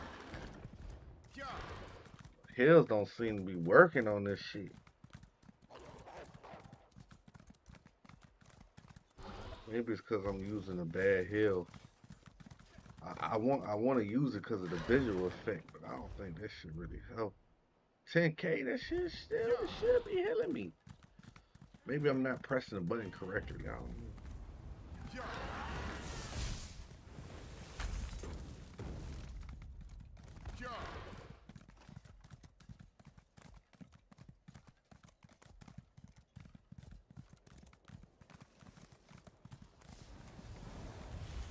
Oh, no, here.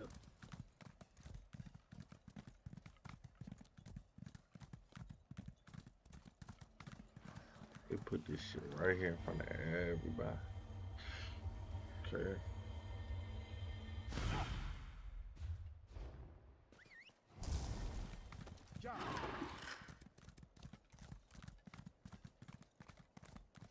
I assume nobody will come back over here because the fight is over.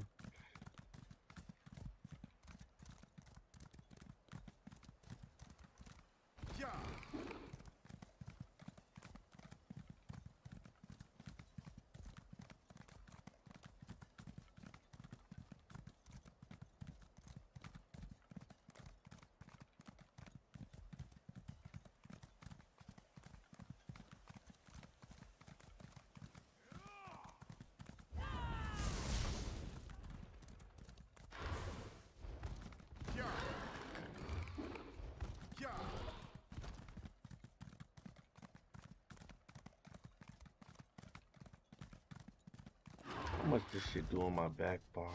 14K. Activate that crit for me.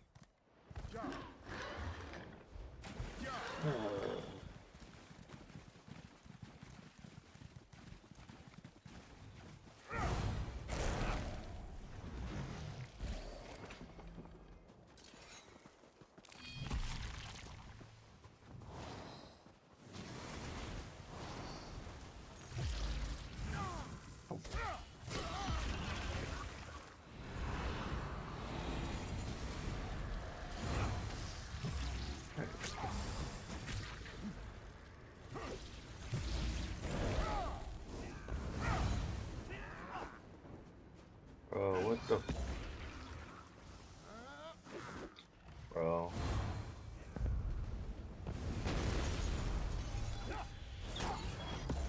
Come on, man. Watch out, there's a sniper around here somewhere. You fucking pussy.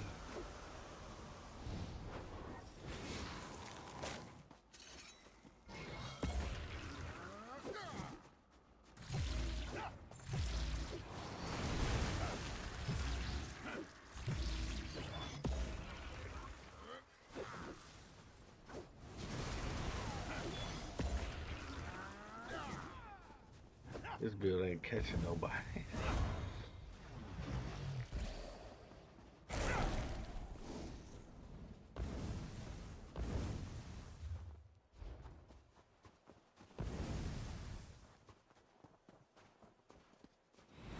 Probably need to change this morph.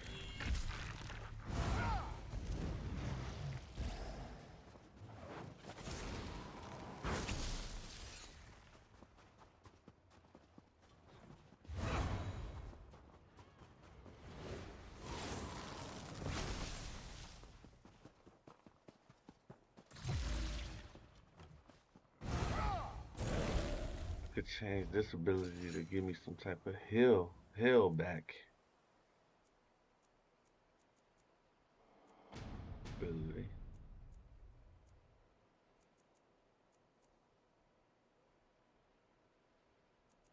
This little bullshit right here, this shit ain't working. But give me that extra penetration.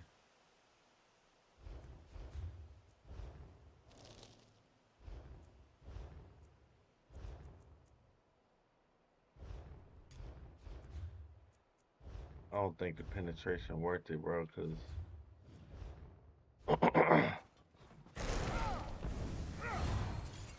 the ability ain't doing shit.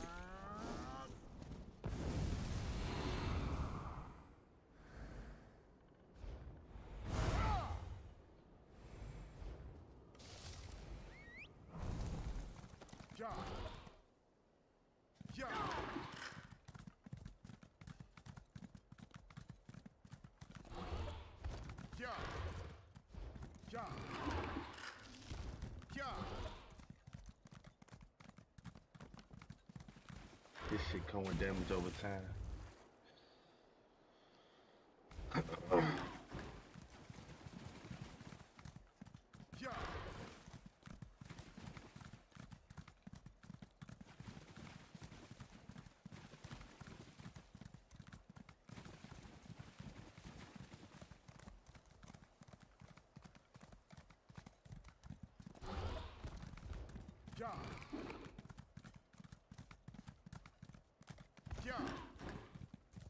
That's my own mouse right there.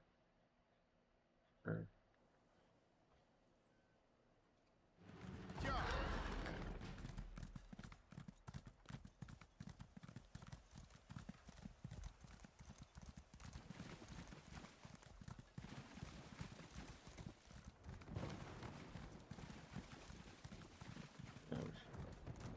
Couple of them on that door right there.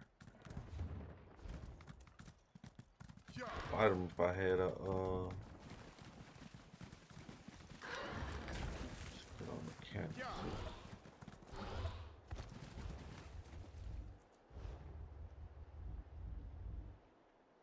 Got cancer.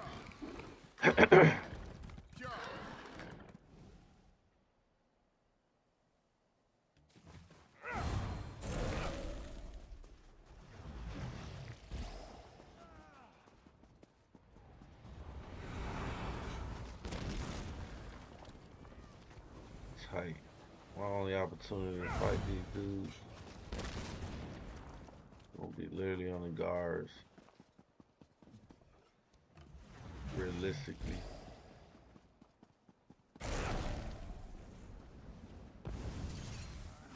Dude, kind of hard. I don't know.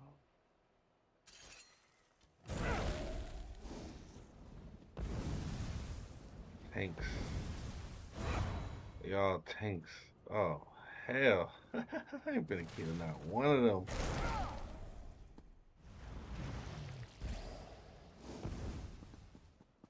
This ain't gonna help. They gonna just tank this.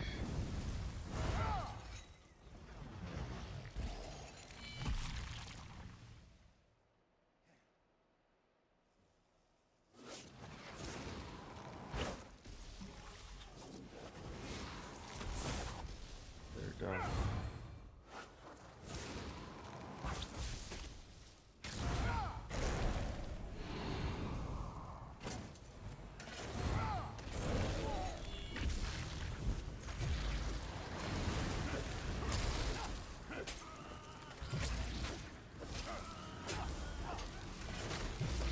Fucking serious, bro. Oh my god, why is he not dead, bro? This new fucking ESO, man, new ESO, bro. I overextended because I thought he was gonna fucking die. These bitch ass niggas got access to a lot of shit. I'll play with that build later. These niggas can survive all type of shit nowadays, bro. I'll play with this shit later, y'all. When I'm ready to stream with this shit, I'll stream with it.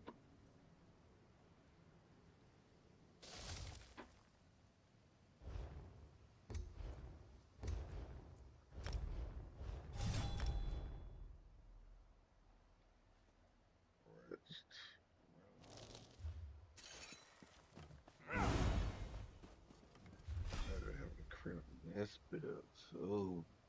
Hold the fuck up. Imagine putting crit on this.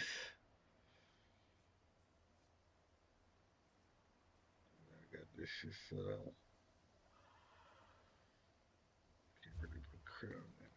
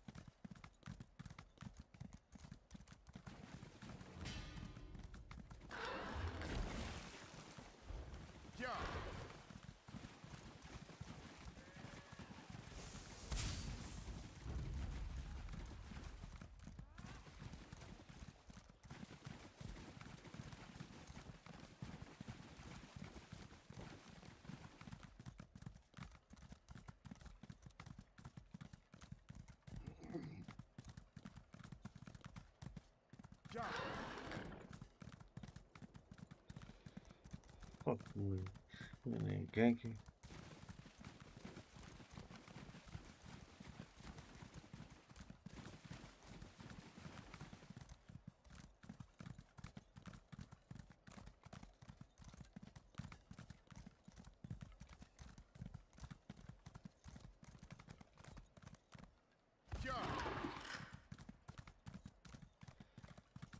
John.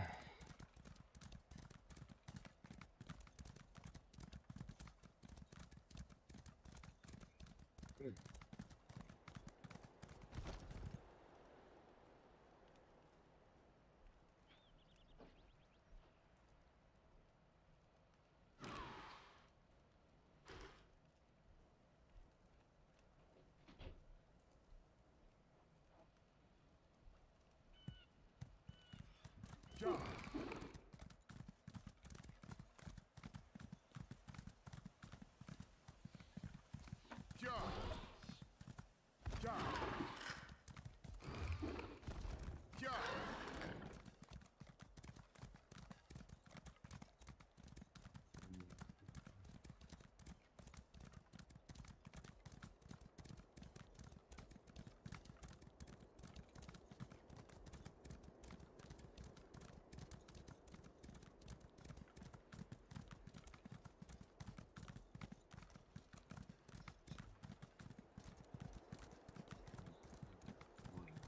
John.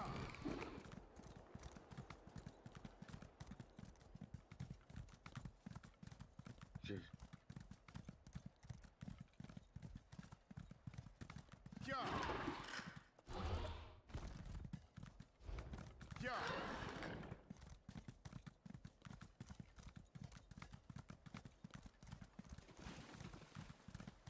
John.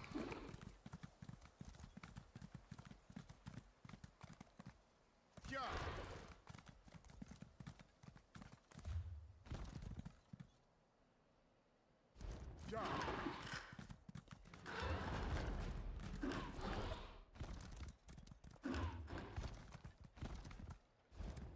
John.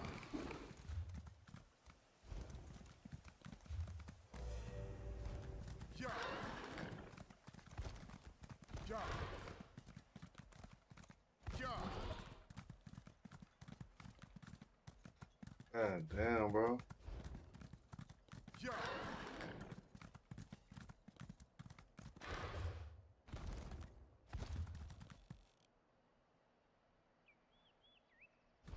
John. There.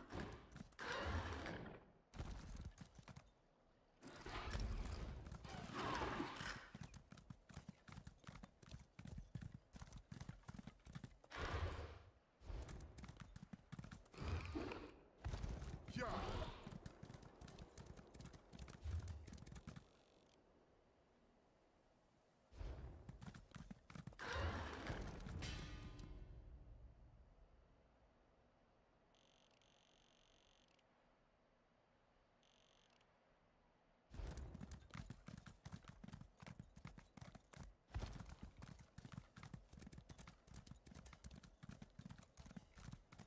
John.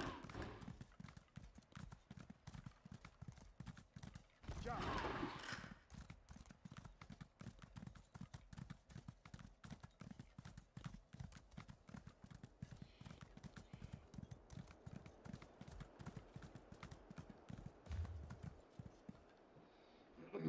Okay.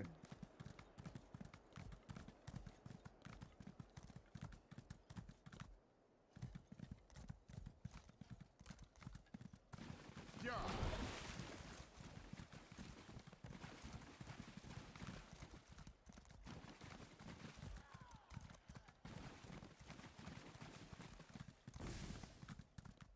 John.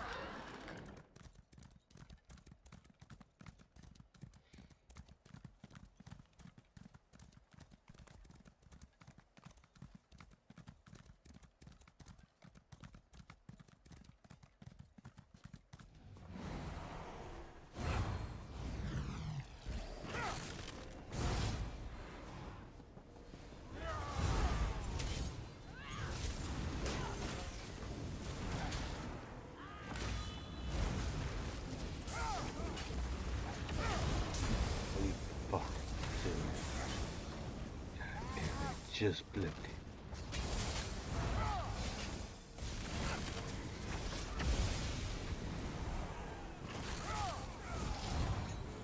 You pussy.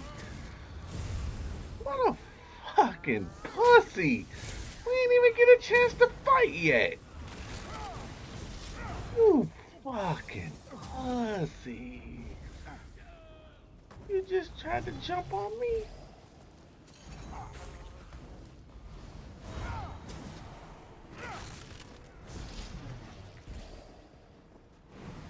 Fucking pussies.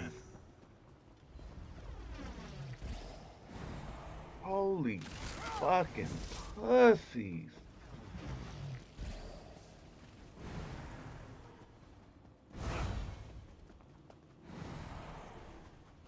Oh.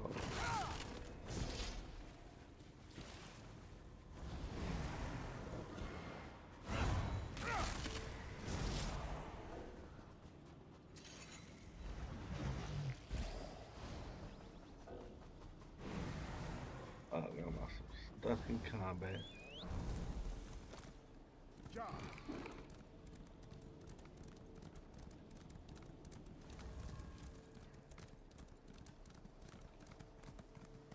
Ja.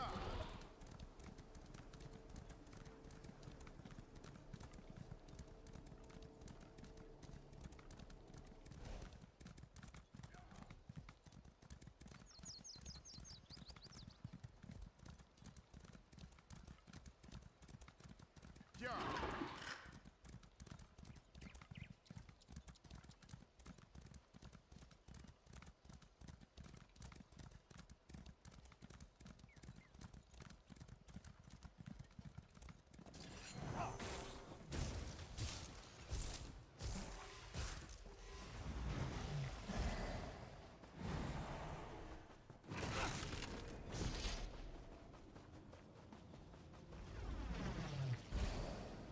He just let me know where they going.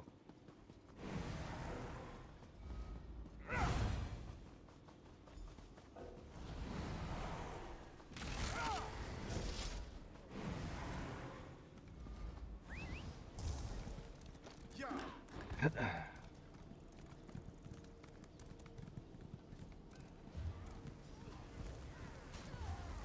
Damn, how the fuck?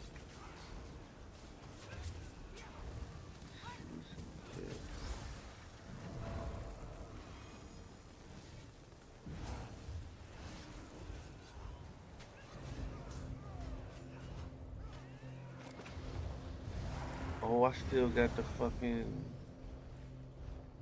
citrus on. That's probably what was wrong. Goddamn. Ja.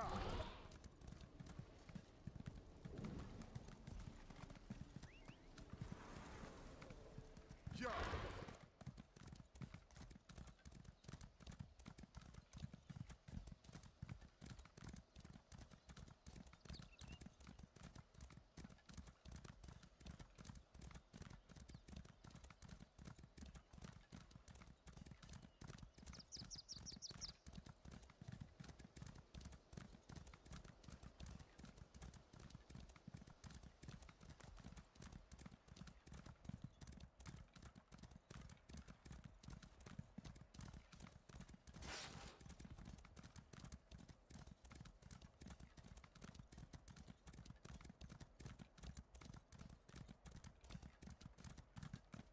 Ja.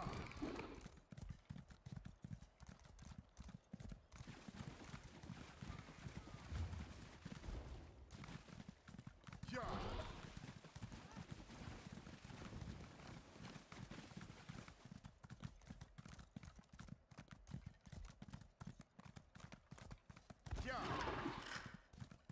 Ja. Ja.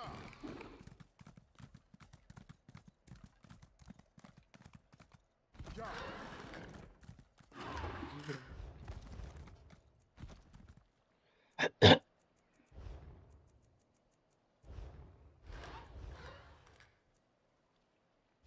Ja.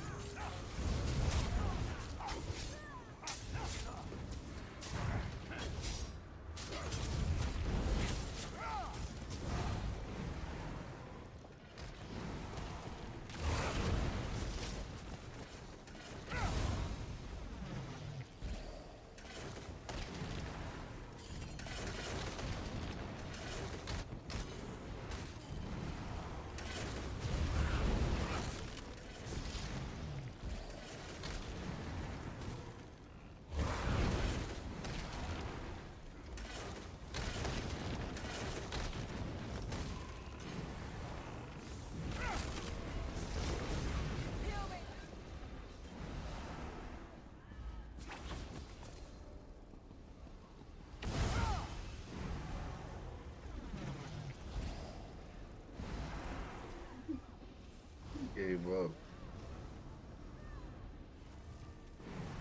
Poor guy.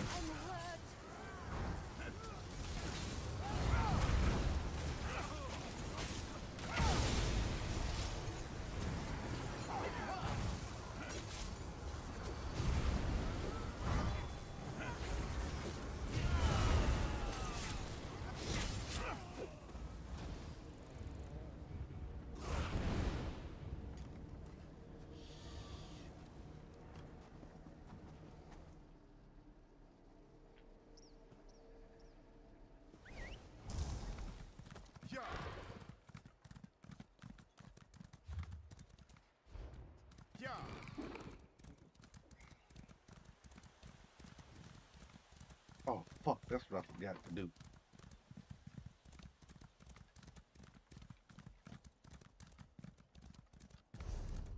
Jump.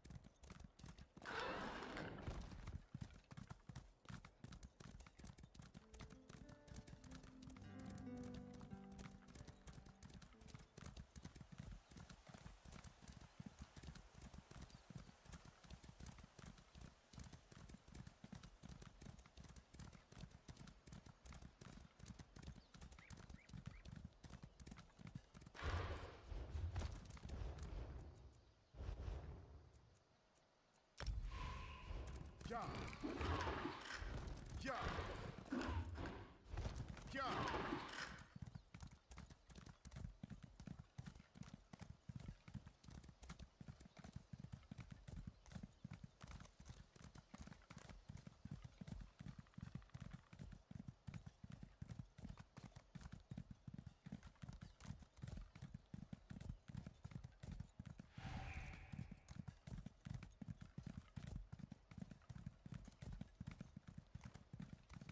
Yeah.